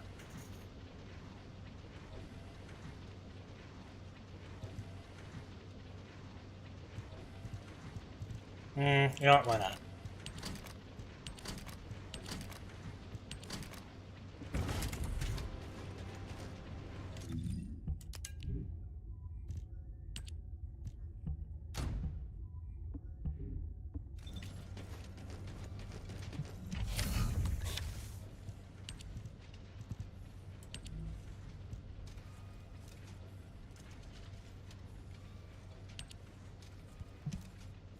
No, let's wait till I have a higher level thing again.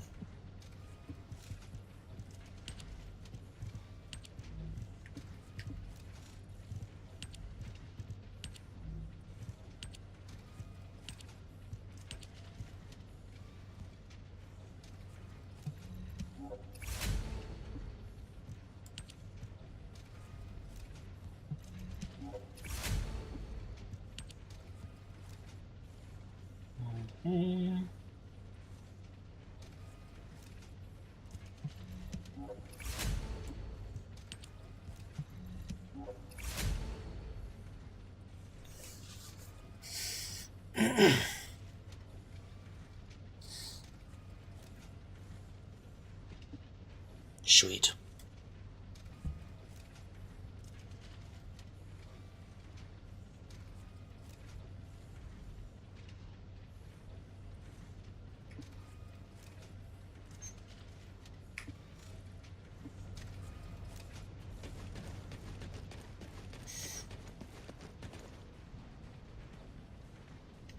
And then, oh, actually, I'm level 40, so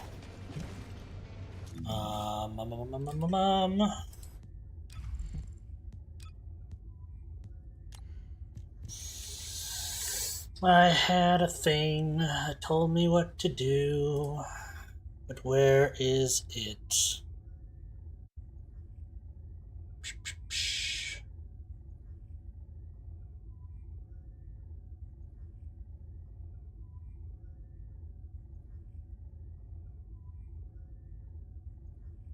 So this one, M there, the M there, the M there.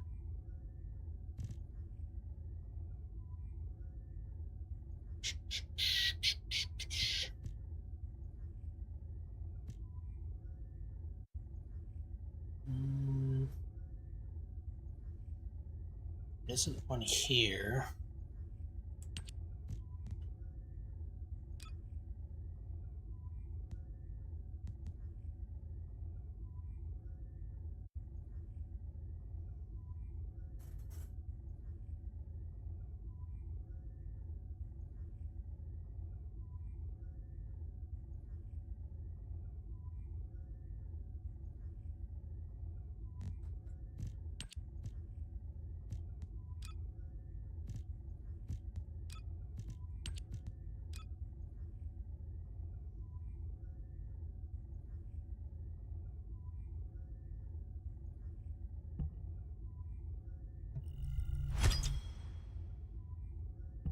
There we go.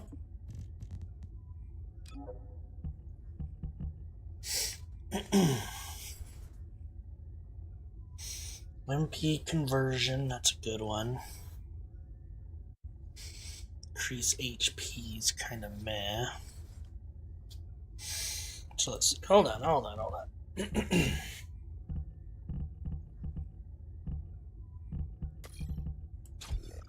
one over there.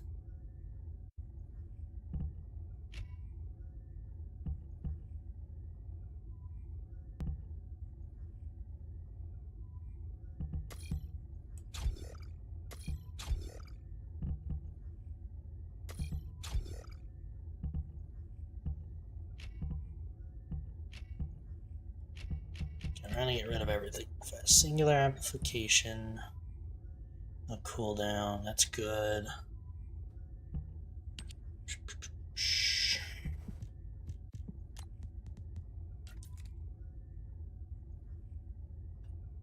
Maneuvering, it's a good one. So we have MP collector.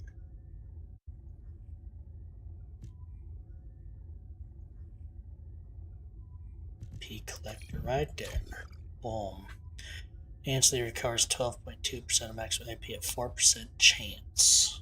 Sweet. I don't think that's the only other one. So, I'm going to end up this one. MP conversion.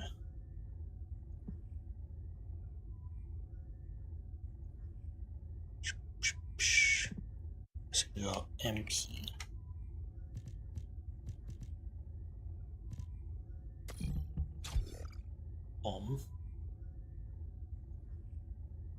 Maximize.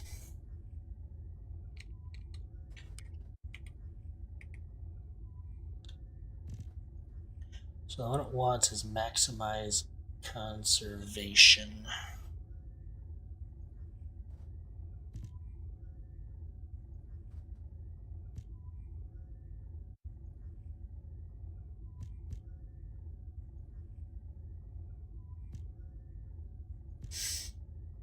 Okay, let's try and get the ones that I do have for now.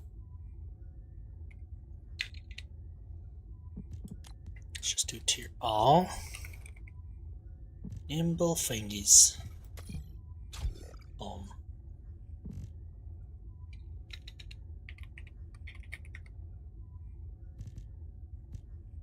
So no amplification, just antibody.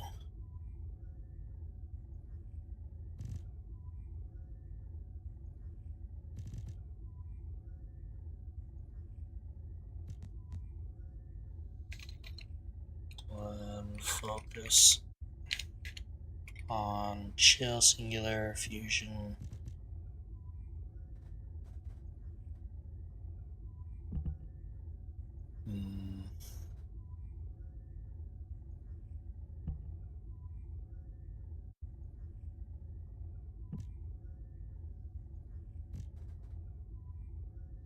Fusion, singular, singular, fusion.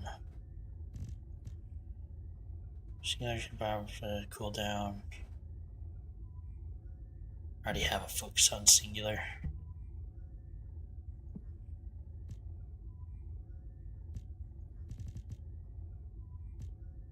So I don't have electric. Skill expansion. Perfect. Oh, it is not an R1. Don't do that. Then amplification control.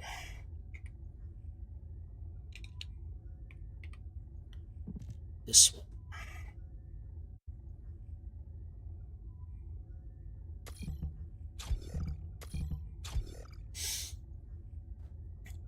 So the ones I'm missing are maximize conservation, electric amplification, focus on electric.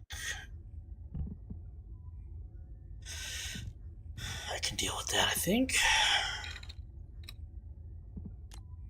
So my last socket type is an M, malachite. So let's see here.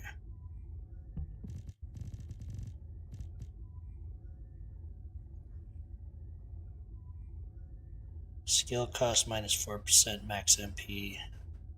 Might not be bad. That could be good too.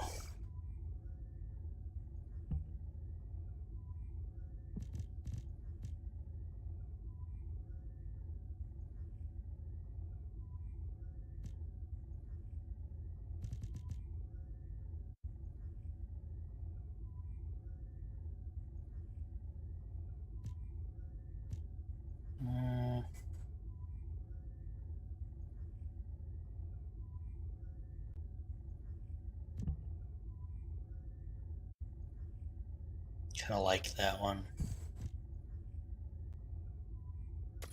Technician's not bad though. Wait, what? Module of the same group is already what?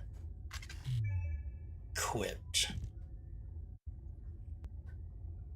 What do you mean?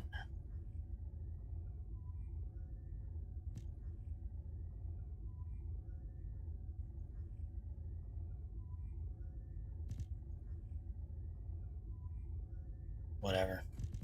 I'll just deal with the ones that I have and go upgrade those. Save.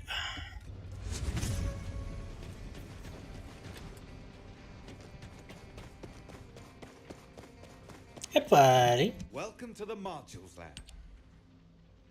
Okay. Yeah, I was trying to forecast damage around 20. Passing us 16 to 15?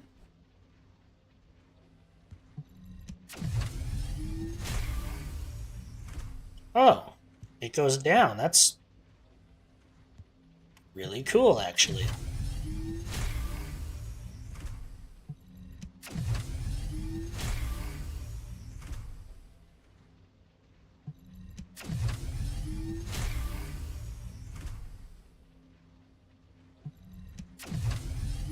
I'm gonna load this up forever ago if I do that.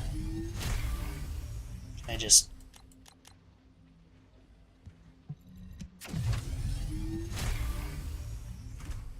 Sweet. Okay, this says I have all this stuff on.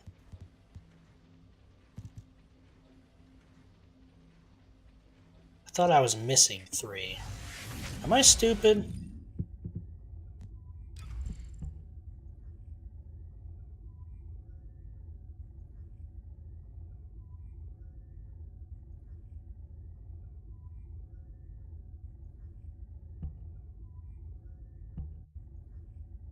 Missing 2 because I had the frugal mindset. Okay, yeah, I'm just stupid. Ask me anything about modules. Okay.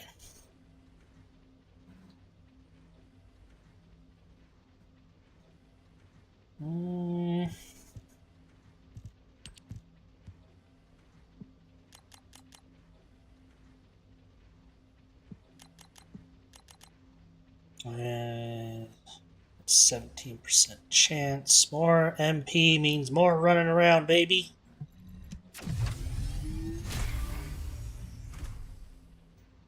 Then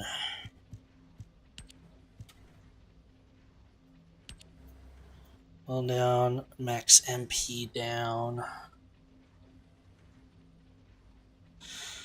Sure.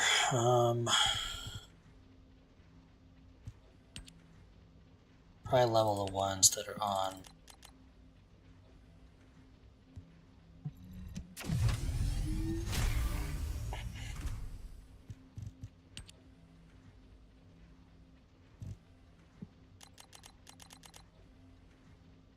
Or 60%. So credit for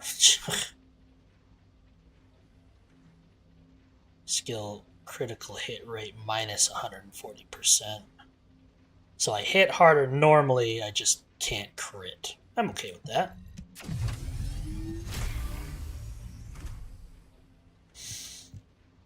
And then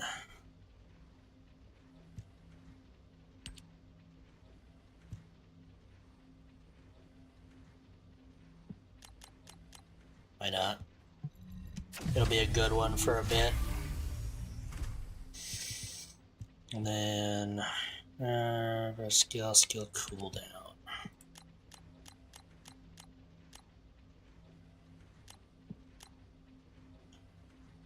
Skill cooldown does not move.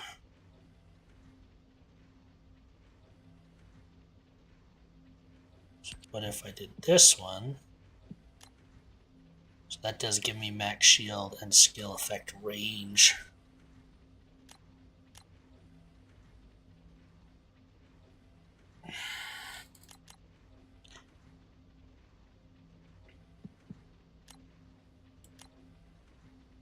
Not a huge boost, so let's put this up to 22%. And we'll do focus on singular up to 70.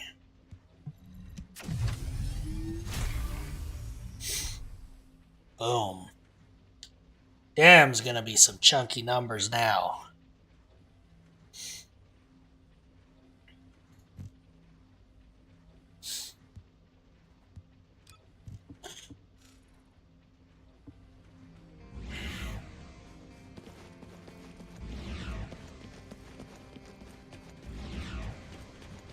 Dang.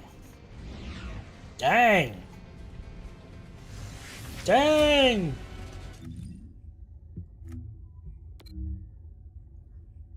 $59, hell yeah.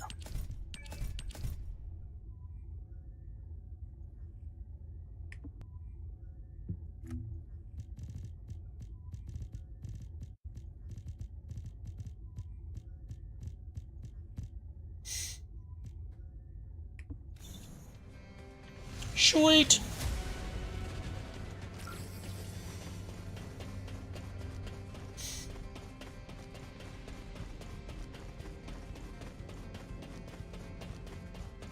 Hello, guide. Descendant. I see. So the Colossi were heading towards the Vulgus Fortress. If the inversion took place there, it would not be unusual. I'm gonna try and do the to swamp detect thing the one more energy. time, I think, just to see No the wonder difference. The colossi were drawn there. Descendant, we can definitely use this to our advantage. According to what we know so far, if we apply the inversion process to the inverted Ironheart, in theory, that Ironheart will be completely destroyed through particle-antiparticle annihilation.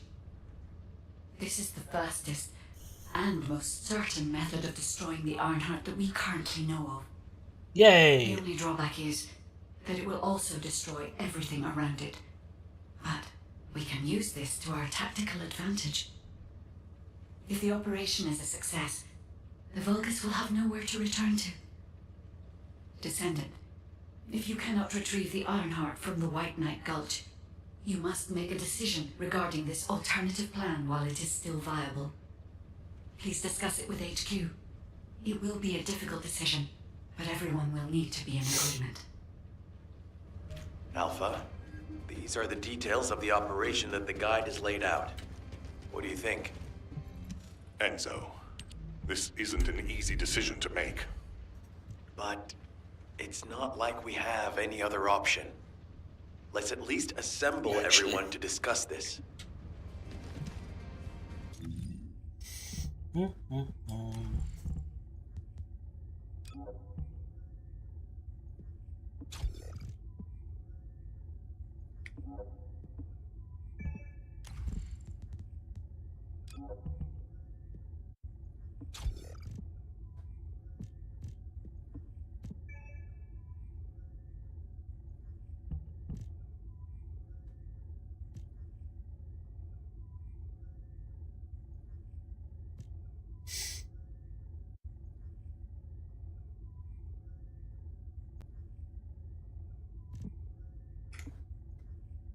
Alright, one more time. Let's do a public one. See if we get people in there.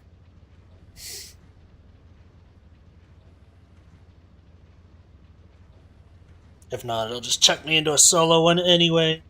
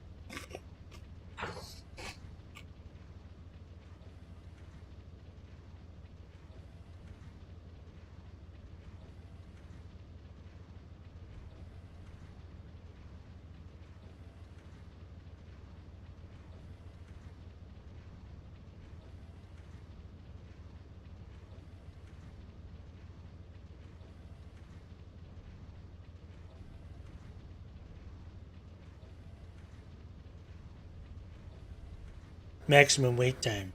Estimated wait time, 30 seconds. I'm going to triple that right now.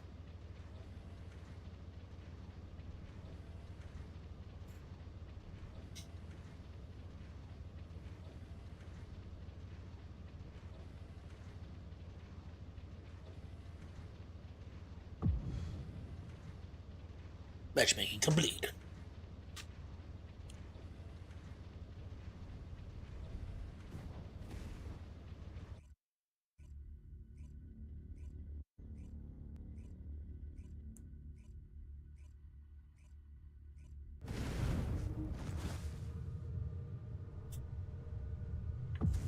Hello.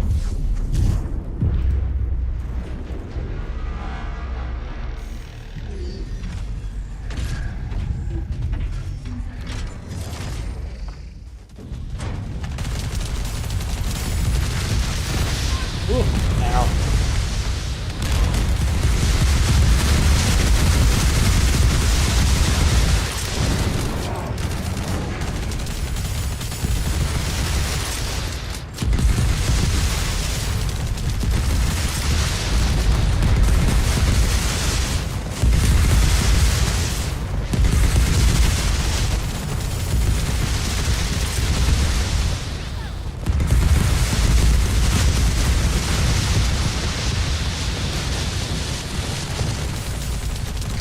Oh, they're like down. Hold on.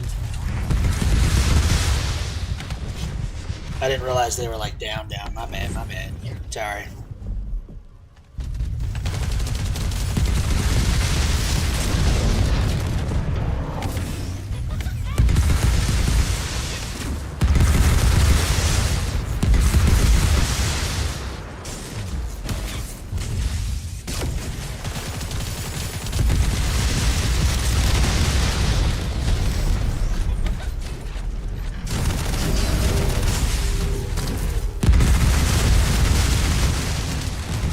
James. Bleh.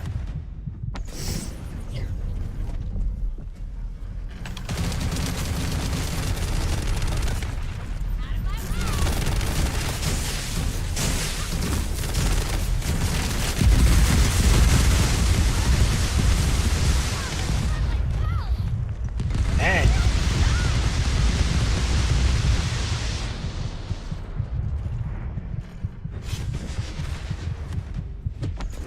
Alright, this guy's difficult. Once more into the breach.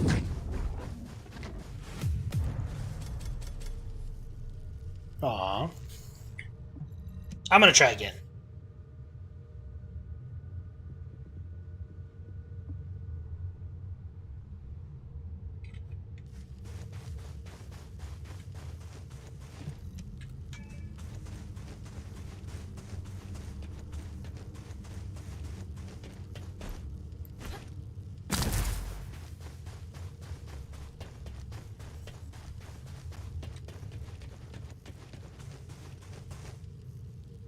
Do I have to wait for them?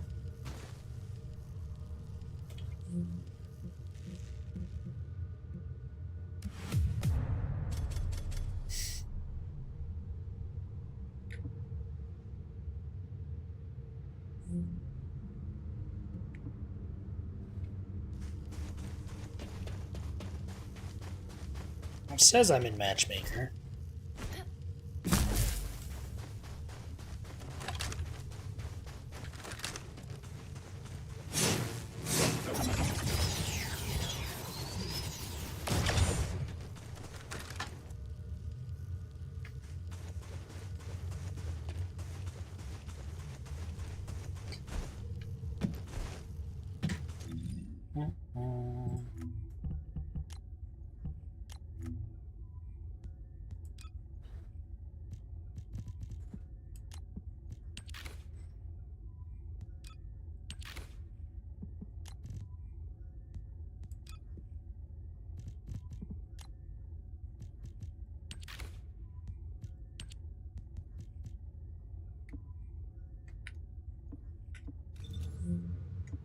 I like normal bunny.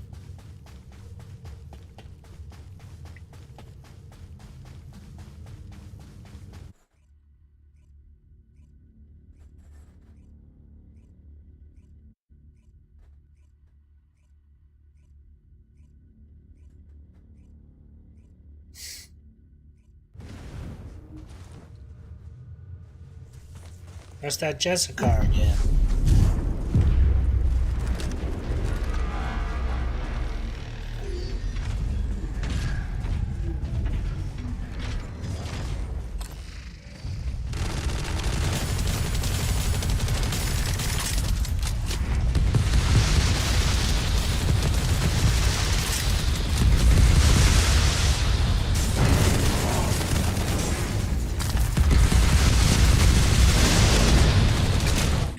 Ah, why?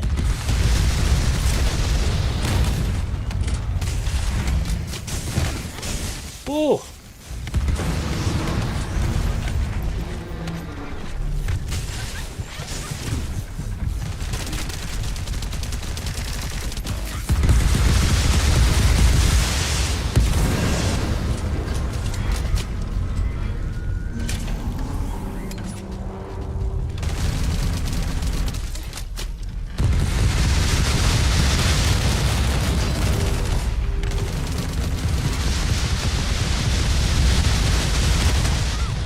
I was taking a lot of poison damage.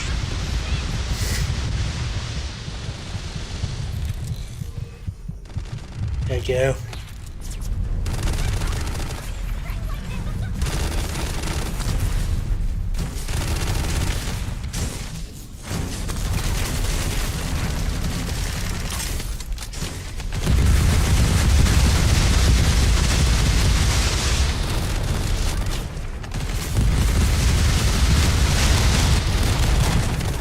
Oh my god.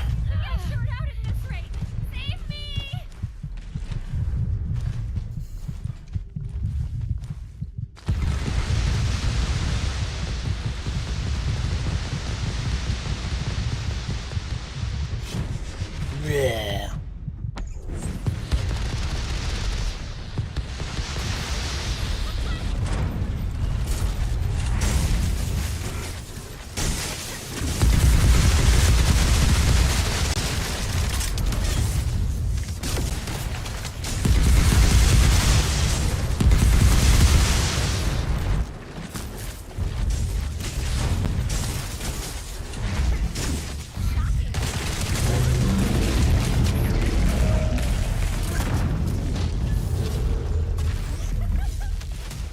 Yay! We got it that time. Oh yeah.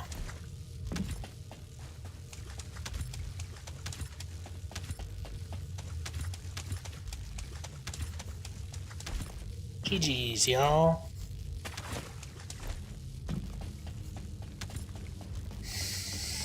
Let's see. Mission. Boop. Pretty okay stuff. I do like defense. Level 69 though.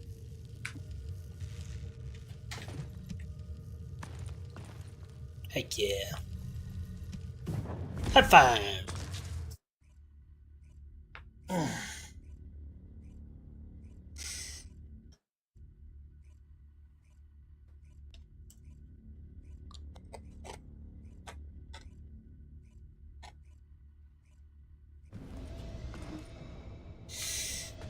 Okay. I think that is going to be it for the day. I want to go dance too. Yeah. Alright, y'all. I think that's going to be it for the day. Appreciate y'all. Let's find somebody to raid on out to while we dance, yeah? Let's see. Let's see. Who is here? Bum, bum, bum, bum, bum, bum.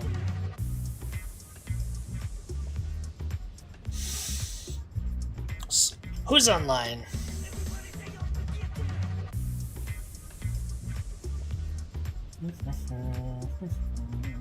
As the night's on, chaotic, mousy.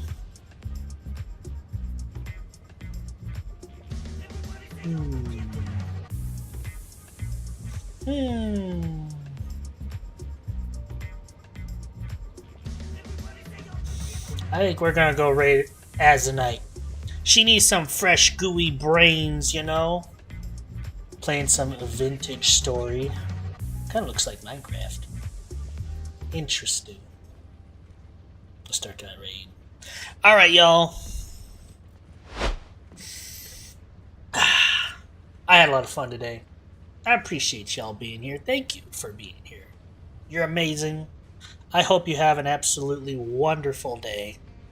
Wonderful night, whatever time it is. Get some snacks, get some hydration stuff. And I will see you all later. Tomorrow. With more stuff and things and stuff. Okay, bye everybody. Bye. Bye.